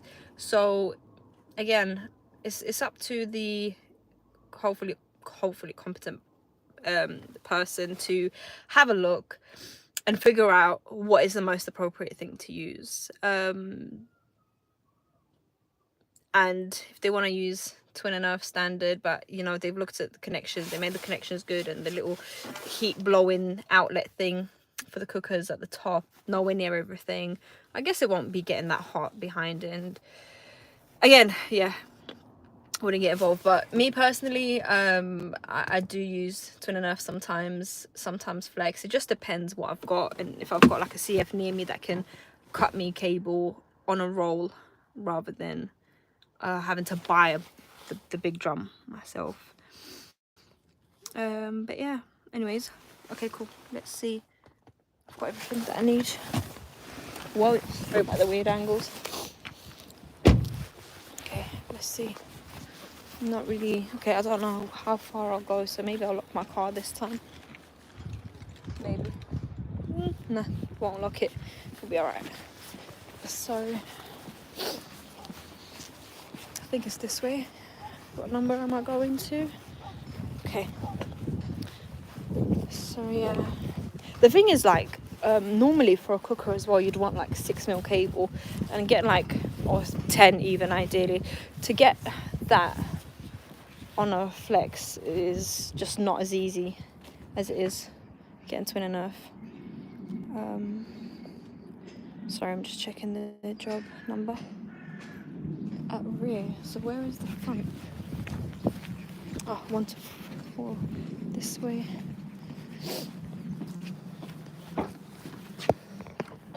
Okay, trace doesn't work. Let's try call the number. See if somebody answers. Sometimes the tradesmen are in there working like the other trades. So let's see if they let me in. No.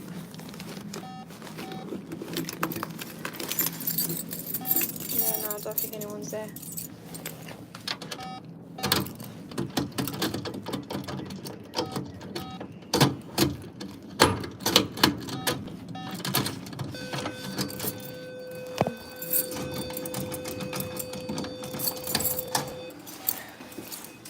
Ooh, look at this.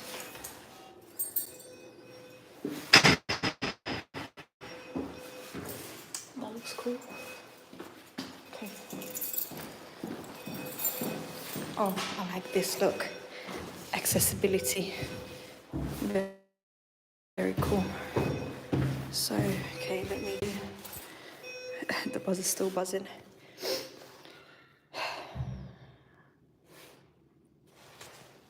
Okay, 1 sec.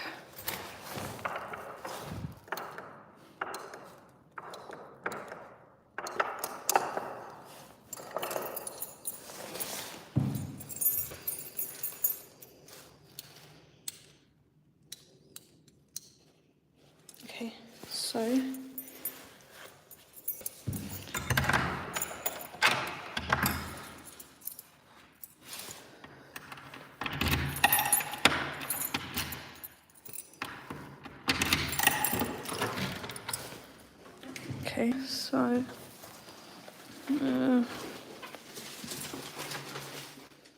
okay, a little bit weird. Wow, very high ceilings. Okay, not too bad, but also the smell's very weird. Oh, that bathroom looks rank. Oh, this is nice. Like, potentially, I'd love this room for myself. Imagine, like, you wake up and you've got the sun with the big giant window. But yeah, okay, cool. I want to be in and out of this property as fast as I can because it doesn't smell that nice. It smells very, very not that nice. Okay, where can I leave the key? Maybe let me leave it here. Whoop. Sorry about the weird close-up angles. So yeah, jobs like this, I try to be in and out as fast as I can. So literally,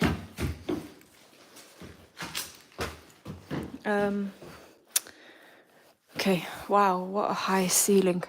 I'd hate to be the Sparky working on this. My ladder wouldn't reach the top. Okay, so electric cooker. Oh, okay. Oops, I see a programmer. That's that. March 22. What is this? Oh no, there is a boiler in there, so I have to find a way to get in there. Windows, 16mm glazing gap. So take a pic there. The heater is there. Can I get to it?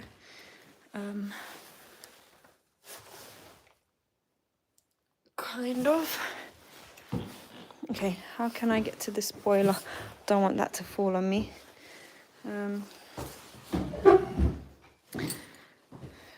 I get very like mindful as well of like touching everything.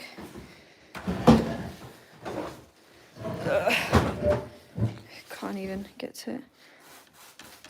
It's really look at this, is like proper slanted. I'm scared it will fall on me. Oh, okay. Boiler. Danger, do not use. LOL. Okay, so I've got to get the GC number.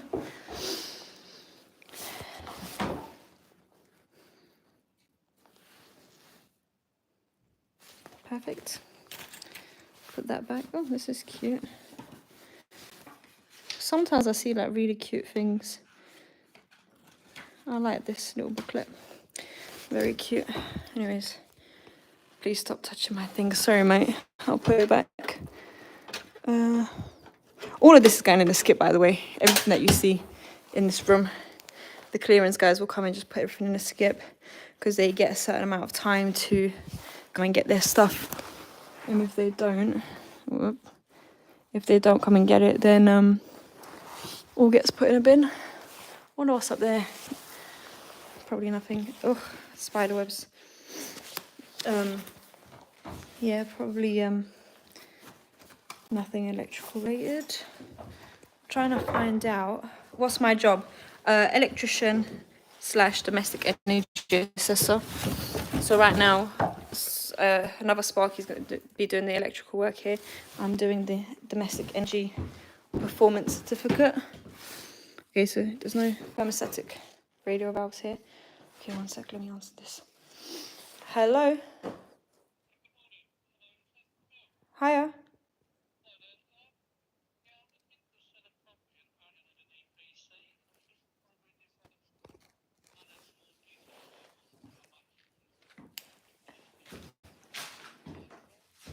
Yeah, sure. So the EPC certificate lasts for 10 years. It lasts for 10 years, and the cost depends on the size of your property. So it depends on how many bedrooms is the property. It's a 3-bed semi-detached. And is the area in the Romford area? Yes, it is, yeah. Okay, let me just have a look at the price list. 1 second. So for the 3-bedroom, the cost is 75. 75? Yep.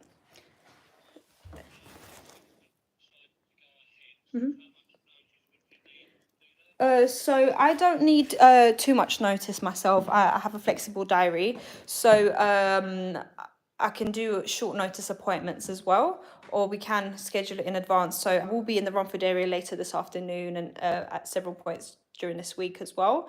Or if you want to schedule in advance for next week, we can also do that.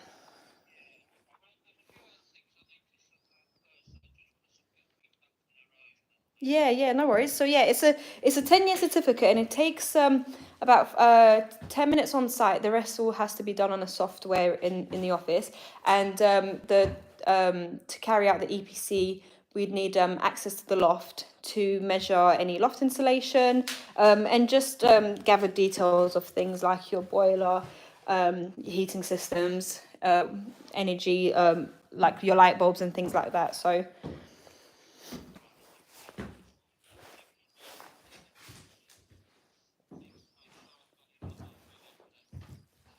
Yeah. So if you do have any questions, feel free to drop me an email as well, or you can send me a message on WhatsApp. I'm more than happy to answer any questions that you may have. No worries. Thank you. Have a nice day. Thanks. Bye. So yeah, I get a lot of phone calls like randomly throughout the day, obviously asking for quotations, prices, and things like that. What's the day rate where you are, Kim? This is London. There's no day rates. There's people working for £100 a day, £150 a day. There's people working for £500 a day. Me, I'm happy with a £250 day rate. So yeah, that's what I have. Yes, and I'm self-employed electrician and domestic energy assessor. So yeah, anyways, back to what I was doing. My phone's at 5% again, and now my little battery pack thing died. So let me quickly smash this out and keep it moving. I've got to just take pictures. Oh, the bathroom's not that bad. Take a picture of that. Take a picture of this. It's just the wall. I don't know what happened there. The wall's a bit wild. Okay, so in here, I absolutely love this room. I'd love to wake up here every morning. Obviously, not in between everything, but I mean, like, if it was nicely done up and repainted without the mold. Cure. I think that's it in terms of pictures. Someone was murdered in the tub. Looks like a plasterer because it's all plasterboard. The plaster. Bad looks of it. Honestly, I've seen some things like sometimes you know when you really want to use the bathroom, you're like, oh yeah, I'll use it, and you get there and you're like, yeah, I'd rather not. I feel like I'll catch something from even going near it. Oh yeah, sorry, because I'm like focusing on this a little bit. I forgot what I need to do. So I need to sketch the floor plan. Let me thinking of where I could put my phone. Everywhere looks a bit wild. Didn't bring my little. Oh yeah, look, we'll put it right here. Perfect. So, sketching floor plan upstairs is something else. So this is a ground floor flat. Wait, how is the ceiling in the other one? Okay, basically all of the ceilings are high. So again, it's quite an easy shape. Little rectangle, all the way across, all the way here. It's literally the same shape as the other one. So this one has a bath. Wait, did it have a mixer shower? Yeah, it did. So bath plus mixer with a low energy light. Here was the thing. That's not a low energy light bulb, not a low energy light bulb. So this is the living room plus kitchen. 16mm window, TRV. This is the bedroom. I don't think it was low energy light bulb either. Was it? Let me go check. No, so this whole place has no low energy light bulbs. So that's the heat loss wall. Behind you. Funny. Okay, let's measure the height. Wow, 3.8 meters. That's gigantic. My ladders could never reach. Okay, let's measure from one side of the wall to the other. The cats normally love this when I pull this out on a job. They go crazy for the little laser thing. 5.35. Hello? Hello. Oh yes, hiya.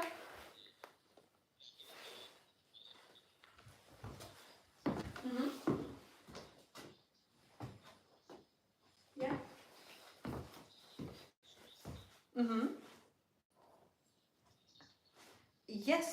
Yes, of course. So let me just have a look. How many bedrooms is this property? How many bedrooms is the property? It's a one bed. Oh, it's just a one bedroom. And it's in the West London area. It's West Harrow. Oh, West Harrow. Okay. West Harrow. Yeah, sure. So yeah, I can do that for you. So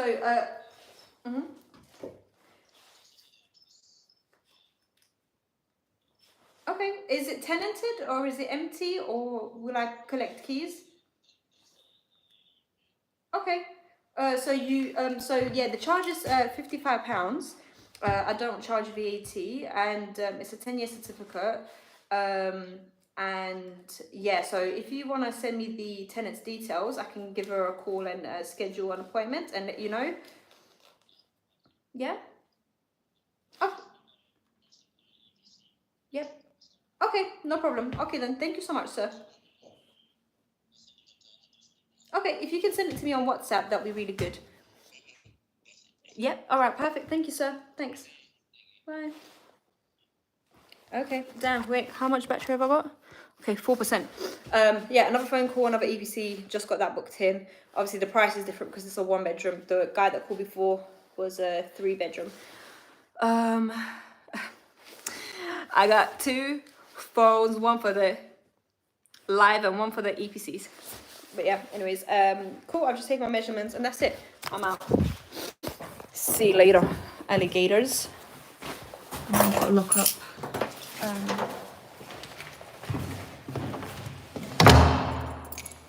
think that will do. Let me just.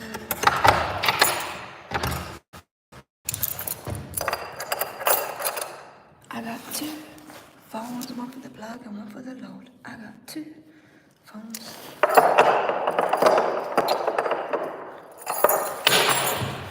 Just dropping everything. Okay, perfect. So I've got to make a note of party wall. So my phone will die any minute. So I need to make sure that I quickly run to the car to charge it. Oh no, wait. Sorry, I need to take one more measurement. 3.5. Okay guys, remember this measurement. 3.5. Run into my car. Oh yeah, I parked on the main road as well. I don't normally like parking on the main road. Parking tickets and all. It gets a bit sticky. Wait, 3.5.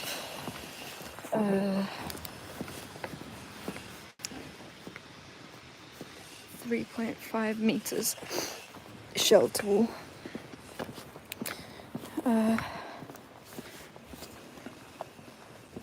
Need any colleagues?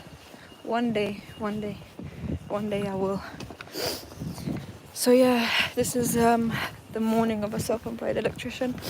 Loads of like random little phone calls for jobs, bits and bobs. Yeah. Okay, so let's get my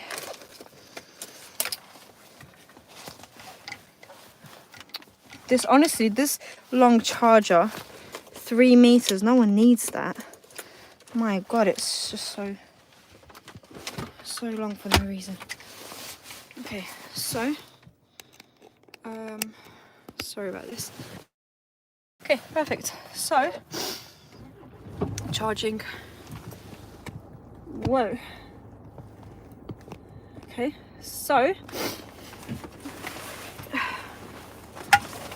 make a note.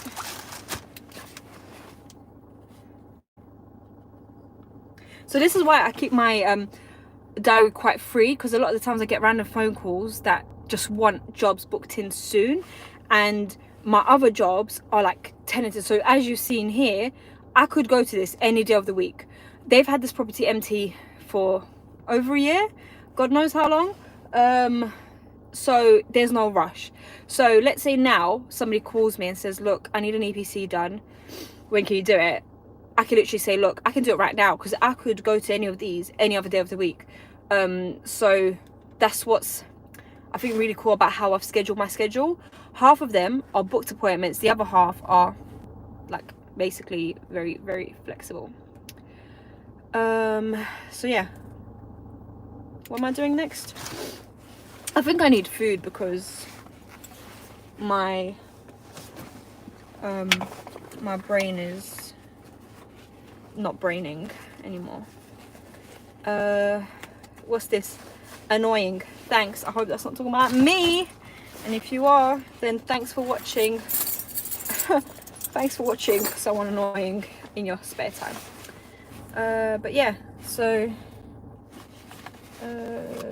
what else? That's it. Got bits and bobs in my pocket. What is this? Couple of screws and a push fit lever connector. Okay, let's see what is next. The next job is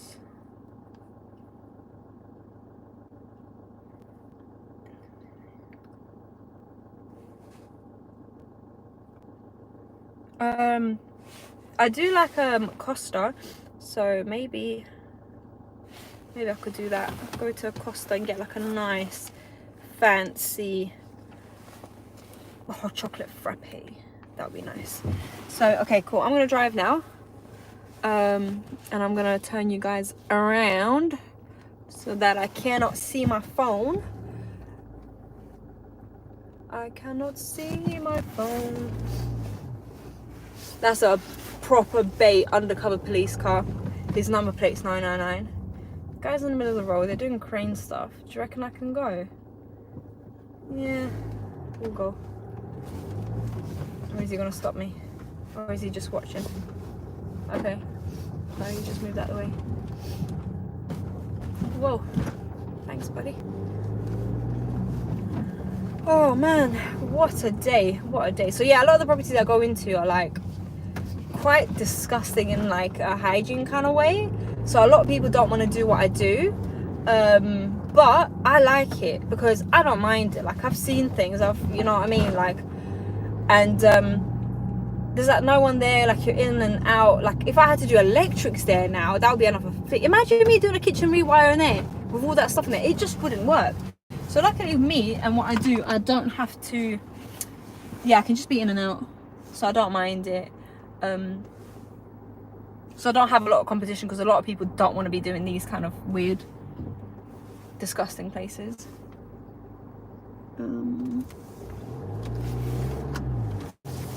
So yeah.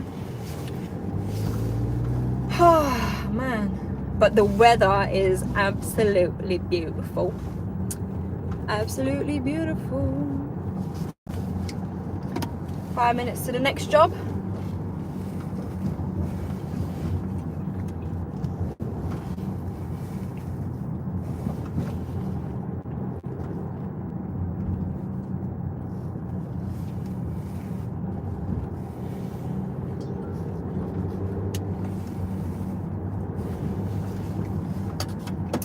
So I'm just drinking my little tea.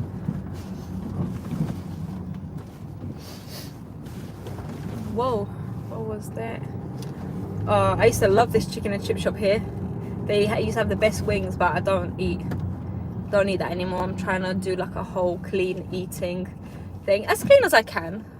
Sometimes I eat for my emotions, which is like junk food, greasy food, but yeah, anyways. The thing is, I always get sleepy around 1-2 o'clock. So as it's drawing near, I'm like, oh, feeling sleepy. But yeah, midday, 12 noon, I've got to be in Romford. So I've got an hour, let's say, potentially. So I might be like a little half an hour late. So obviously this is where I've got to make a decision. Like, do I continue smashing out the jobs here and be a little bit late, or come back here another time? But ideally I'd rather just smash it out here, because the way I've done it with this client is the jobs are just there lined up. I've got so many jobs, but because one time I took on like 20 at a time, and then I ended up having to leave because of a family emergency, and then it was just an absolute shambles. So I said to him, look, what we can do is just have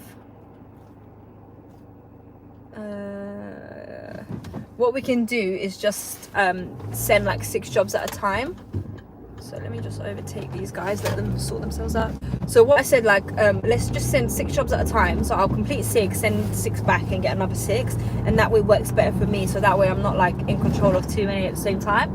So I'd rather just get this 6 done, send it back, and then tonight I'll get a new list of another 6 to do for tomorrow whenever I'm in the area again. So yeah, for watching, again, at my phone, it's on the opposite side where I can't reach it, so I cannot see any comments. But when I pull over, I will be reading the comments and catching up, and I'll be pulling over in 2 minutes at my next job. So yeah, let me know, you guys that are still tuned in and stuff, or have tuned in, let me know what you think of this weird live streaming your day as a self-employed tradesperson. Let me know what you guys think. If this is something that you guys are enjoying, I definitely wouldn't mind doing a bit more of this, but obviously on like a more electrically interesting day where I'm actually doing stuff rather than just driving around and being in properties like in and out.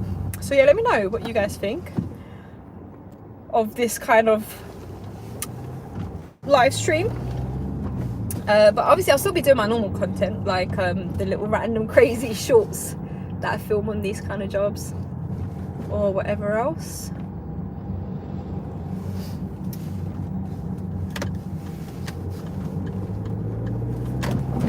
Well, okay, where am I now?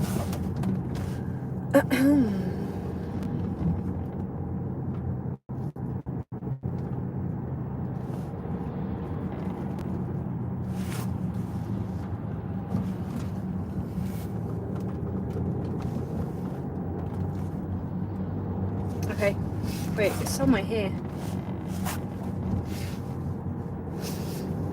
Somewhere here.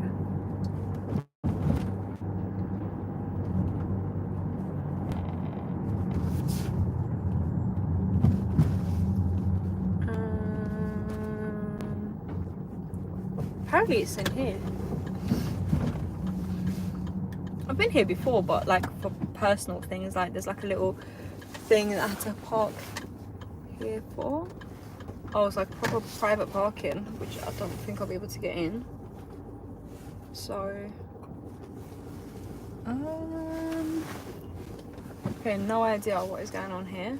Let's have a look.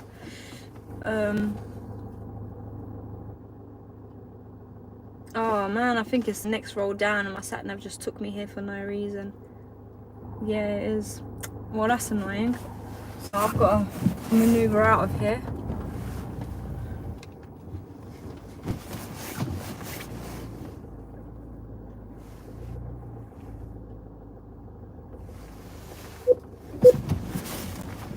Oh, look at that little BMS tray work. Can you see it? Cute. What, £25 parking? No thanks mate, I'm out. That's crazy. I definitely need soothers though, all this talking. So, okay, how do I get out of here? Also, I'm not a driving instructor by the way. So, if you're watching this for learning how to drive, don't. You know. But yeah, okay, cool. I think I'm here.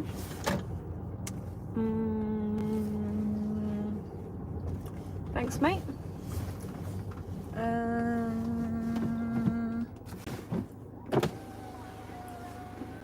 So, good morning, sir. Is this Lowry House? Yes. Oh, perfect. Thank you. Okay, cool. Gotta just park up and then go to work. Okay. Oh man. So okay, cool, done. So man, I don't know what I'm gonna do because my phone is dying fast and this ain't charging it fast enough. And I don't even think I have like the plugs that go into sockets for chargers. Sorry, I'm just having a look through my little glove box thing.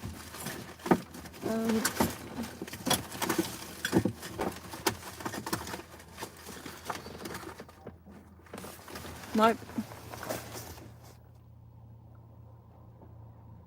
Well, that's annoying. Oh, okay, let me have a look at the comments. Am I from North London? Yes. Electrician company name. I'm not really taking on much electrical work because I'm just working with my existing clients and word of mouth. So yeah, and hey Sean, hope you're good. If I don't reply to your messages all days because I'm just in and out of jobs and I haven't even checked my social medias, to be honest. Maybe I'll do that, let my phone charge for a little bit. How much have I got? And it's literally just stuck at whatever it is. Let me have a look. I haven't been on Instagram or one or whatever else.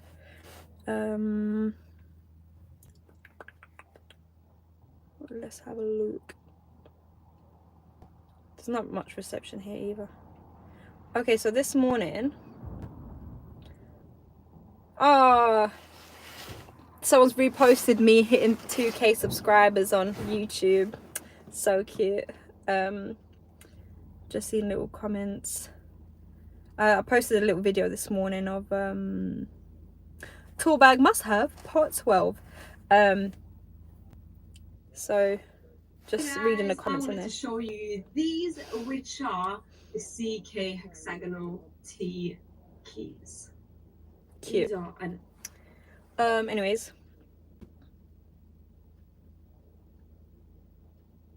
sorry, just having a quick look through the little comments. I'll reply to them later.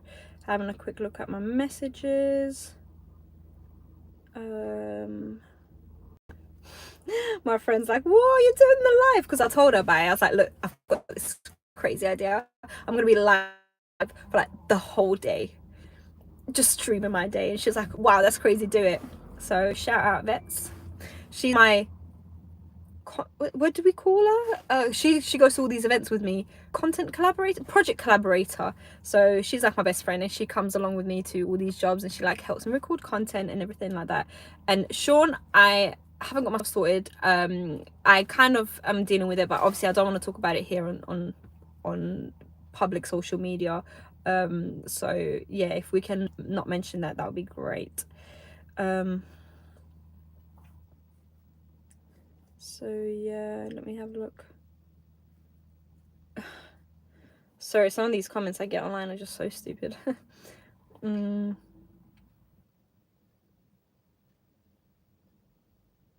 Who's in high bus traffic?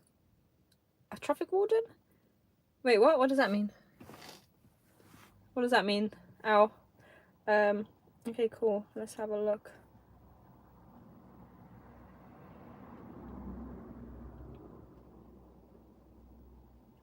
Sorry, I'm like, sometimes I go in and read my comments here and I'm like, some people. And again, I try to ignore it, focus on the good comments. But yeah, so yeah, this is what I have to do throughout the day as a self-employed electrician, because I manage everything. I do my social media. I'm my social media manager. I am also my admin. I am also everything you can think of. So I am the one that checks every single comment. I reply to every single comment. So if you've ever had a reply from me, that's actually me sitting there typing it to you. I reply to every single email. I do it all myself. I'm a one-man band, one girl, woman band, or whatever you want to call it. So that's all me. So this is what I do throughout my day. Like when I feel like it, I just pull up to a job and I just get my phone out and just check. Yeah, wait, sorry, I'm just seeing this. Why is it not posted? I scheduled it for this morning, 12th of February, 8:15. I hope I didn't schedule it for like 8:15 p.m, which probably did, instead of 8:15 a.m. That's that. Okay, now let me just quickly check my emails. And how much is charged? Still a 4%. This is going to be a problem.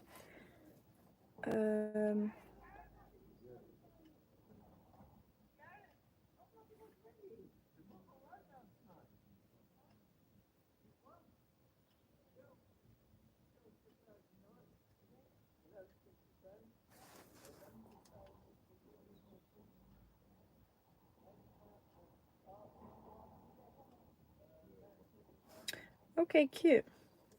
So just got a cute email. I'm waiting for one specific email, so that's why I keep kind of checking it, but they haven't emailed me back yet. But yeah, let's see. So I'm going here.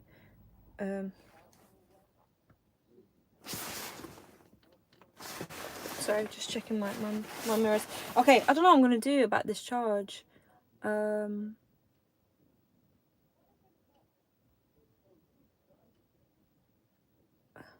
I'm looking at the comments. What? Oh yeah, to be honest, my uniform does look like a traffic warden. I get that a lot. People come up to me, can I park here? And I'm like, I don't know if you want. They must be looking at me like she's the most unhelpful traffic warden ever. Am I South African? Funny, I've had that quite a few times. Apparently my accent sounds like South African to some people, which is funny. I love the South African accent. I've watched the movie Chappie with the little South African robot. So cute. But yeah, I get a lot of people asking me, am I South African? No, I'm Lithuanian, and my accent is a Lithuanian London Essex accent. And this is what happens when it all mixes together. You basically get how I speak.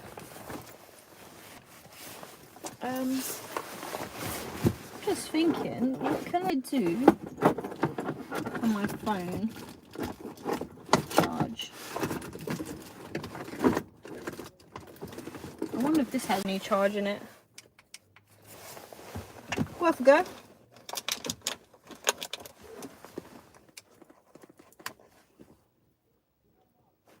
Charging. I got this from like one of those goodie bags you get at them like Electros or whatever for Armstead Trade. I think that's actually a paint company. Oh, it's your birthday, Cullen Rose. Awesome, amazing, amazing, amazing. Happy birthday. Amazing. I'm gonna just delete that comment because that's just really unnecessary. Cute. But anyways, got little soothers I found, so let me get one of those. And yeah, let's be on our way to the next job. Ew, I feel like they got like moisture in it, so it's just all like stuck together. Ew, maybe it's just the top one. That is disgusting. Happy birthday to ya. Happy birthday. Happy birthday, mate. Hope you have a good one today. It's beautiful weather. I don't know where you are, but here it is. Chappie's the best movie. They bring back Yolandi. Love Chappie, the movie. Okay. I can't believe this little battery pack thing works. Okay, cool. Let's go.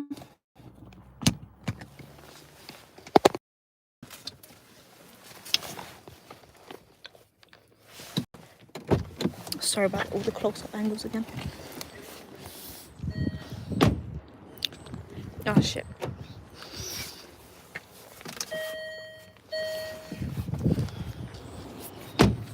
Have a good day, Kim. Thank you, thank you.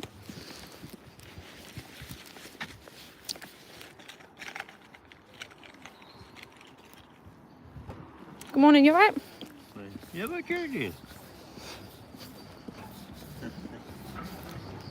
No idea what he just said. No idea what he just said. I get a lot of people that think I'm a bailiff because of how I'm dressed.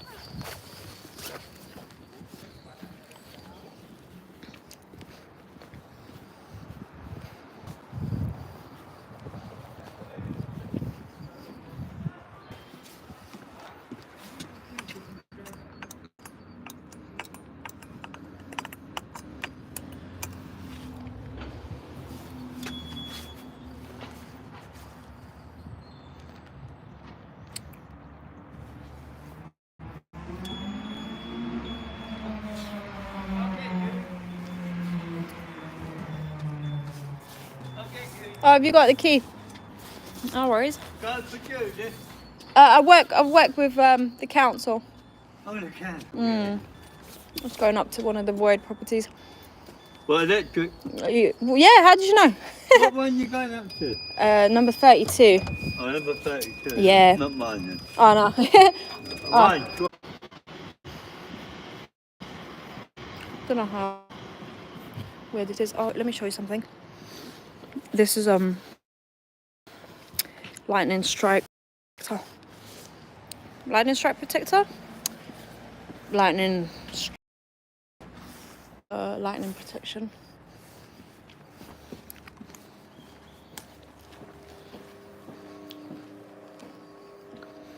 So yeah, anyone that's just joined recently, I'm basically doing live day with me just going about my work, unedited, so quite boring in between, but you know, is what it is.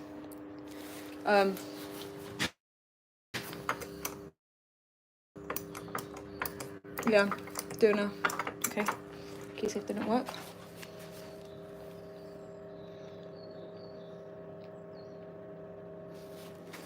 Let's try again. Trades. Nope, not working.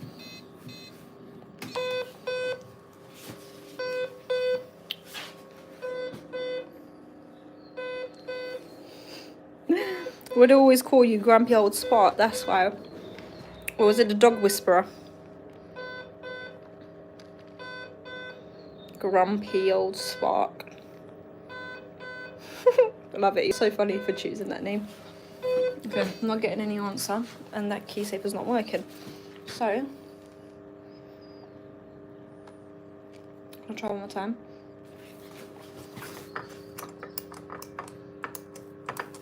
Yep, not working. Sounds like you're at the hospital. Yeah, it does. The beeping sound. So, yeah, I don't normally lock my car, but I had to for this one.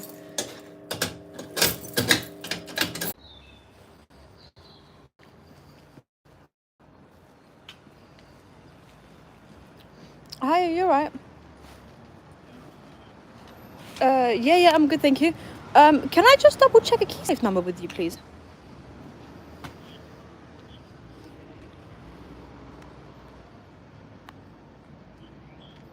Number 32 Lowry House.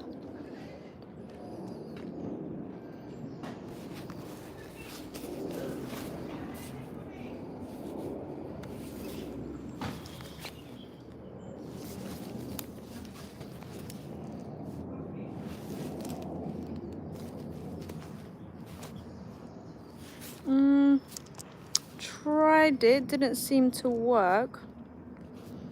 Any notes of anyone not being able to get access with that? Okay, cool. All right, cool. I'll try that. No, because there's no reception in there, so I had to come out to make the phone call.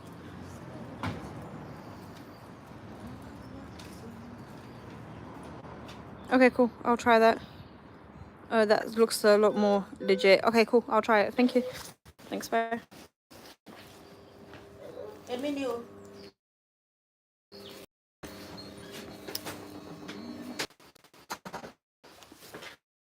Okay, got a little no reception out here.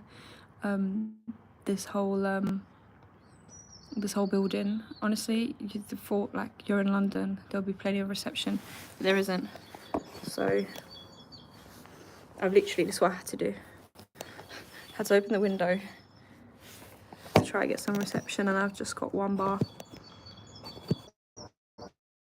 Hello, hello.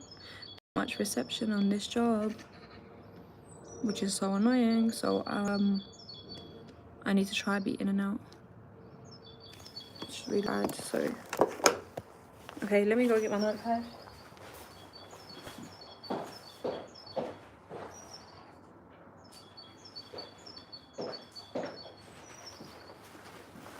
Yeah, that's the thing.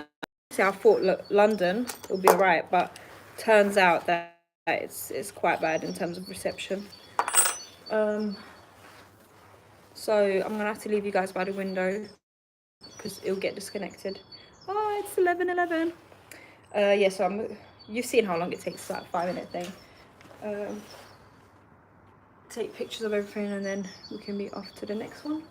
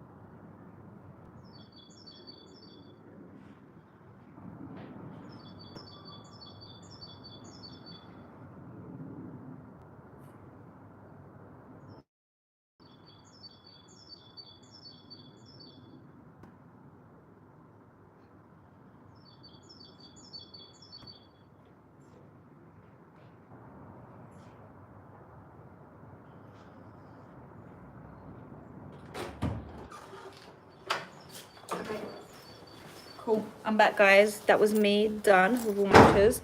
So literally just quick sketch of the floor plan again. Very easy. Rectangle, square shape. And then we'll be off to the next job where hopefully so I'm just drawing. So this one had a bath plus mixer. This has got communal heating, communal boilers.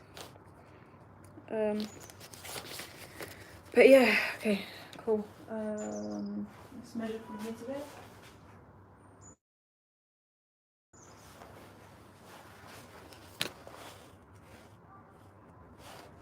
6.33 meters.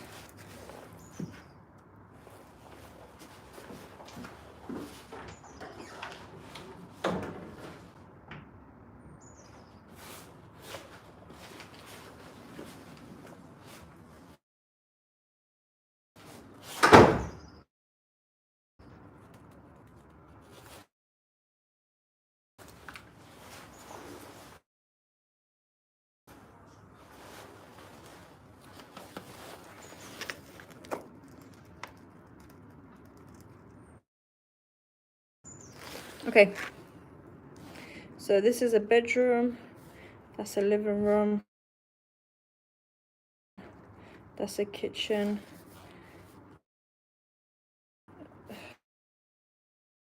this is a sheltered, heated. Okay, cool, done.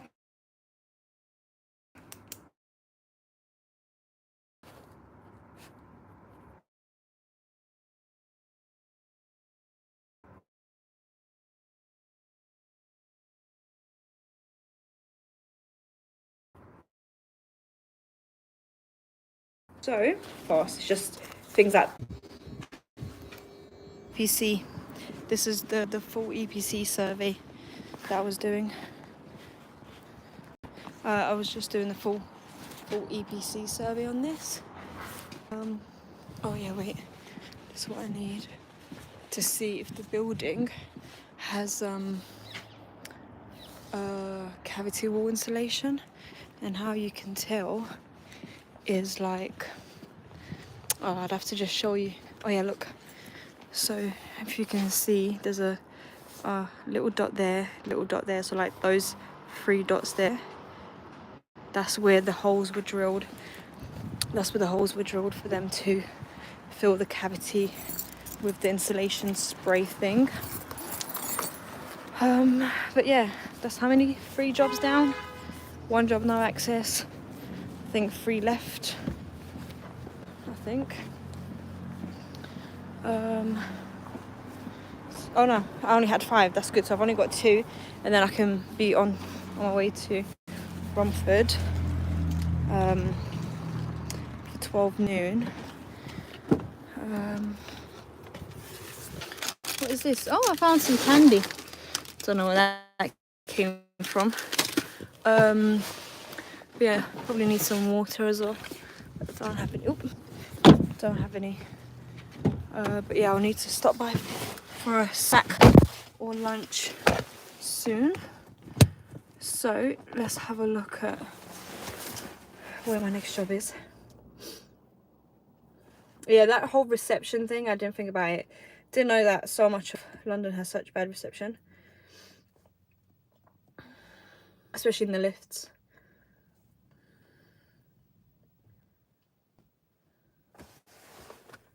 Why does this light keep coming on? What's that?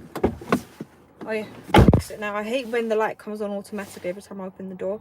It's just such an unnecessary thing. Okay, 5 minutes to the next job, and then 1 more, and then I can be out of this area onto the next.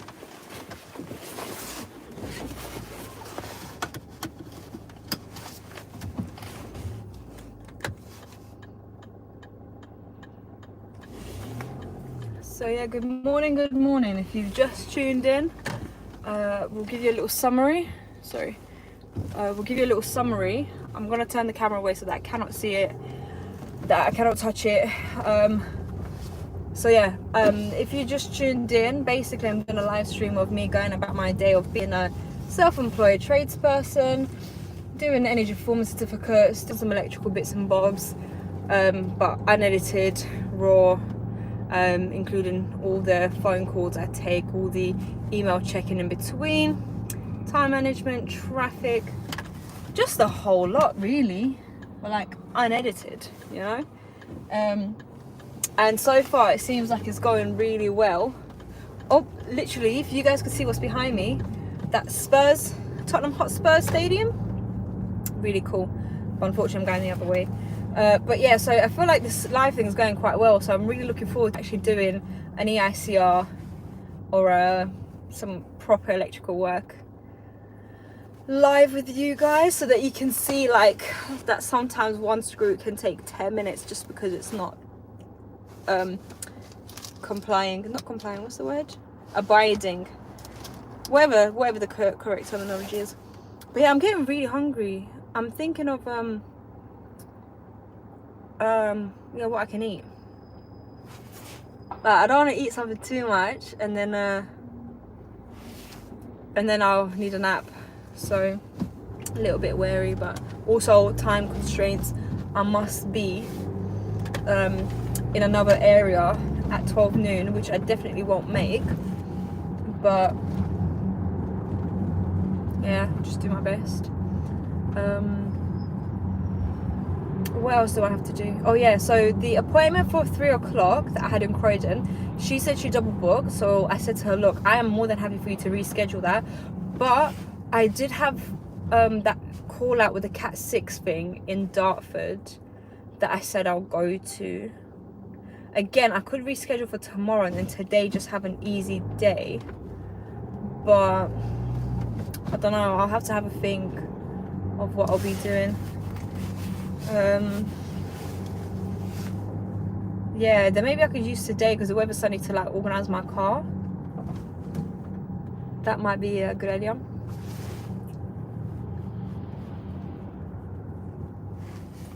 I need to go into that little small road there, but I think it's a bus lane, so actually I can't be going in there, so I have to kind of sit in this traffic just to go there. Ugh. To be honest, I don't even know if that ziggity zaggity line means it's part of the bus lane or not. I always thought it's like school crossings do not park here. Okay, you go ahead, sister, and then we will go this way here.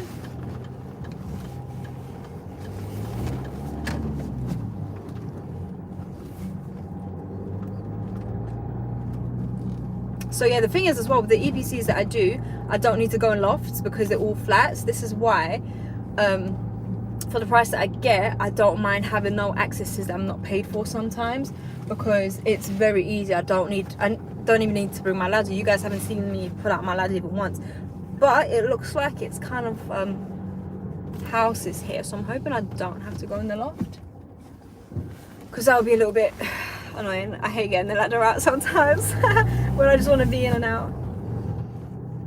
But yeah, let's see where we are going next.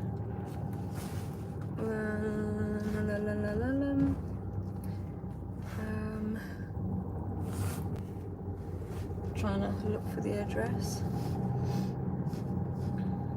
Maybe. Okay. Perfect. Oh, that lady was looking to cross. I thought she was just looking. Okay, perfect. Phew. Okay. Q. What's next? Well, so I've got 5%. Man, it's not charging more than 5%, which is so annoying. But we move anyways. Hello from Russia. Hello to Russia. Hello, hello. Oh, won the eFix challenge wall the other day. No way, because last time I checked it was Finny Electrical that won it, I think. So yeah, congratulations. I need to watch this. When is the video coming out, or is the video out already, Sergio? But yeah, let me have a look. Again, putting my little thingy on, my little bag. Okay, this looks like it could be a house, so potentially I would need to go and get my ladder to check the loft ventilation, which is annoying, but it's part of the job. Okay, let's go.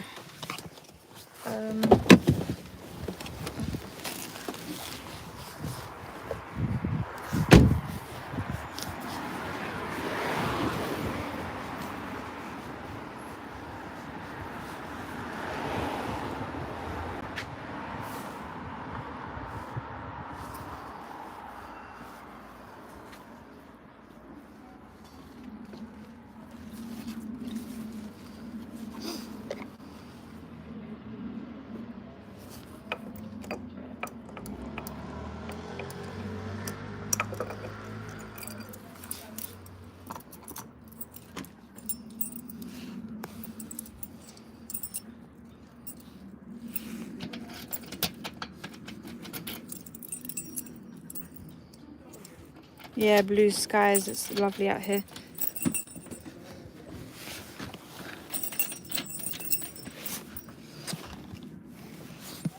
Oh, it's just a very stiff door. It wasn't even locked to begin with.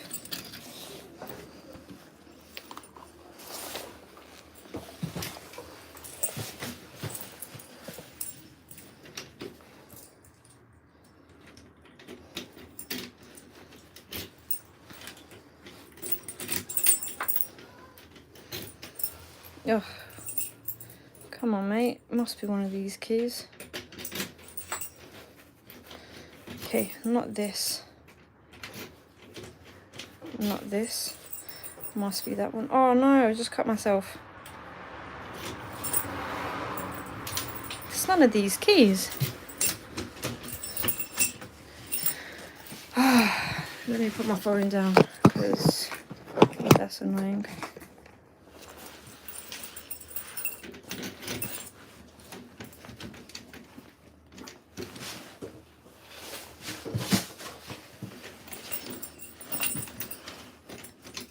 That is so annoying. Don't know why. Don't know why I can't get this unlocked.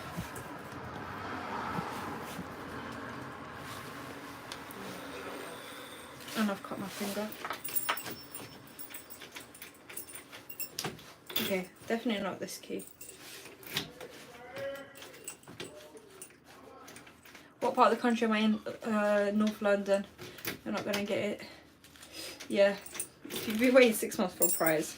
But even, no, it might be like me, look, even Sean, I've got your birthday gift still in the back of my car where you've seen it. It's absolutely crazy. So, I don't know what to do with this. Yeah, no, it's definitely not working. Let me make a phone call, see if I can get... What's the locksmith guy's name? Ah, there you go. Caught my finger. But no. Yeah, I'm in London. It's so nice and sunny here.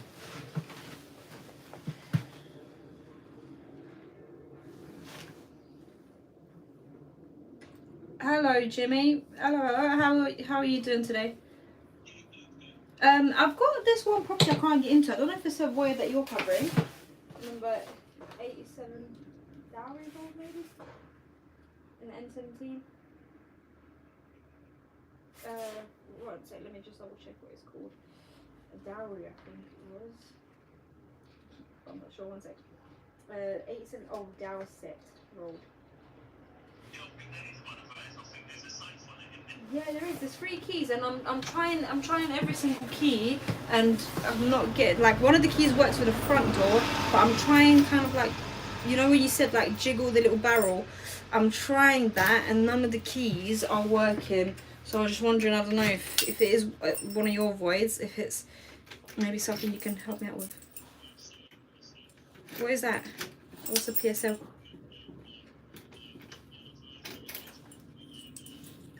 Oh, privately. Okay, so what do I do if I can't get in? Do I just call Chris and let him know?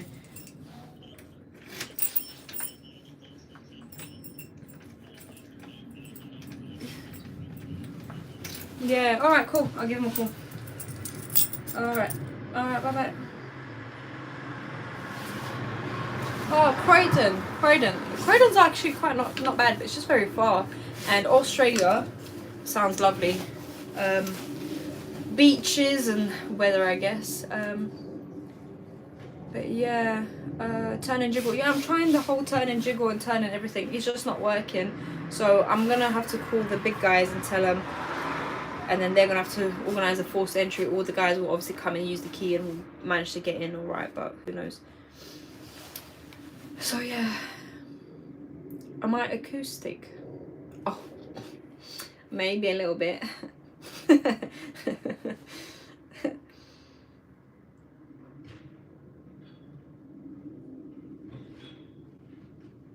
I was saying this morning when I was on my way to work, I think everyone's a bit acoustic in the trades. He might be on his lunch break. Hi Connie Pierce.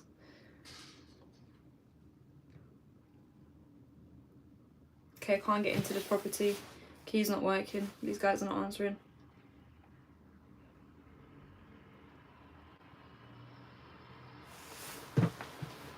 The sun is lovely though. I could stand here all day. Love it. Soon I won't even need this jacket. It'll be so nice and warm.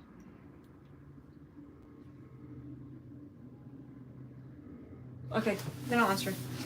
I want to try one more time. Okay, let's see. It's not a prize. It's not a prize. It's a birthday gift and it's in my car still. It's there. But I just hate post offices. They overwhelm me. Maybe because I'm acoustic. But yeah, none of the keys are working and I'm jiggling it about. So I'm going to take a little video as proof. And then I'm going to send it to the guy that I deal with. So, can't get in with that key. This key. Jiggling it back and forth. Nothing. This key. Nothing. But this key worked for the front door, so... Okay, took a video, so I'll be sending this to my client. This is the best live I've seen all day. How many other electricians do lives? Let me know, because I've not seen anyone do this before, or tradespeople, like an all day live thing. But yeah, yeah, let me know. Who else is doing this? I'd like to watch. But yeah, where is the key safe? Ah, it's behind me. It's behind you. As you can see now, I'm kind of like really getting into not being shy as I was at first, and my personality is coming through. You know, it's getting later in the day. I'm kind of like more awake now. But yeah, let's see.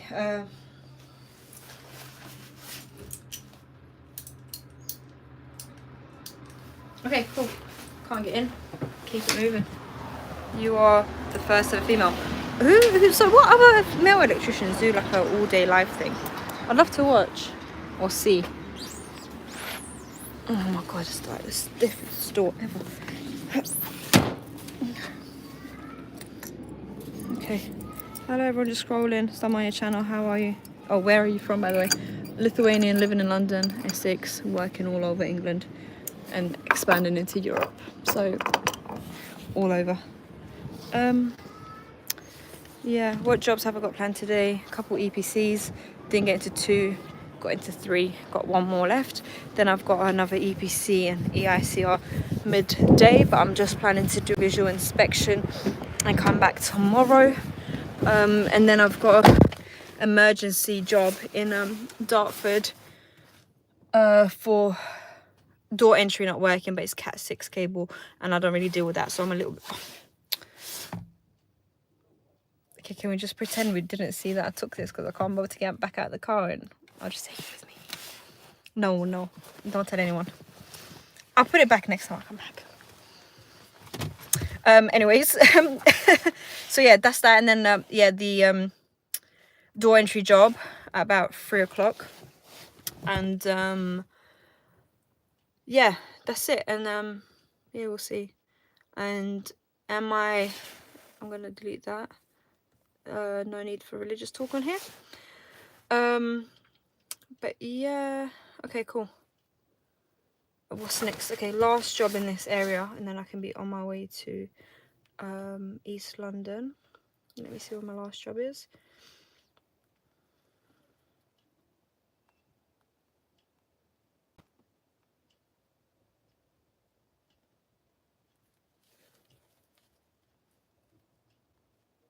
Yep. Okay, so I'm typing into Google Maps now. Crocodiles in your house. That's funny.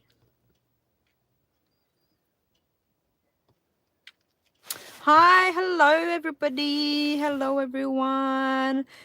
It's 11:30 a.m. in sunny London, UK, and we are doing bits and bobs today, just jobbing about the place. The next job is 10 minutes away. So, you from London? That's very cool and random. Yes. Dima, where are you from? No idea. Let me know. Where are you? Are you in the world? Where are you from? Are you an electrician? Are you in the trades? Are you not? Let me know. It's really annoying. I don't really want to get like blood everywhere. But also I don't have a first aid kit, which probably I should have. But Foxy the Pirate Fox, hello. Hi everybody.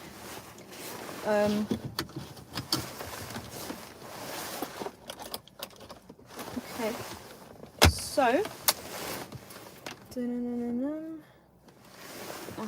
everything on charge.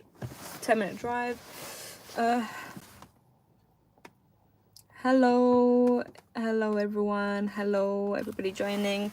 Hello all the way to Egypt. Love my earrings.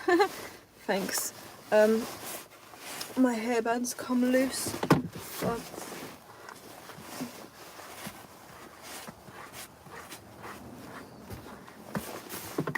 okay, so I might have to call my client, let him know how long I'll be until I get to my next job.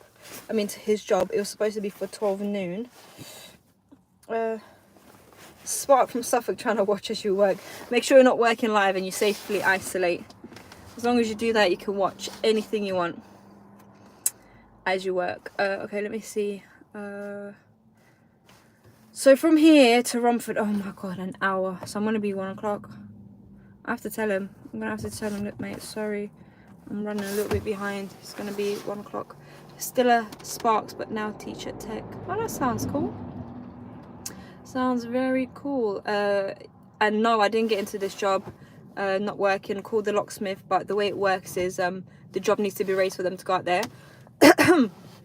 So they'll raise a job, they'll get him back out there, and then they'll call me later in the week and let me know when I can come back after they've sorted it out.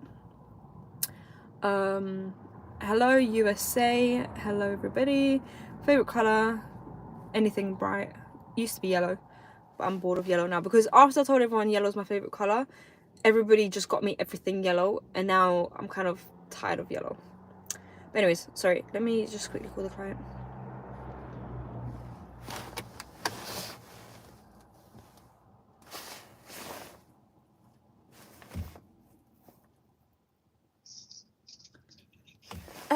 Hello, you okay? Sorry, I'm just running a little bit behind, so yeah, so I'm gonna actually be an hour, so I'm just leaving North London. So that works better for you. Okay, perfect then. Okay, 1 p.m. perfect. I'll see you then. Thanks, bye. French and Egyptian, bonjour. Egyptian, I don't know, I just know assalamu alaikum, which means it's Arabic. I guess Arabic, Egyptian. A lot of you know what, it's my dream to actually go to Egypt. But yeah, just call the client. Clients, that actually works out better for me. So everyone today that is getting pushed back or rescheduled has actually said it's more convenient for them. So yeah, we all good to go. So now, guys, I'm going to turn the camera around so that I can't see it. I can't get distracted and I cannot reach it. So you'll be face forward for 10 minutes while I drive. So,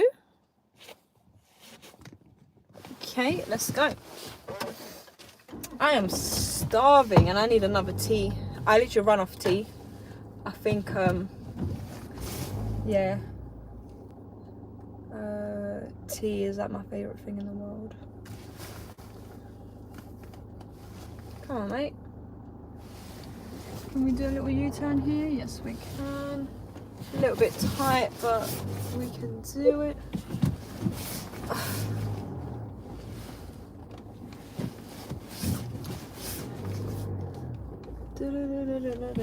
So yeah, the guy said he'll meet me at 1 PM on the job, which is great because that gives me until 12 o'clock to do the job.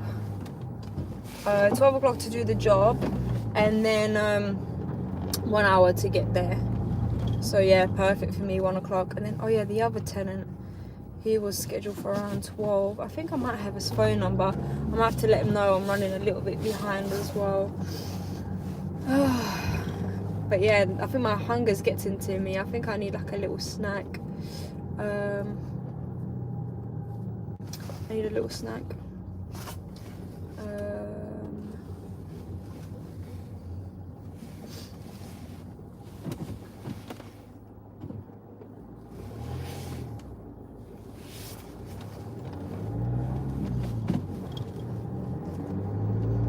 Okay.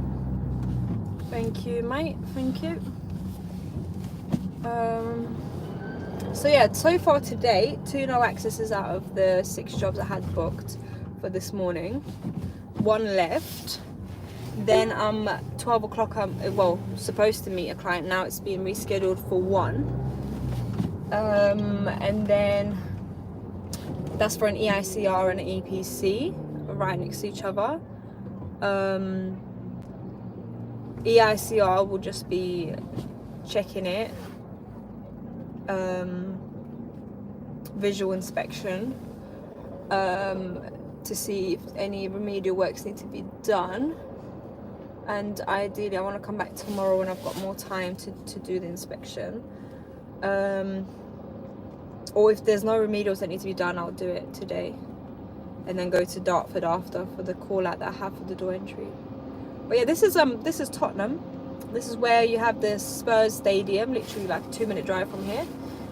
So any Tottenham Hotspur fans, this is where you lot's home ground is, and a little bit further down the road you've got the Arsenal stadium as well. So when these guys are playing, it's absolutely insane working here, in the evenings especially. I am in London, North London, Tottenham. This strip here is basically kind of like where I grew up. I lived here for the first few years of my life in the UK. Very diverse, very cool, lots of different foods. Yeah. So guys, I'm so hungry. I need a snack like as soon as possible. ASAP. I've got no, oh wait, look, I found some kind of chocolate thing. Chocolate pudding. Chocolate Cadbury's puds. The thing is, I don't like this. It's got like crispy nut bits in it, and it's just, the texture is just too much. Oh no. What can we do? Messed up here. We'll just scoot up a little bit.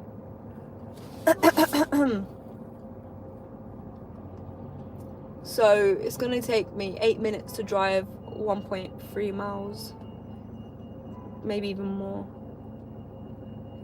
So much traffic out here. Oh, I'm getting sleepy. Sugar crash, energy crash.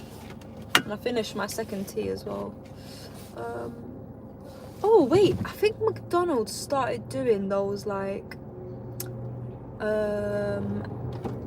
raspberry chocolate pie things.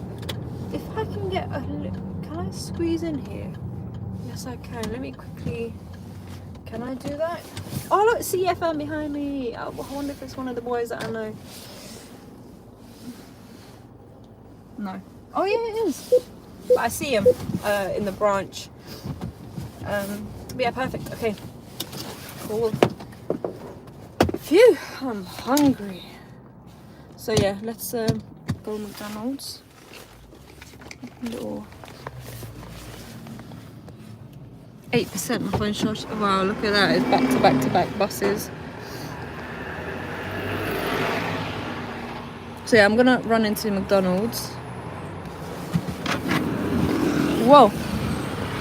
And see if they've got that promotional apple pie thing. And I will lock my car here. So I only lock my car like on main crazy roads.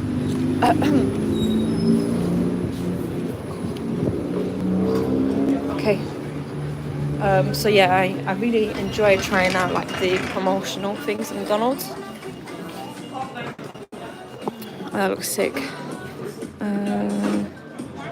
Yeah, no, I'm not collecting McDonald's points. Order as a guest.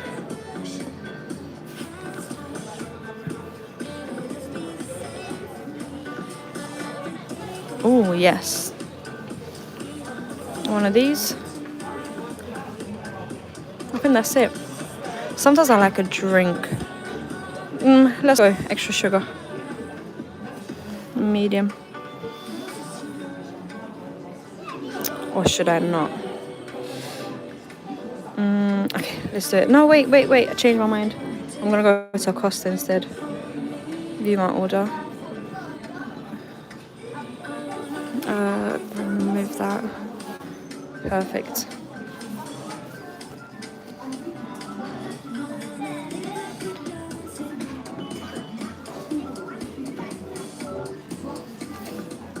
Yeah, so this is, excuse me, a new thing that they're doing at McDonald's, like some white chocolate raspberry apple pie thing.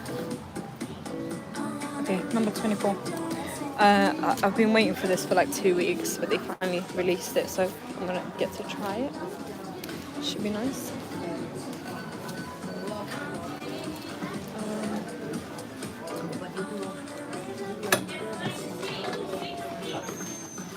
I want to use the bathroom, but how's this gonna work?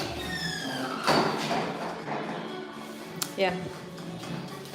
Bathroom stinks for some reason, very bad. Anyways, what number am I? 24.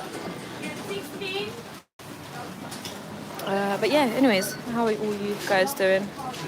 What are you guys doing on this Monday? Who else is at work?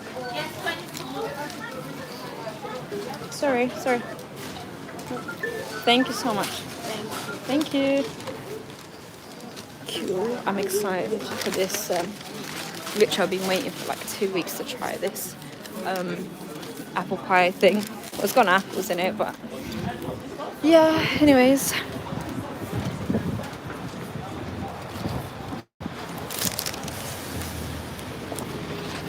Beautiful sunny weather. Love it. Whoa, that scared me. A little fish market here. Okay, this is a proper busy road.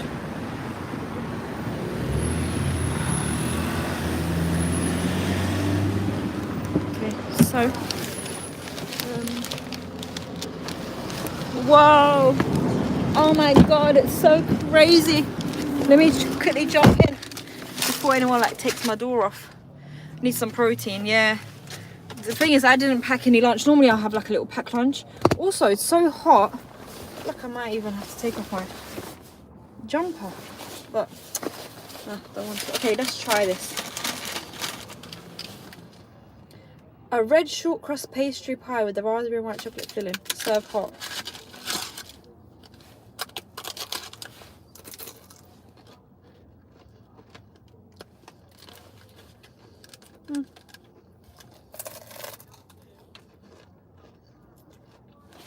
It's like half empty, which tastes like average. It's alright for like a little snack, but not all that. But that will do me for the sugar that I need.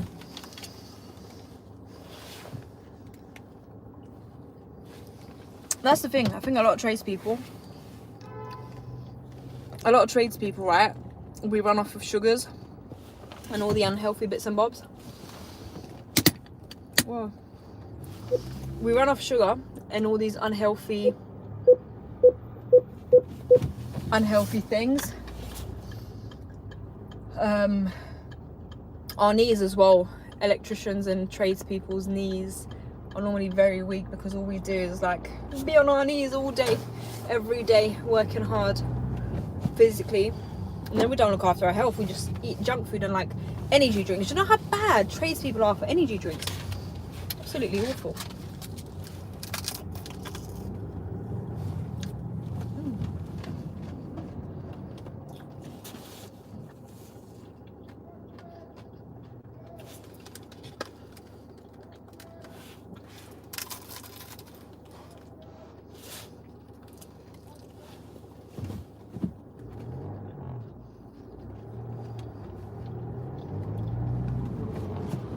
Okay, 8 minutes to the next shop.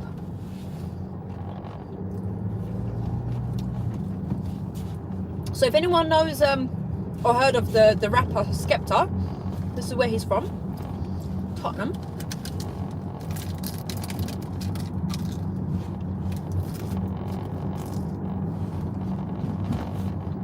I'm quite a fan of Skepta. I also like the artist Wretch 32. Or Wretch 32, as the mainstream people call it.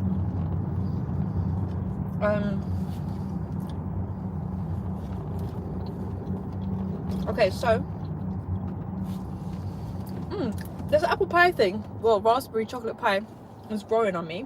It's quite good, but it's very hollow, which is a bit whack.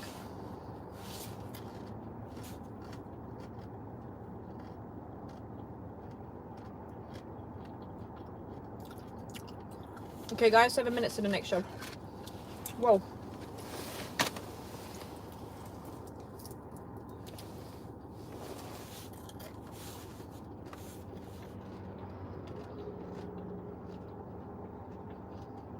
So yeah, a lot of working in London is literally sitting in traffic for no reason.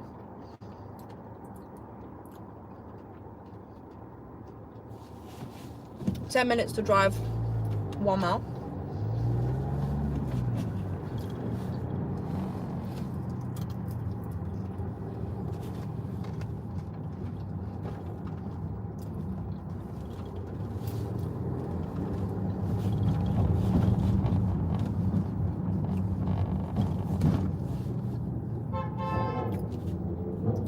On him, Mr. Laser. I like his number plate.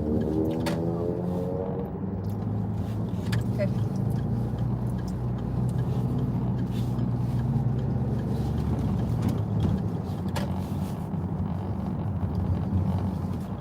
Sorry, I'm stuffing my face behind the scenes, but yeah, I'm eating them. So those of you that missed, I just went to McDonald's and got the new raspberry white chocolate pie thing. It's quite good. Changed my mind. It's quite good. It's very hollow, but it's quite good. So basically that's my lunch for now.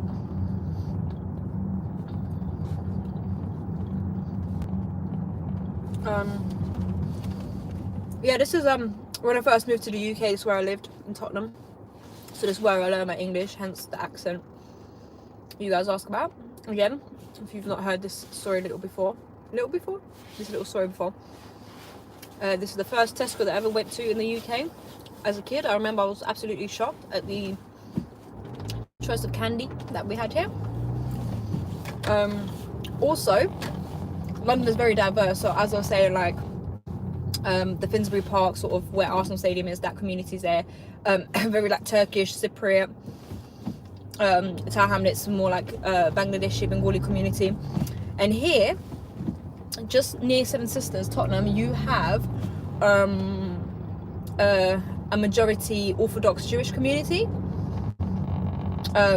It's really cool because obviously they wear like their traditional garments, well, not necessarily traditional, but like their religious outfit. So yeah, it's really cool.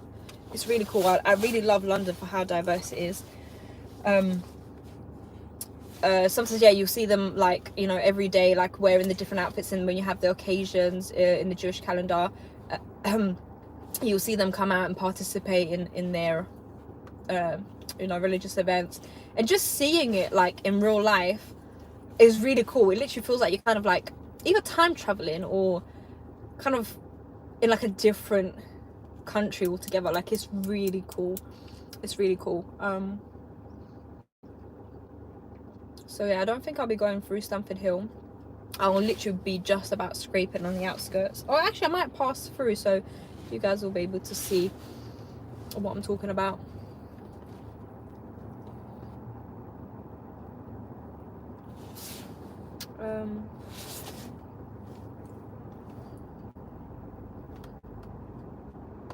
Oh, what a long traffic light. I wish I got water. I didn't get any water, annoyingly. So Tottenham is quite bad as well for substance abuse. So working here, a lot of the times when you guys see me, where I actually have to climb over drug addicts to get to my jobs, this is where most of them are, from like personal experience. It's quite bad for that.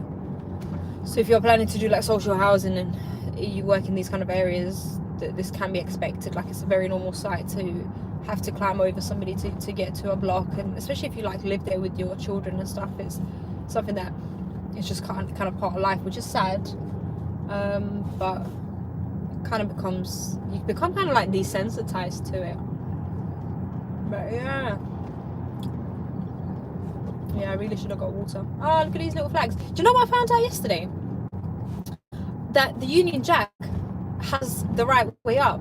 Like you can put it upside down. I always thought it's a symmetrical flag, and I never realized that the Union Jack can actually be put upside down. So there are white lines that have a bigger gap at the top and at the bottom. So based on where it is, you would upside down or not. And I never knew that. So I feel like now, if I was to go for a British citizenship test, I'd pass. But yeah, so this is more like the outskirts of Stamford Hill, the Orthodox kind of Jew area, mainly. Really cool. Yeah, and they have like all their own shops, like everything kosher, their own like, you know, meat, clothes shops as well, like the whole strip. Obviously I've never really been inside. I don't feel like it'll be appropriate for me to go in and explore in there, but I really like the tightness of their community.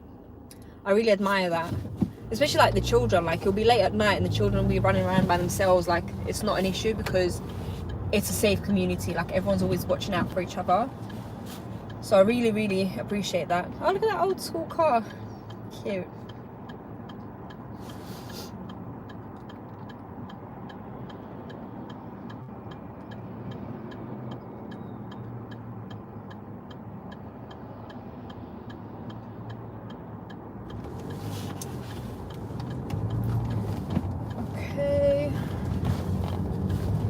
We're nearly there.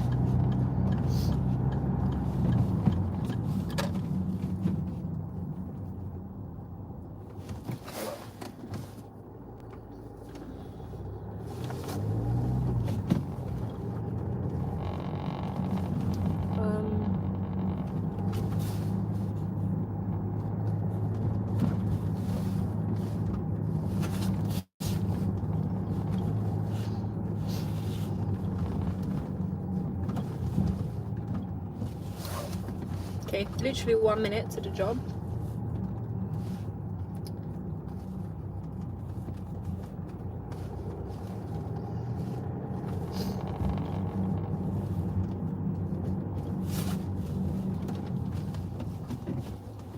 Is he pulling over?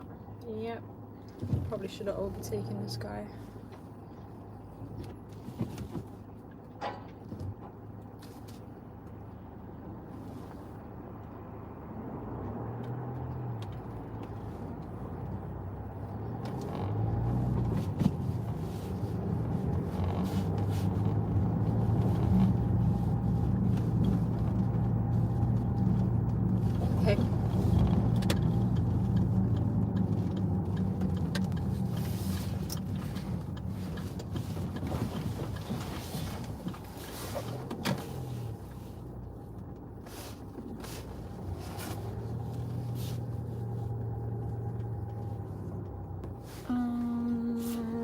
Am I lost? Yes.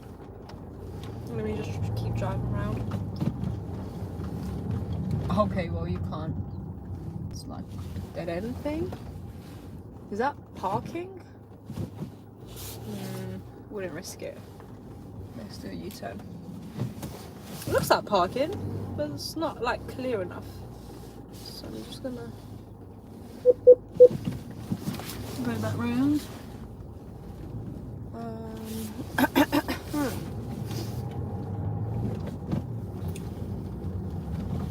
Oh, maybe I can park here.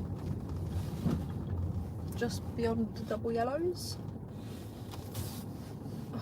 Okay, perfect. Phew. Hey, let's see what's going on now. So let's have a look at the. I'm just gonna have a quick look at the comments. Where do I get my FT calibrated? CF, when they do their CF calibration days. Oh, Union Jack only when it's flown on a ship. It's the Union flag everywhere else. Okay, so I definitely would have failed the citizenship test if I went for it. Union Jack, Union flag. Okay, I didn't know that. Okay, well, apparently there's a debate in the comments about it. I'll have to Google it my own time after. Sorry. But yeah, hello. Okay. Got 5% with both my battery packs dead. But after this, I've got the long drive to Romford where my phone will get to charge. So yeah, if for any reason my phone dies, I'll take it as a sign to not continue recording anymore. But yeah, okay, let's go to my next job. Do I drive an automatic or manual? I drive a manual because when I had an automatic, I was getting too bored.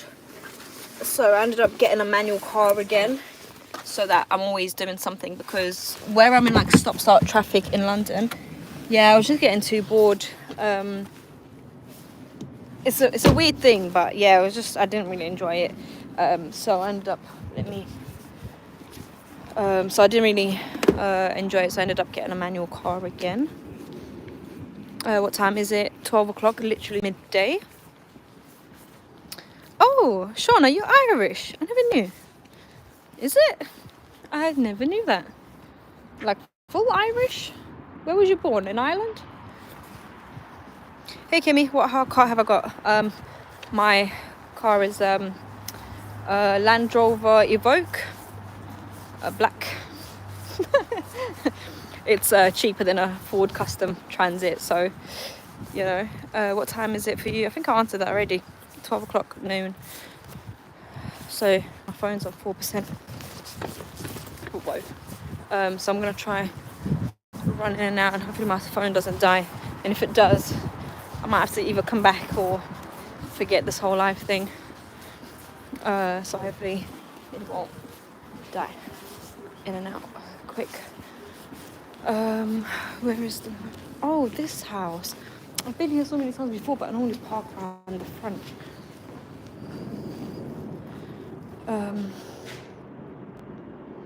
Sorry, just checking my... Oh, it's open. Okay, that was easy.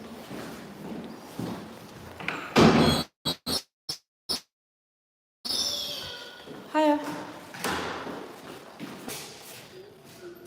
Okay, might cut out. No reception in the lift. Whoa, look how many... Look how many options you have here. Crazy. First floor.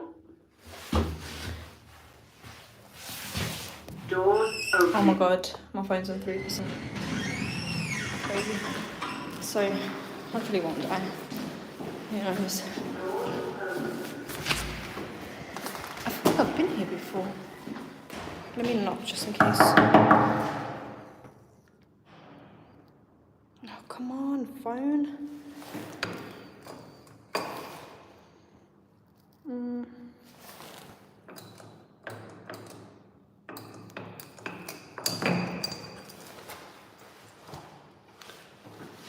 Oh, look at this. It's not even like this.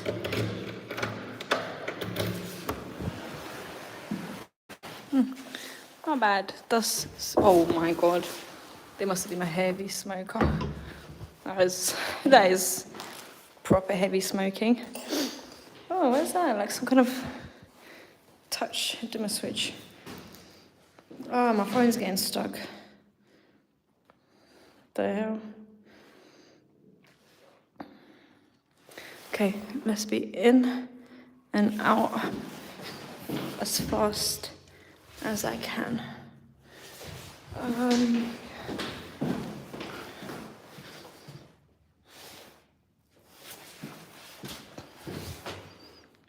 Oh, that's kind of cool. Okay, look, here's something electrical. Skeleton board. Oh, it's not AFDD here, so I don't know why they put that there. Oh wait, AFDD LCBOs. Oh, they have that here. That's kind of cool, right? And get a new phone. I have a new phone, but this is just a work phone that I'm using. What was that? Some kind of cable that they've got. Nothing interesting. Wait, what's behind here? I can't even see. What's even in here? Oh, come on. Nothing for me. Perfect, keep it moving. Cute little fireplace thing. Take a picture of that. Take a picture of here. Take a picture of that. Take a picture of that. That. Proper yellow. You can tell by the difference in the trunking and the wall. The boiler's normally here in this block. Okay, so they've got a tank, water tank. Oh, boiler's here. So, you know, sometimes you can see it underneath. Look, they don't have it here. So, you have to take it out and take a pic. Ew, why is it so sticky? And this is why sometimes people wear like shoe covers to actually go inside properties, because you don't want your shoes to get dirty from the property itself. Oh, there was a kettle here. I could have made myself a tea. But we move. Oh, yeah, I think that's it. Oh, nice little heat carbon thing. Okay. So, just gonna quickly do my sketch. You can probably feel the voltage on the metal part of the switch. Funny, true. Okay, cool. Let me quickly sketch. Again, every single property is like basic, same shape.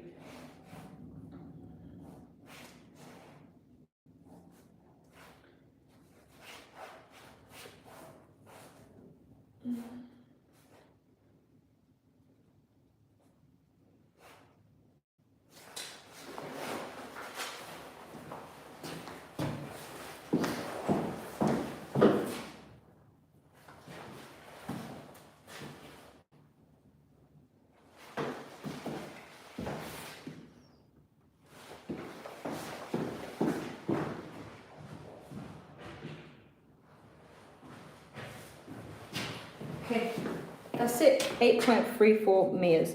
Oh yeah, the height. Height equals 2.43 meters. Okay, cool, done. So in and out, but then later at home I'll take my time with it and do it all properly. So yeah, okay, let's go. Now we're leaving. How much battery have I got? 1%. So it might just die. It should be so annoying. Where is my... Okay, let's have a look.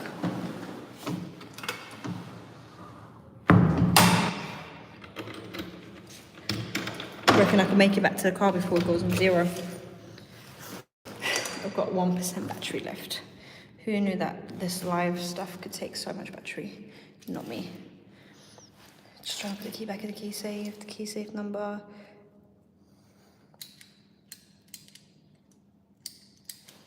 Okay, and then I'm gonna run to to the car because I've got 1%. I nearly slipped. I've got 1% of battery. Come on, mate.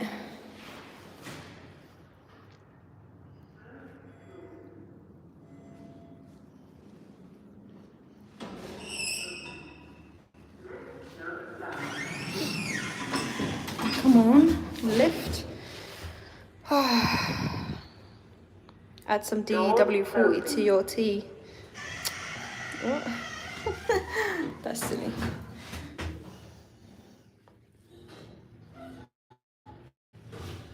Ground floor. Come on. Doors opening. Lift going up.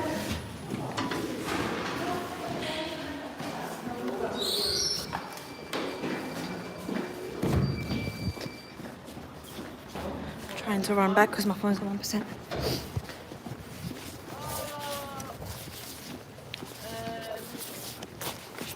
Wait, where did I park?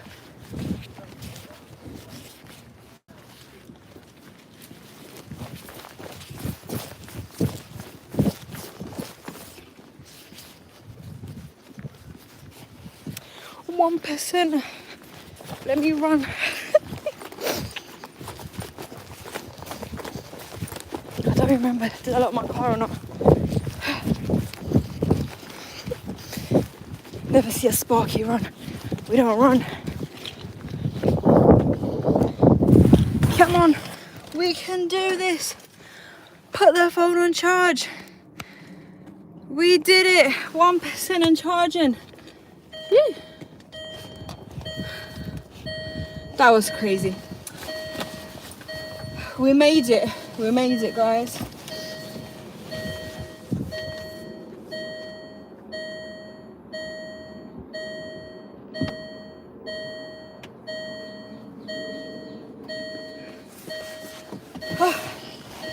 Phew.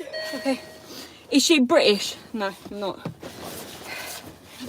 I wouldn't say I wouldn't pass my British citizenship test because I don't know the difference between the Union Jack and the Union flag, and which way is upside down, which way is not. What was more important than the client? There is no client there. But yeah, no, the jobs I do is like very fast, in and out. I'm not Albanian. I'm Lithuanian. Grew up in the UK. That answers your questions. Yes, Brownie the Dino Kit. Hello, mate. Phew. Okay, that shows how unfit I am. I'm out of breath running that short amount of distance. Okay, let's have a look.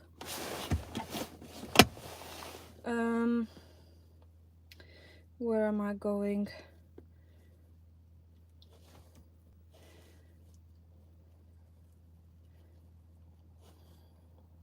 Oh no. Okay, how long is it gonna be? 12 miles, 48 minutes. Banging. Bang on 1 o'clock, I'll be there. Perfect. John, if it's a genuinely curious question, yes, because London's very diverse. So I'm hoping that you're asking in a nice way. But yeah, weird question. But yeah, no, London's very cultural. I need a power bank. Yeah, that's what I was thinking, because I have this amazing power bank, but apparently I forgot to charge it. And then I've got like the other little one that I got from them trade show bags you get at Alex or whatever, that had a little bit, but that's all dead now, so I'm charging it from my car.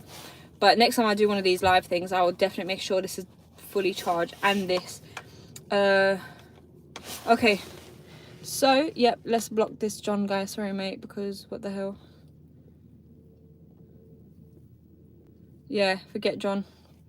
There's obviously curiosity, which is totally fine, and then there's just like, shut up mate, do you know what I mean? But anyways, charge power bank, I will do next time. And what city am I from? London, so I'm in London now. So yeah, I'm gonna be driving for like another 50 minutes, which is gonna be boring for you guys. Like your car. Yeah, it's my work car. Let me show you guys actually while you're here. So it's really a mess. I did say I need to like clean up, right? It's got my ladders in here. Normally it goes nicely in the boot, it fits perfectly in the boot, but because I had my longer ladders in here, I had to open it up, and then I just didn't bother. So this is like a, let me turn the camera on. So everything's a mess. My 2 teacups. So what have we got here? This was like a little goodie bag I got from wait, what is this? Oh, lock off kit. My wellies, my mega. This is the power thing that I said from BG Lucico. Yeah, just bits and bobs. And in the boot, let me just show you guys while I'm here. Oh wait, but wait, my battery, can't unplug it, my bad. Oh, yeah, no, sorry, I can't show you. Is that vehicle ULEZ free? No, it's not. But so yeah,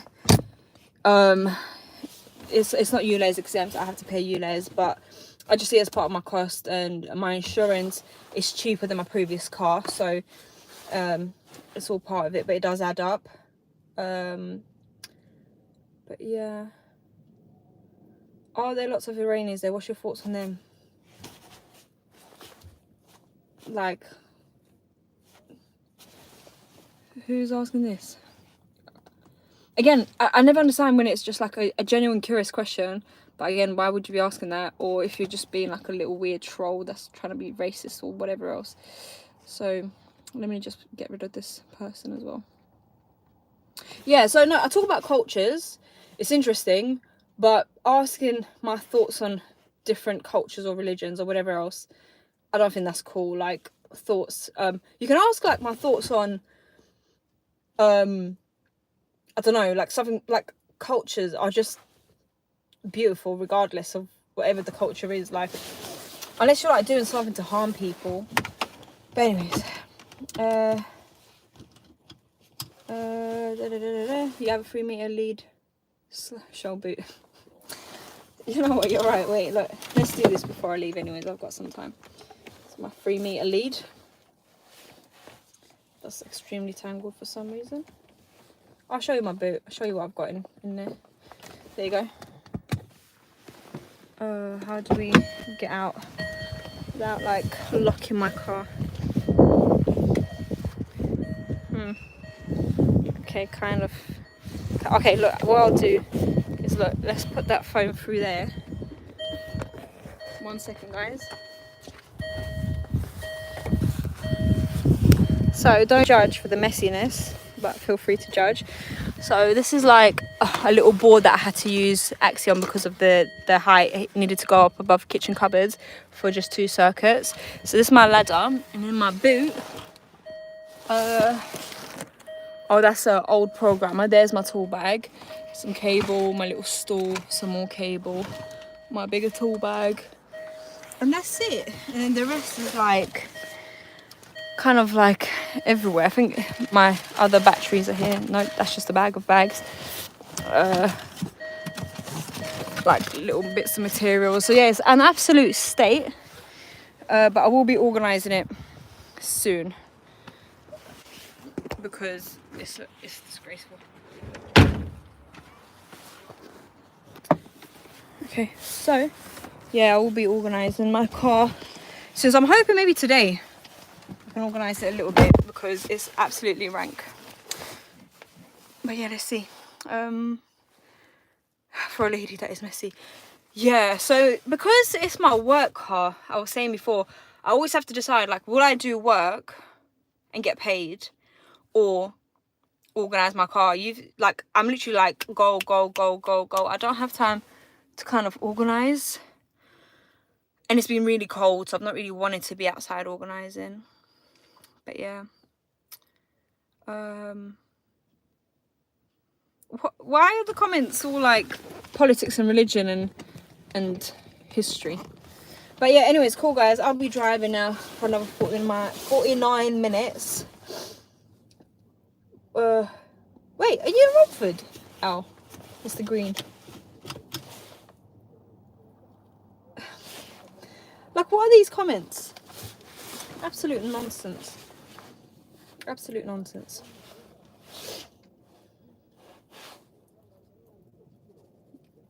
Side profile of my nose. My nose is perfect. Just as every human is. Every human is made perfect. But yeah, Chadwell Heath. Oh yeah, cool. So yeah, I'll be literally driving past you. I'm going Hornchurch, Romford. So if you see me, give me a wave. But yeah, cool. I'm gonna be turning my camera around. Gonna be not looking at any comments. Gonna be driving for 49 minutes. So you guys, if you want to see the next thing, come back in at 1 o'clock. Yeah. If you come back at 1, you'll see the next thing. Until then, it's just gonna be driving and me chit chatting, and I won't be able to read any comments because I'll be driving. I really should have gotten a drink. But yeah, so yeah, I'll be driving through Stamford Hill. And yeah, to North London.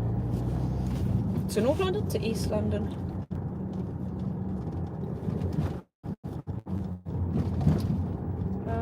Oh no, I won't be. I'll be going, I think, another way. Which way will I be going?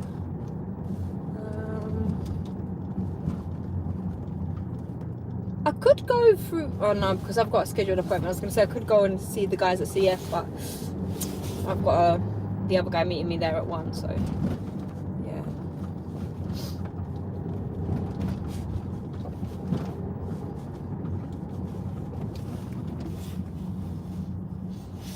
It's so crazy. I've literally been live like this whole morning. I've never done anything like this before, live streaming or whatever else. So crazy. But yeah, maybe I'll make a phone call or 2.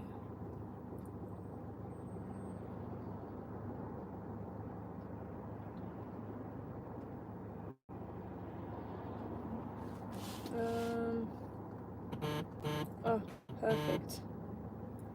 Hey Warren, how are you?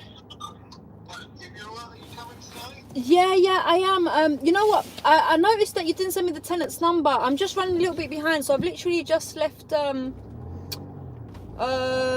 Tottenham, so I'm rushing back. So I don't know if you'll still be at home. Have you got the guy's number? It's like 45 minutes. Let's say 50 minutes, just in case. I'll see you then. All right, thanks. Bye bye. Bye. Okay, so I just got a phone call. I need to go to there first, so I'm gonna call the other guy and tell him, look, I know I said 1, but it's gonna be 1:30, and hopefully he'll be all right with it. So, oh man, literally didn't go to plan. Didn't go to plan, but that's all good. So I think, yeah, I'm gonna have to go to the other job first.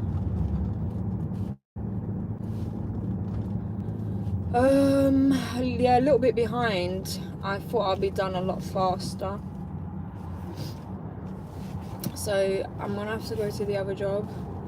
So let me call the other guy and I'll see if by any chance he's okay to wait like even a little bit more.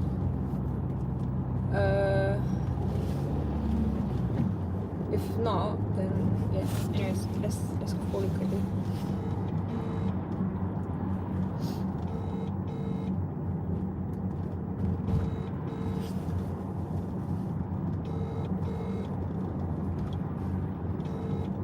If he answers.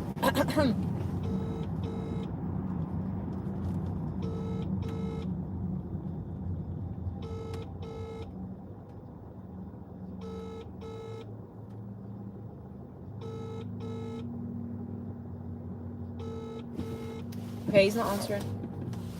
So hopefully he'll call me back.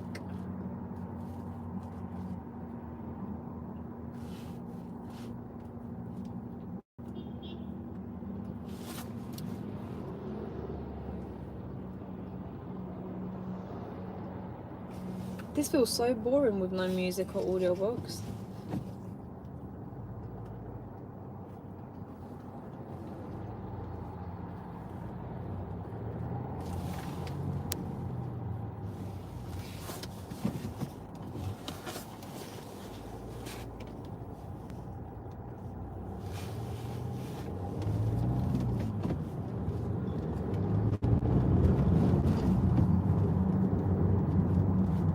So yeah, hopefully that tenant will be there, because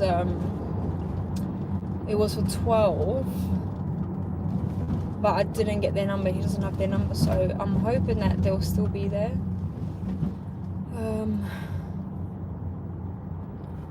Yeah, anyways, it is what it is.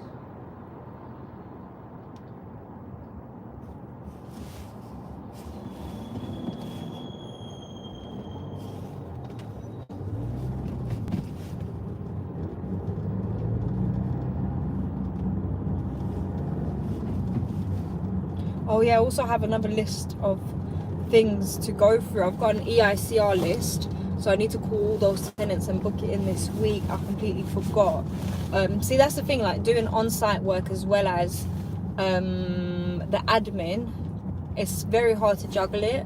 So I completely forgot about this list that I need to schedule in, and I'll be meeting the client. I think he'll see me there, so I know he'll ask me about it. I don't know what I'll say. I don't know what I will say. So yeah, let's see.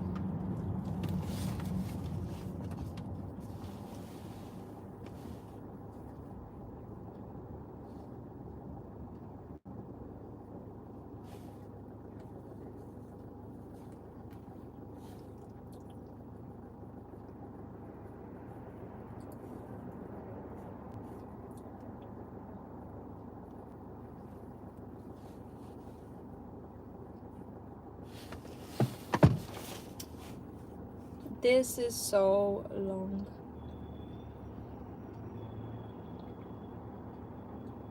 I think the next time I do a live will definitely be more like specifically on a longer job rather than a day where I'm doing so much driving.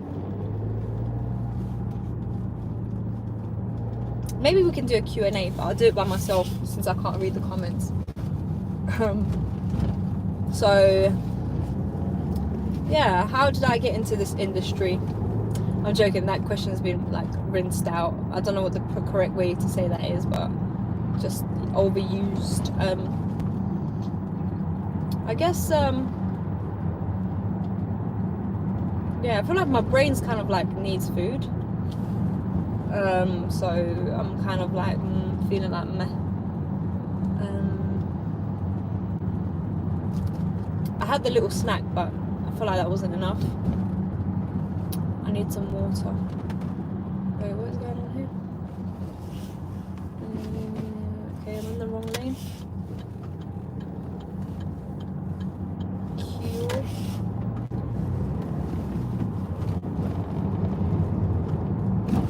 Anyways, this as well. This is all built new within the last few years. Oh yeah, let me answer this question. I mean, this phone call. Hello. Hiya, you alright? Hiya, you okay? Are you calling me back because of the missed call? Yeah. Oh, there was one property I couldn't get into. The keys were not working. So it worked for the first door, but not the second door. I called Jimmy, but he said that I have to call you to raise an order for him to go out there. What's the address? Number 87 on the last list that I got. Yeah, so... We've set someone else up an issue with that property. So, hold fire, we don't know what's going on there. It's just some other might have changed the documents. Yeah, so okay, that's cool then. So you already are aware of this issue, yeah? Yeah, the asbestos team were trying to get in there before you.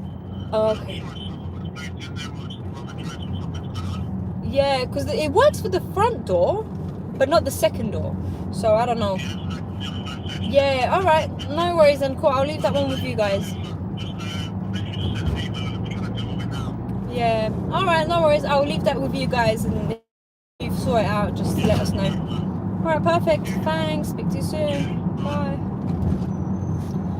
Okay, guys, the property I couldn't get into, the guy just said someone else had an issue before me, the asbestos team, but no one wanted to tell me, which sometimes, obviously, I feel a way about it, because they could have easily seen that I was due to go there. They could have let me know that there's issues with it, but instead they kind of like leave me to go there and try it and waste my time.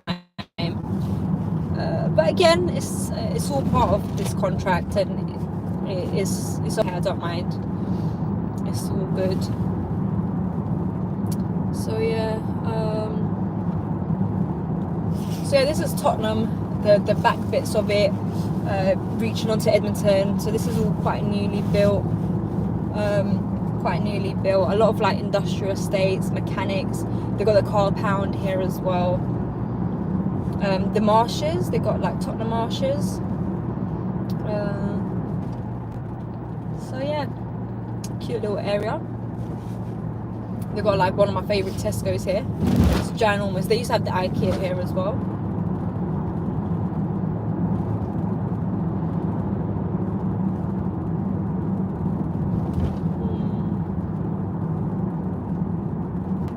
So yeah,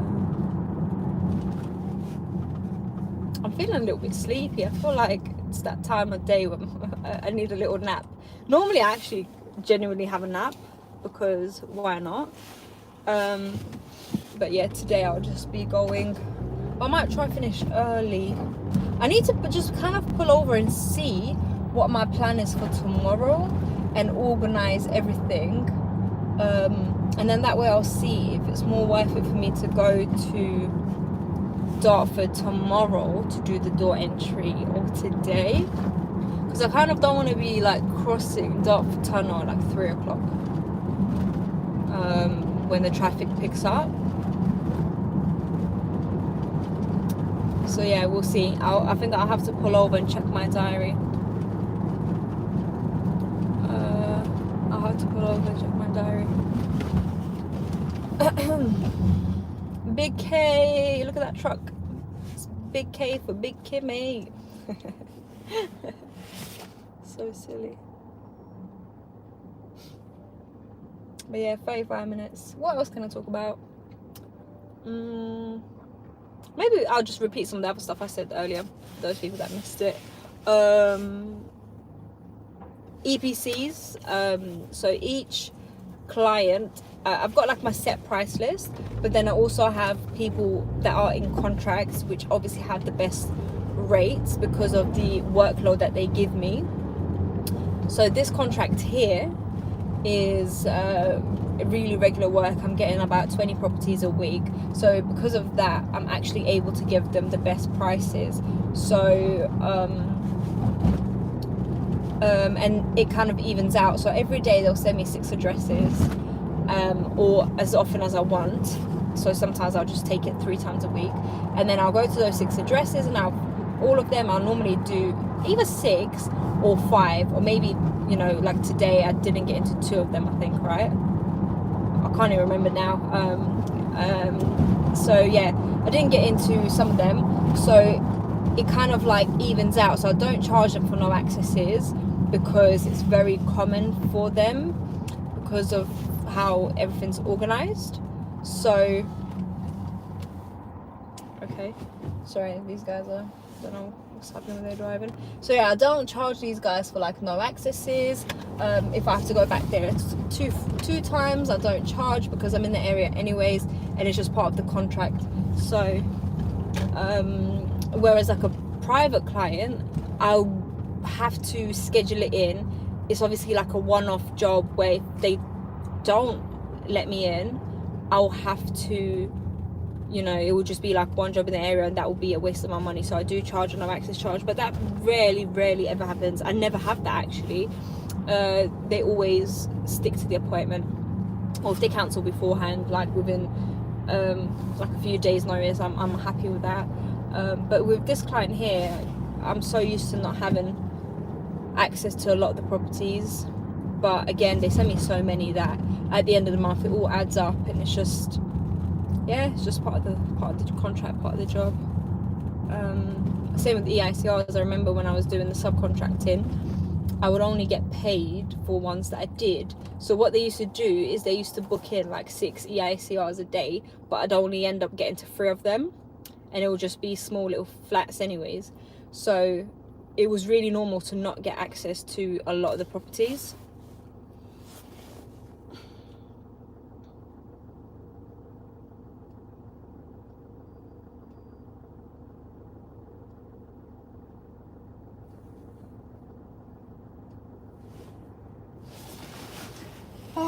Come on, man. I'm getting so sleepy.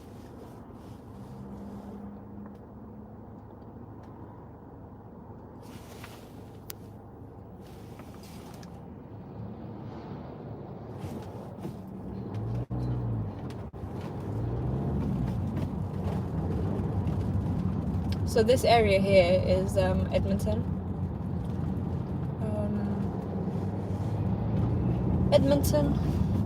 Edmonton, Angel Edmonton, Edmonton Green. It's just like an average, quiet kind of London area. Not much going on here, except for the industrial estates. Oh, they have like some kind of recycling factory thing.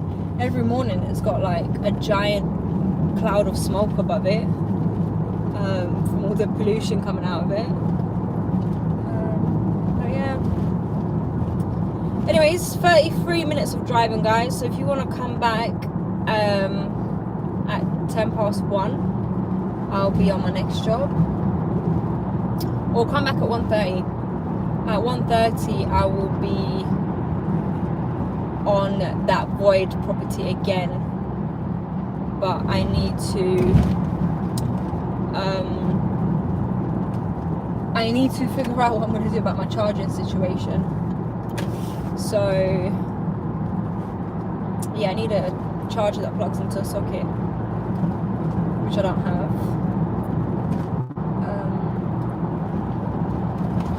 But who knows, we'll figure it out. Maybe by the time I get there in half an hour, we'll charge like 6%.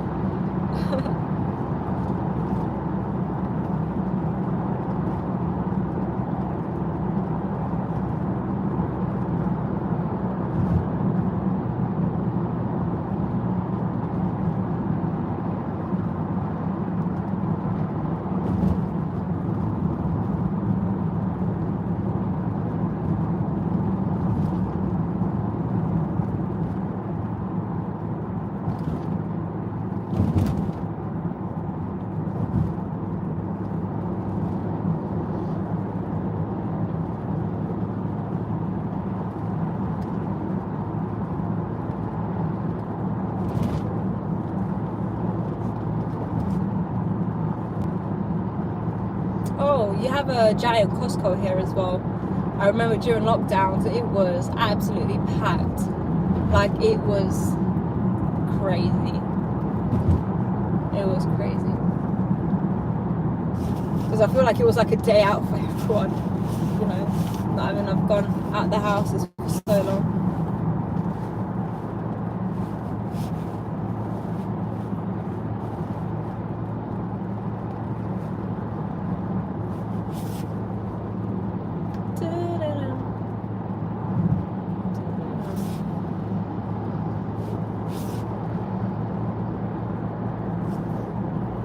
Oh yeah, I need to think of what I'm gonna do about this appointments that I need to book.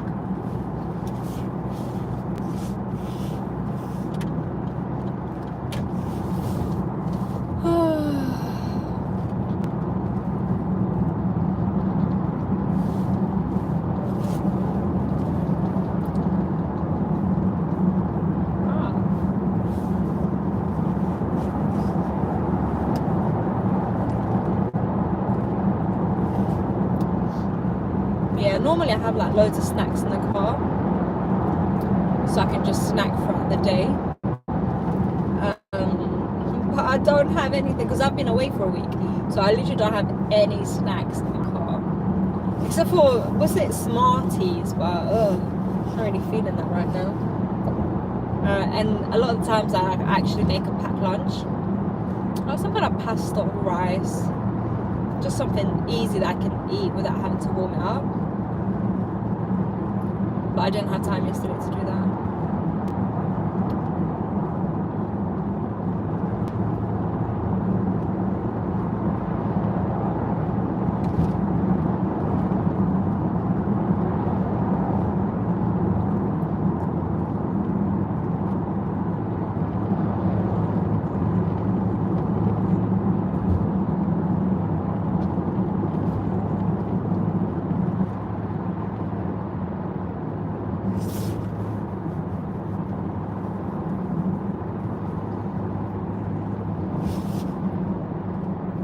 Oh, you know what? I just remembered I'll be doing a little podcast for Women's Day. That's gonna be really cute.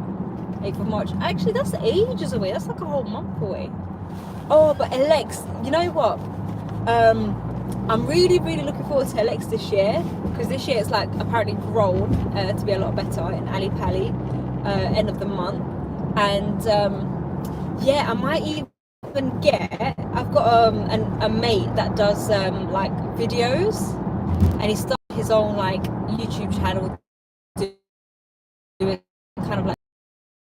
So what I might do is I might get him to come with me, documentary about being in the trades really, but like make it cool.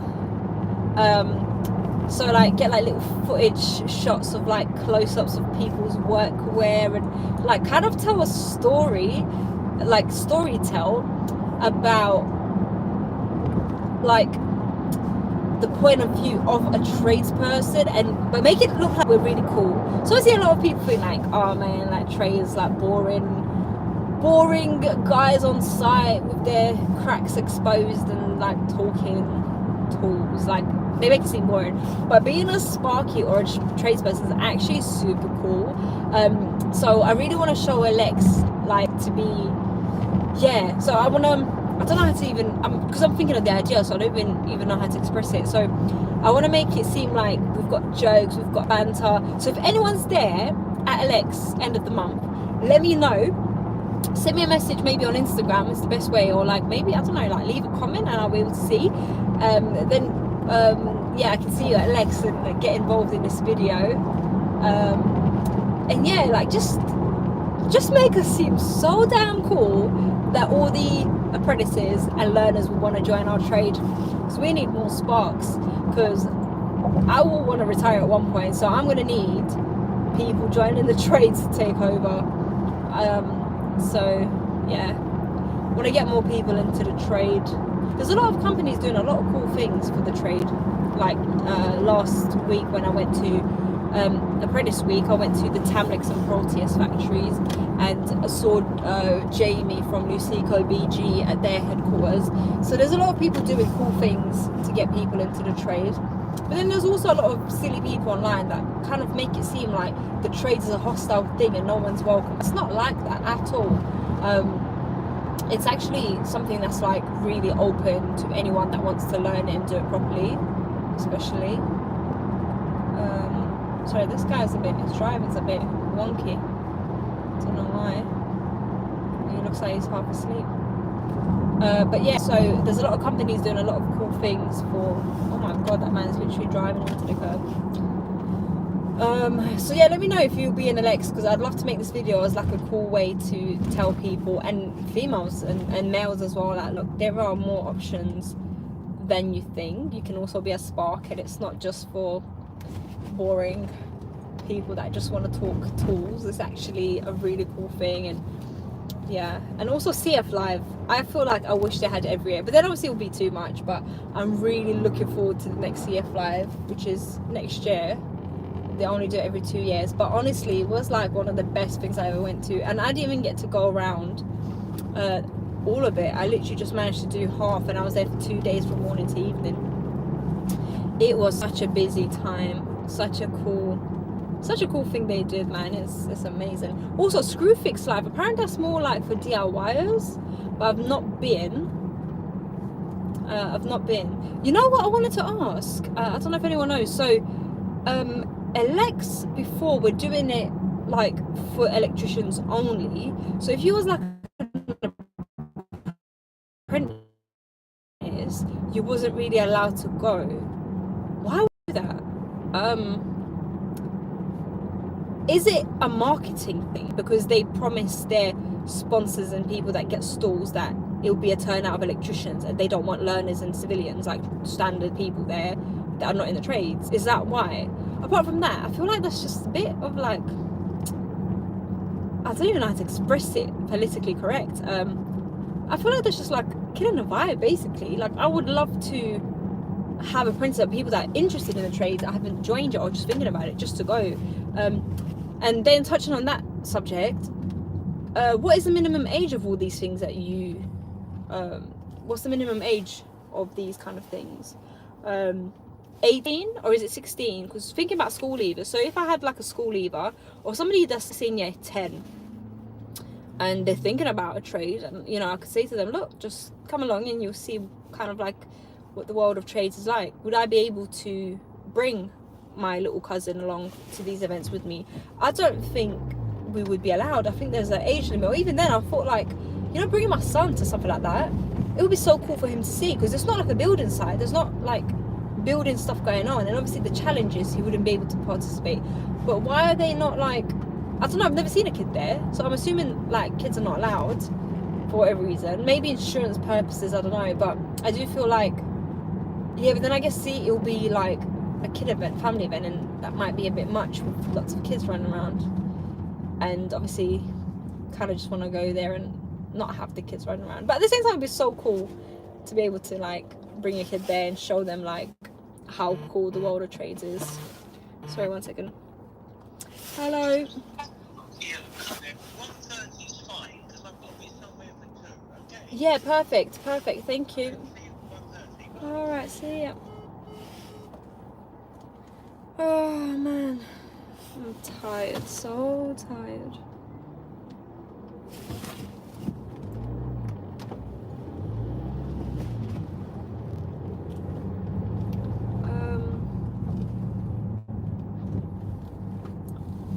Whoa. This roundabout is the worst. No one ever knows what lanes to stay in. But anyways, yeah, I feel like I'm getting a headache. I definitely need to stop by and get some water, so maybe when I get to the next job maybe I'll have another little thing, soother. But yeah, so yeah, this year I'm also, oh guys, yeah, do you know where else I'm gonna be at? Installer show. I've been before and it was more like for plumbers and like heating engineers or whatever else, but this year they're making it more for electricians as well, so they got a lot more electrical brands. So I'm actually going to be there myself personally for the whole duration as like one of the team members, which is so cool. I've never really done that before at an event, so I'm going to be there talking about the different tools, different workwear. So yeah, if you are going or interested in going, I think it's sometime in the summer, I can't even remember the exact date now, June or July, but I'll post the details later on my Instagram. Let me know if you're interested. I'll put a little link up and you guys can like sign up through that, or if you've already signed up, let me know. It'll be really cool to meet some of you guys. I love meeting the community, like I absolutely love meeting the community in all these trade shows, trade events. A lot of the times it's really cool, like when you speak to people online for ages, and a lot of people obviously don't show their face, they'll just show the company logo, and when you finally get to meet them on site, not on site, on the trade shows, and you're like, oh my god, this is so cool, like I've seen the face behind the profile. That guy nearly got run over, I had to backtrack.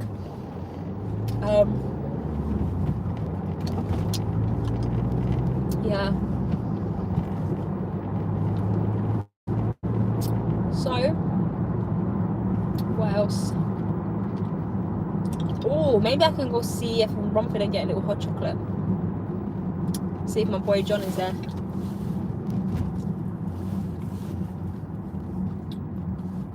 That'd be nice.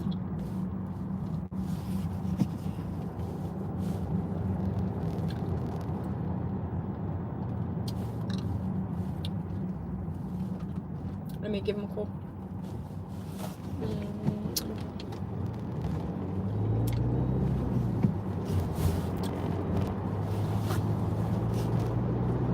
Hello mate, you at work today? What's that? Yeah, I don't know, you might be having a day off for no reason, like what I do. Nah. Do you reckon it'll be alright if I just come through to say hello and grab a hot chocolate and not buy anything? But I can walk in there and pretend I'm about to buy something and pretend you guys don't have it in stock. I'm gonna walk in and be like, can I get a 50-way dual RCD board, please? And you'll be like, oh, it's not in stock. I'll be like, oh, never mind. Then I'll just get a hot chocolate and say hi to John. Alright, wicked. I'll see you in the next hour or so. Alright, bye, mate. Okay, cool. So, just called CF. They said they're all cool with me coming through just to get a hot chocolate and say hello. Absolutely love CF.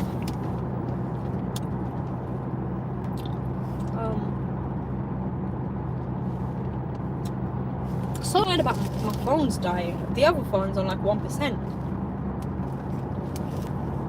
What a shambles. And I use the other phone for my sat nav and all my work stuff, so who knows.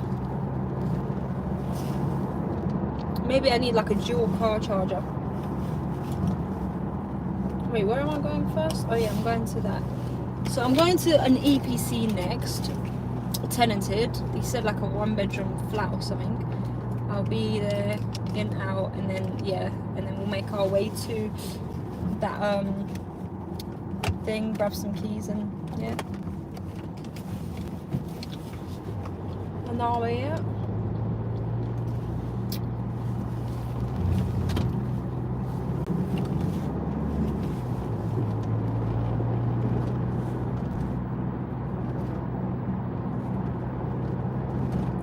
Oh, you know what?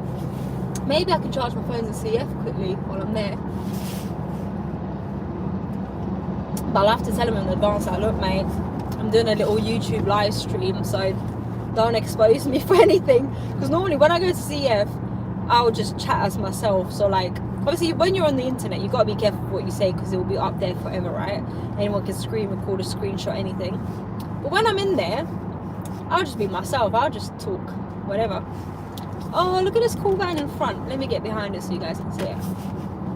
The number plate says yes PPE. It's a sign. I should wear PPE to work. It's a nice little van.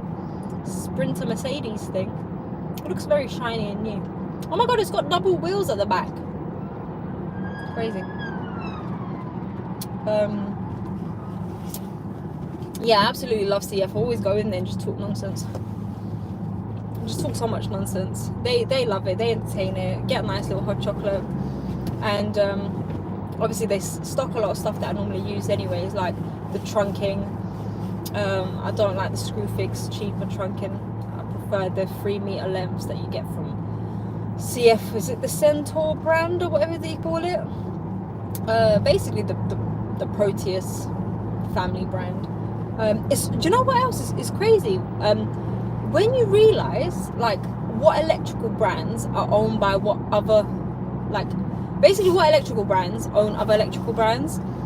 So like finding out Lucico, BG are basically the same thing, or CF basically have Proteus, M2 and all these other brands, and they're all part of the same family.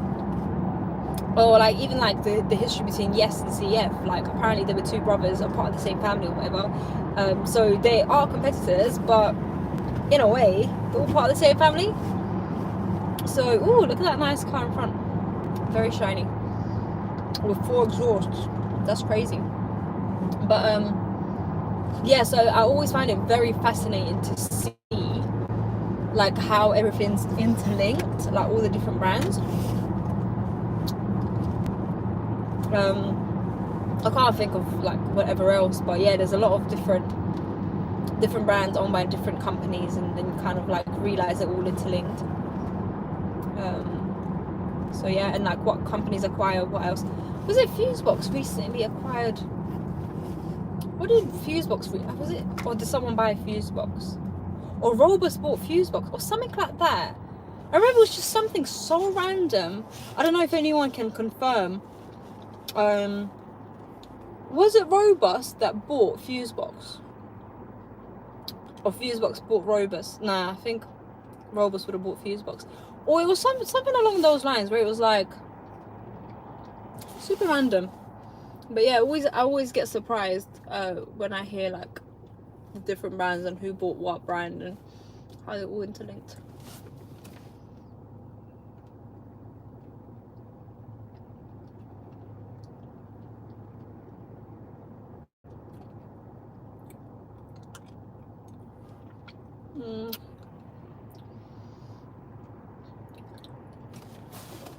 Taking a bit long. This traffic light always takes so long.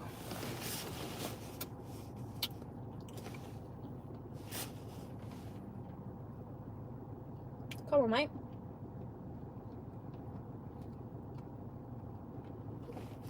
Is it going in front of me or behind me? Come.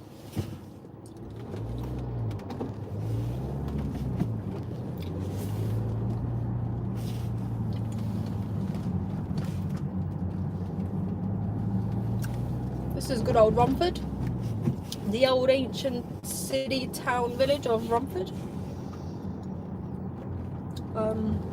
Yeah. You know what?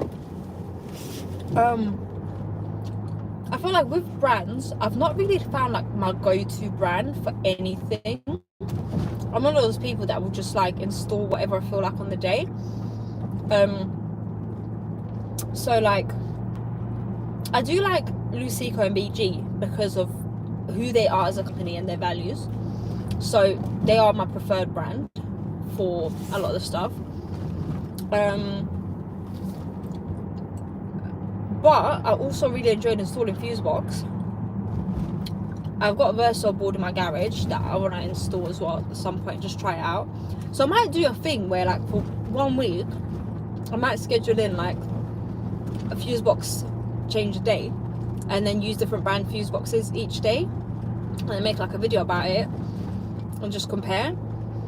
Because I used to install a wireless stuff for the council because that's the preferred thing. I don't think I've ever installed a Hager board.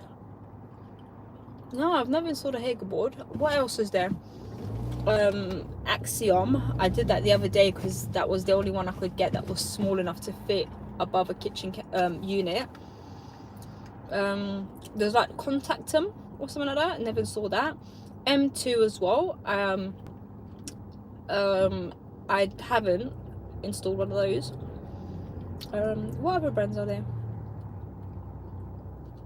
Can't think of anything else. Oh yeah, Schneider. I've always wanted to install one of those because I really like the bulky look of those fuse boxes that kind of looks like an aircon unit, but it's a fuse box because it's just like round and flat. And you can print your picture on the front, which I think is really cute and cool. But I've not installed one of those yet either. But I've always wanted to. So I might do like a thing where I tell my clients, look, for this week 10% off fuse wall changes, or like give them like a I don't know, like a free pack test with every fuse board change as an incentive, and then book in like 5 fuse board changes in 1 week, and then each day get a different brand. So like day 1 I'll get a Schneider, day 2 I'll get a BG, day 3 I'll get a Verso, and then a fuse box, and then a wireless or something like that, and then just like, yeah, make a little video and just compare the difference between yeah, the different boards and like the cutouts, the terminals. I think that would be a really cool thing to do. That'd be a really cool thing to do.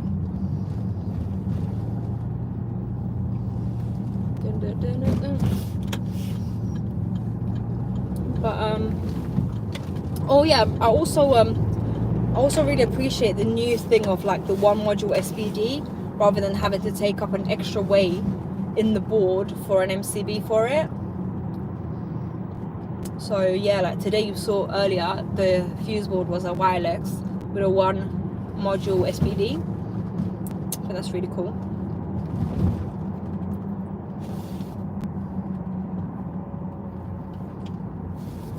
But yeah, at the end of the week I've got a install and I'm going to be using everything BG on there and Luceco. So I'm going to be doing a BG board, and Luceco basically have like I don't know if you guys have seen like the spotlights. I've got a video on my channel as well of me like installing them. So they've got like the different basically color change, warm white, cool white, and everything in between. So they've got that now in like batten version. So I'm going to be installing that in like the church community center, and it's going to be like color change, which I think is just really cool. So yeah, these kind of things, it's interesting because obviously the color change, you kind of set the color once and you put the covers on and you never really change it again. But I like the fact that my client, he said he doesn't know what he wants, so I could actually just go there and change the settings and show him like, look, this is the different vibes you can get. And eventually, like if you move to summertime and you want to change the color or whatever else, it can be easily done when I'm back doing, you know, your annual pat test or emergency light test or smoke alarm test or whatever else. I can change the colors for your LED lights. That would be kind of cool. And yeah, if I need to put any sockets in as well, whatever else, I'll be using BG on this job, or what, Nexus, I think their brand is. So that would be good. Oh, I think I'll be driving past the B&M. Maybe I'll stop in and get a charger. Another B&M, basically. Whoa. Wow, why is there traffic here already?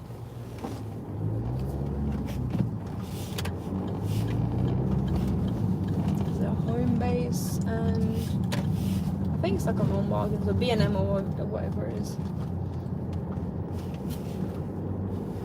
How would I know if a power bank I buy already has power in it? I wonder if I get one from B&M, like if it will be fully charged or not. But yeah, I'll pull over in literally 2 minutes, guys, and if there's any comments or anything, have a little read. And then the job itself is like 2 minutes from here. 2 minutes from here.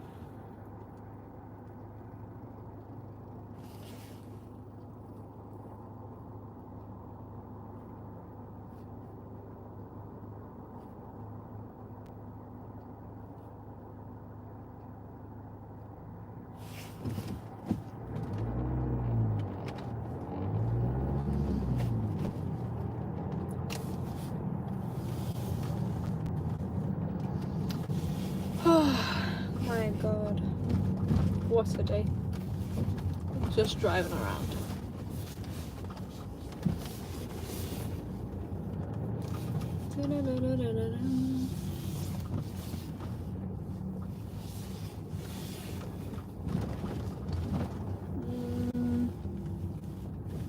Okay, we'll just go straight in here. Perfect. Okay, that will do. So let's have a look. Oh man, 1%. Why is this my life? Like, why did I not charge everything properly? I just didn't think my battery would be this drained. So maybe I'll chill in the car, read the comments and charge it for a few minutes. Let's have a look at the comments. If you need to pass the citizenship, then you need to pick YLX. M2 used to be called Omega. Probably. That's the thing. They always change names, and I don't know why. I think it's obviously something to do with who buys who and what buys what. And oh, Robus did buy a fuse box, because I remember I wore my Robus branded stuff that I got from CF Live to one of these shows, and people were like, "Oh, did you guys buy a fuse box?" And I was like, "Sorry, like I can't afford to, like, what do you mean, like I bought fuse box? Not me." And then I realized they were talking about the robust thing. But yeah, CF needs to sort me out with the charge power bank. You never know, they might. And someone said you talk so much. Yeah, I'm driving and I'm trying to keep people entertained that watching it. So I'm talking about pot noodles. I'm starving.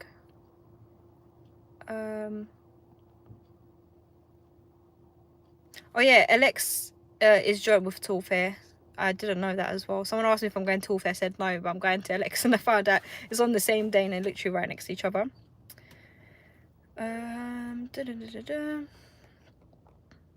So what else?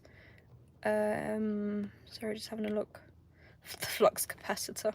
That's like my favorite. Oh my god, like telling people it's the flux capacitor and they kind of believe it and you're like, jokes. Oh, BG. It's funny, I've had more problems with other brands. Not really had. It's funny how different people have problems with different brands. So like myself, yeah, it was like the last couple of failed ones were all like MK for some reason. The new MK, not the old MK stuff is there for years, but whatever's up with the new MK, don't know. I've had a few new faulty MK sockets.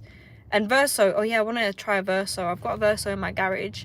I need to get that and try that out.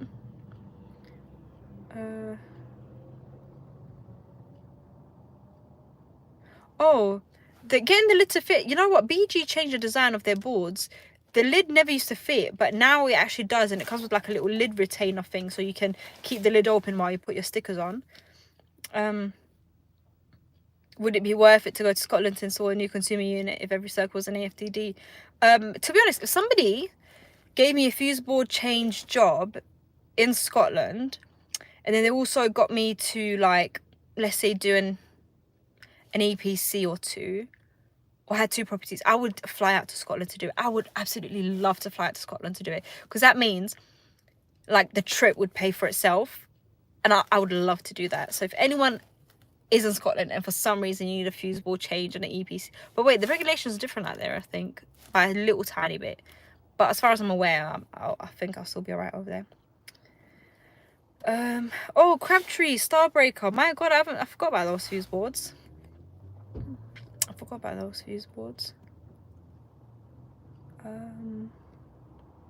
Finally someone Scottish, quite a few Scottish people here.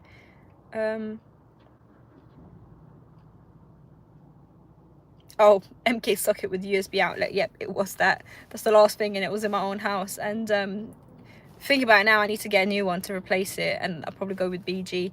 But yeah, it was quite bad. It broke down within a few months. And it made weird noises, and it was quite scary. Even me as an electrician, I was like, is this gonna blow up? And I completely forgot, so I hope my house will not be on fire when I get back home. USB socket should be scrapped. Yeah, they're not the best, but again, no comment. no comment. Okay, let me quickly run in. Any socket with active circuitry is a bad idea. Yeah, it is, but I think it's the convenience. I don't want to admit that they shouldn't be installing them, because it's convenient having it there. But yeah, okay, let me run in, because I've got 2% again. Half the talk is about my batteries dying, so let me run into B&M. I'll see if they've got like a charger that I can plug into the wall, and if they've got like a little power bank, I might just try to get one and see if it comes pre-charged. Okay, and I don't want to get distracted looking at everything else, but oh, noodles, because I'm hungry. I'm not looking at everything. Oh.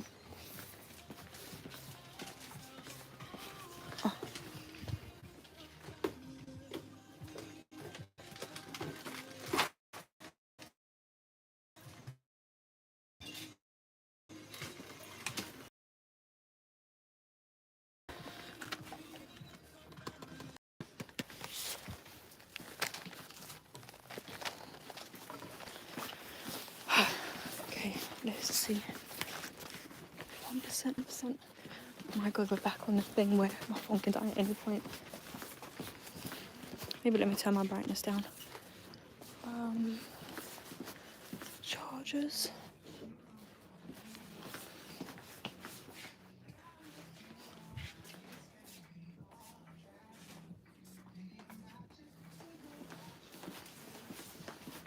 Sorry, excuse me, can I ask, where would I find your phone chargers?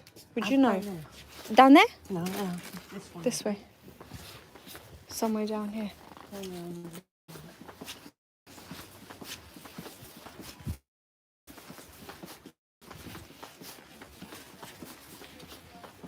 Oh, perfect. Is that... Oh, amazing. Thank you so much. Thank you. Okay, I need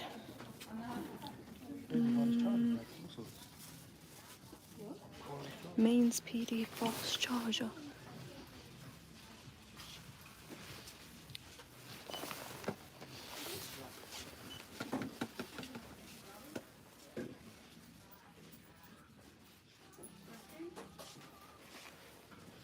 I don't want my phone to die.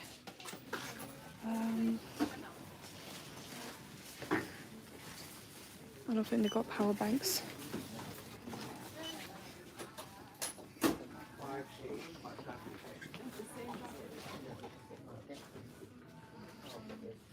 Okay, no, they don't have power banks.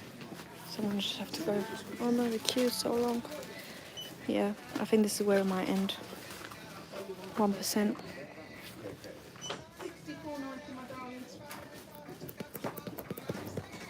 Got 1%.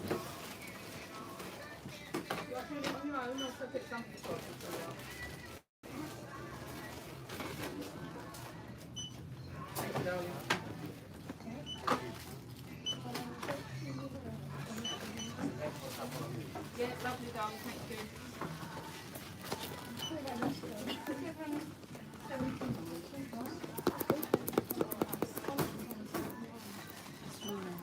1%.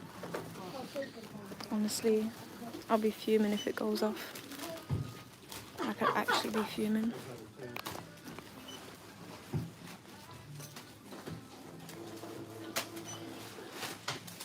Thank you very much. Thank you.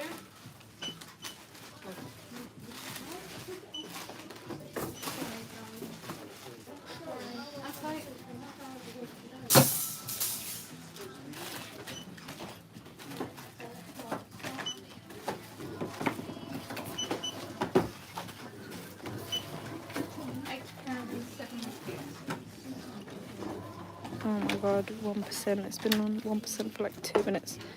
So I feel like... Sorry. Oh.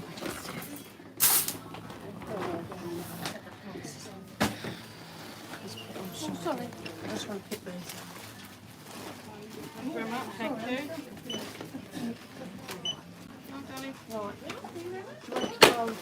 Oh, perfect. Thank you so much. Just these two. £25.97.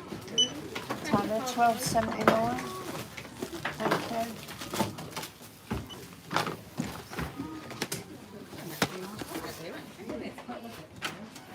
Keep that just in case. Perfect. Yeah, Thank you so much. I appreciate that. Have a nice day. Okay. Okay, 1%, guys. 1%. Running back to the car. This is absolutely ridiculous. Honestly, I've never done such a ridiculous thing in my life. Ew, my car smells like all the houses that I've been into. My car literally smells like all the houses I've been into today. Ew. It's not very good.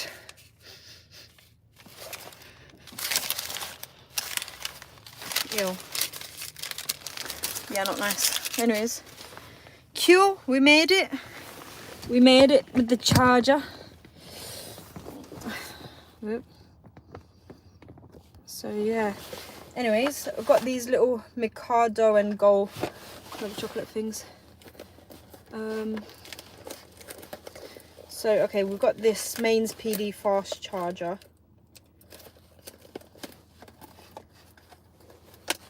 Compatible with Android and iPhone. 25 minutes, get you to 50%. This might just save the day. Literally, this is me. Throw it behind there if I can't see it. This giant box has this one small thing in it. What a waste. Literally nothing else. I guess they needed that big to print everything on it. But yeah, absolute waste of whatever. Anyways, cool. So the next job is tenanted. Got a tenant in there waiting for me. Excuse me, I'm getting so tired now and sleepy.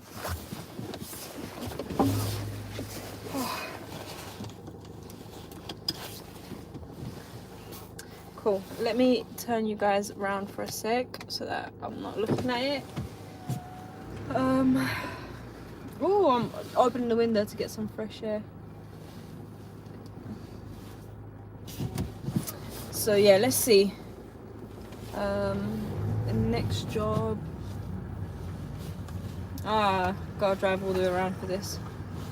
Oh, look at that little van, it's so cute. Oh wait, maybe you'll see it. Look how cute it is. It's like short but big, like at the top. It's really cute. Oh, I love it. Why does it look so cute? Such a cute little big van. It's like short but tall. Thanks, brother. Let's keep it moving. Here we are. Oh man. Okay.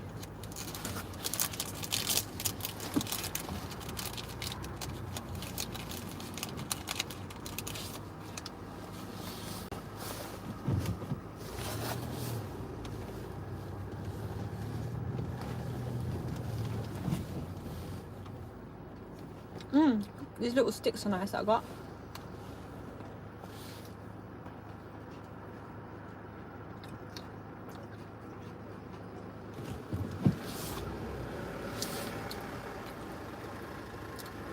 Whoops.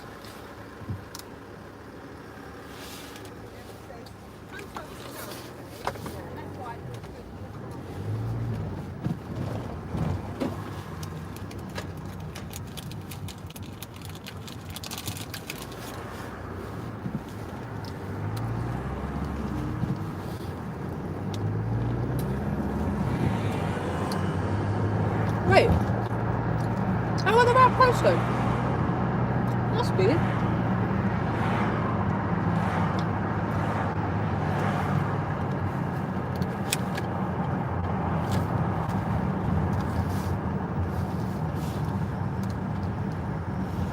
I've never been here before. For work.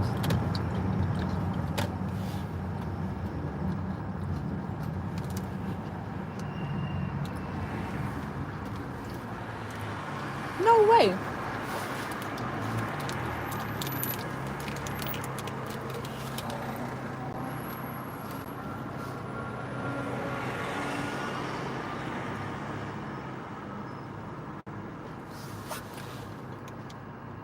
Wow. Okay.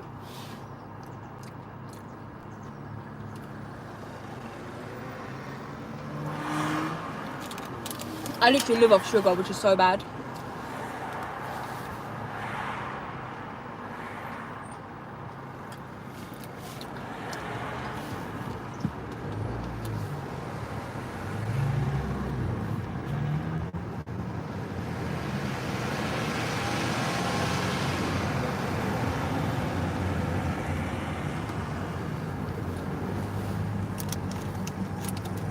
So I'm just munching the little sticks.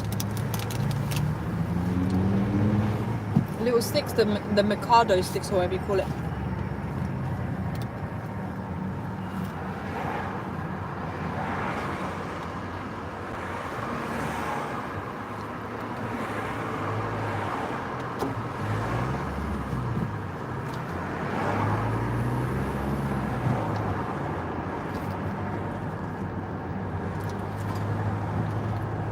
Yeah, I don't think I'm going to bother going to Dartford today because the credit job cancelled. So I'm just going to maybe plan to go there first thing in the morning. And then just go home early today and do some admin. And clear out my car and organise.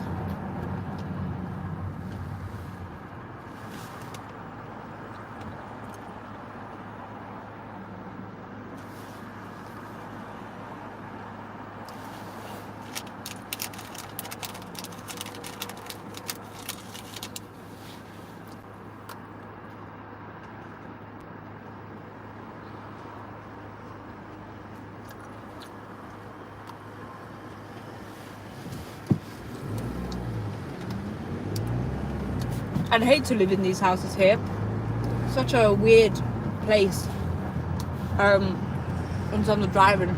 getting in and out.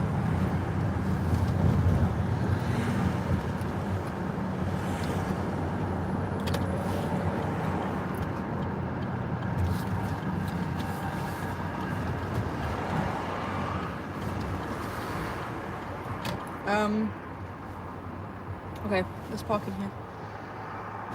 What? Phew.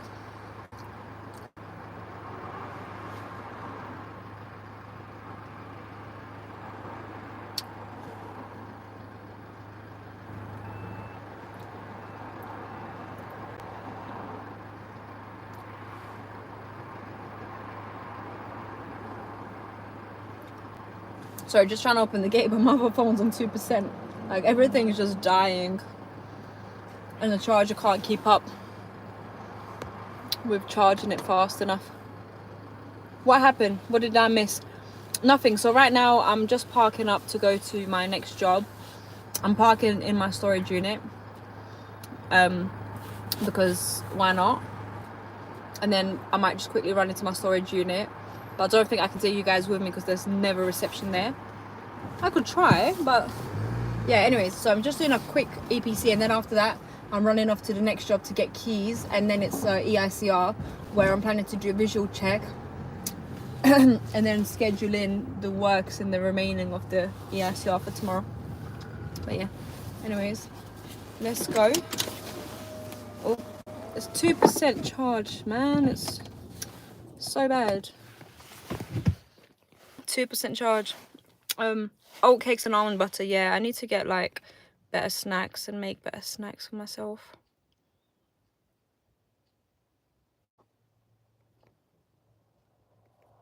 Am I in Britain? Yep, I'm in London, Britain. But yeah. Okay, 2%. So annoying. Maybe I could chill. Oh, I can't really chill here. I've got like somewhere to be. Okay, let's see. I've got to run to the address with 2% on both phones. How bad is that? Oh my god, the other phone's on 1%, literally 1%, and this phone's on 2. Okay, let me try smash it out. Just run in and absolutely smash it. Or maybe I should leave this phone here on charge. Come back to you guys in 5-10 minutes. What do I do?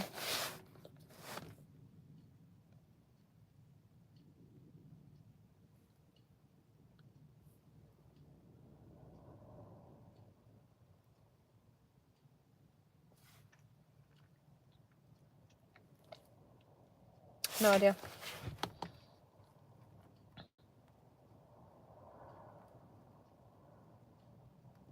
Oh, what a shambles.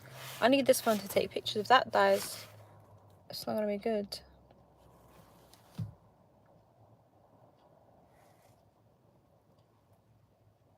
Hello, hello, all the way to Indonesia.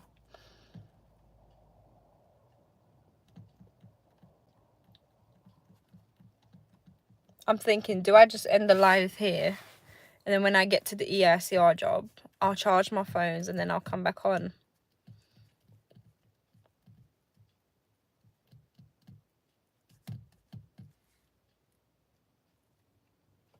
I don't know. I'm deleting that comment. Nonsense. Maybe battery in old phone dying. Yeah. This is a proper old. This is like an iPhone 8 or whatever it is. It's, as you can see, it's got holes all over. The battery on this is rubbish. But this phone is obviously using a lot of battery because I'm doing the YouTube thing on him. I'm tired, as you can tell. My face didn't look like this in the morning when I started.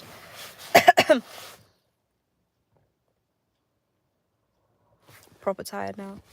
Need my little nap. My eyes are getting sticky. I think it's the sugar crash from all the sugar I had.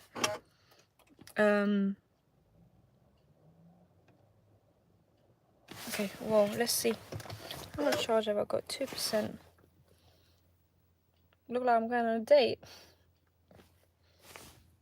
What?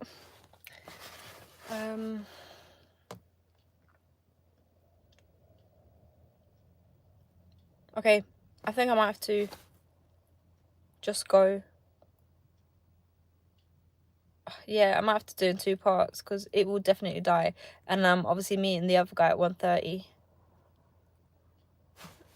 What the hell?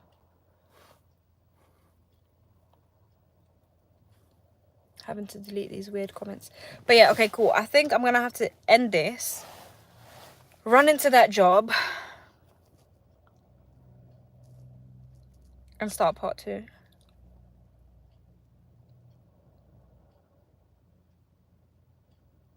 Honestly, my brain's not even thinking. I'm just so tired. Yeah, cool. I think I'm gonna do that, guys. I'm so sorry, but I'm gonna end this and start part 2 when I get to the job, using my charger to charge my phones, and then I'll be able to actually film more bits. So cool. I'm gonna have to end this, but yeah, thanks for watching. I'll be back in about 10-15 minutes with a part 2.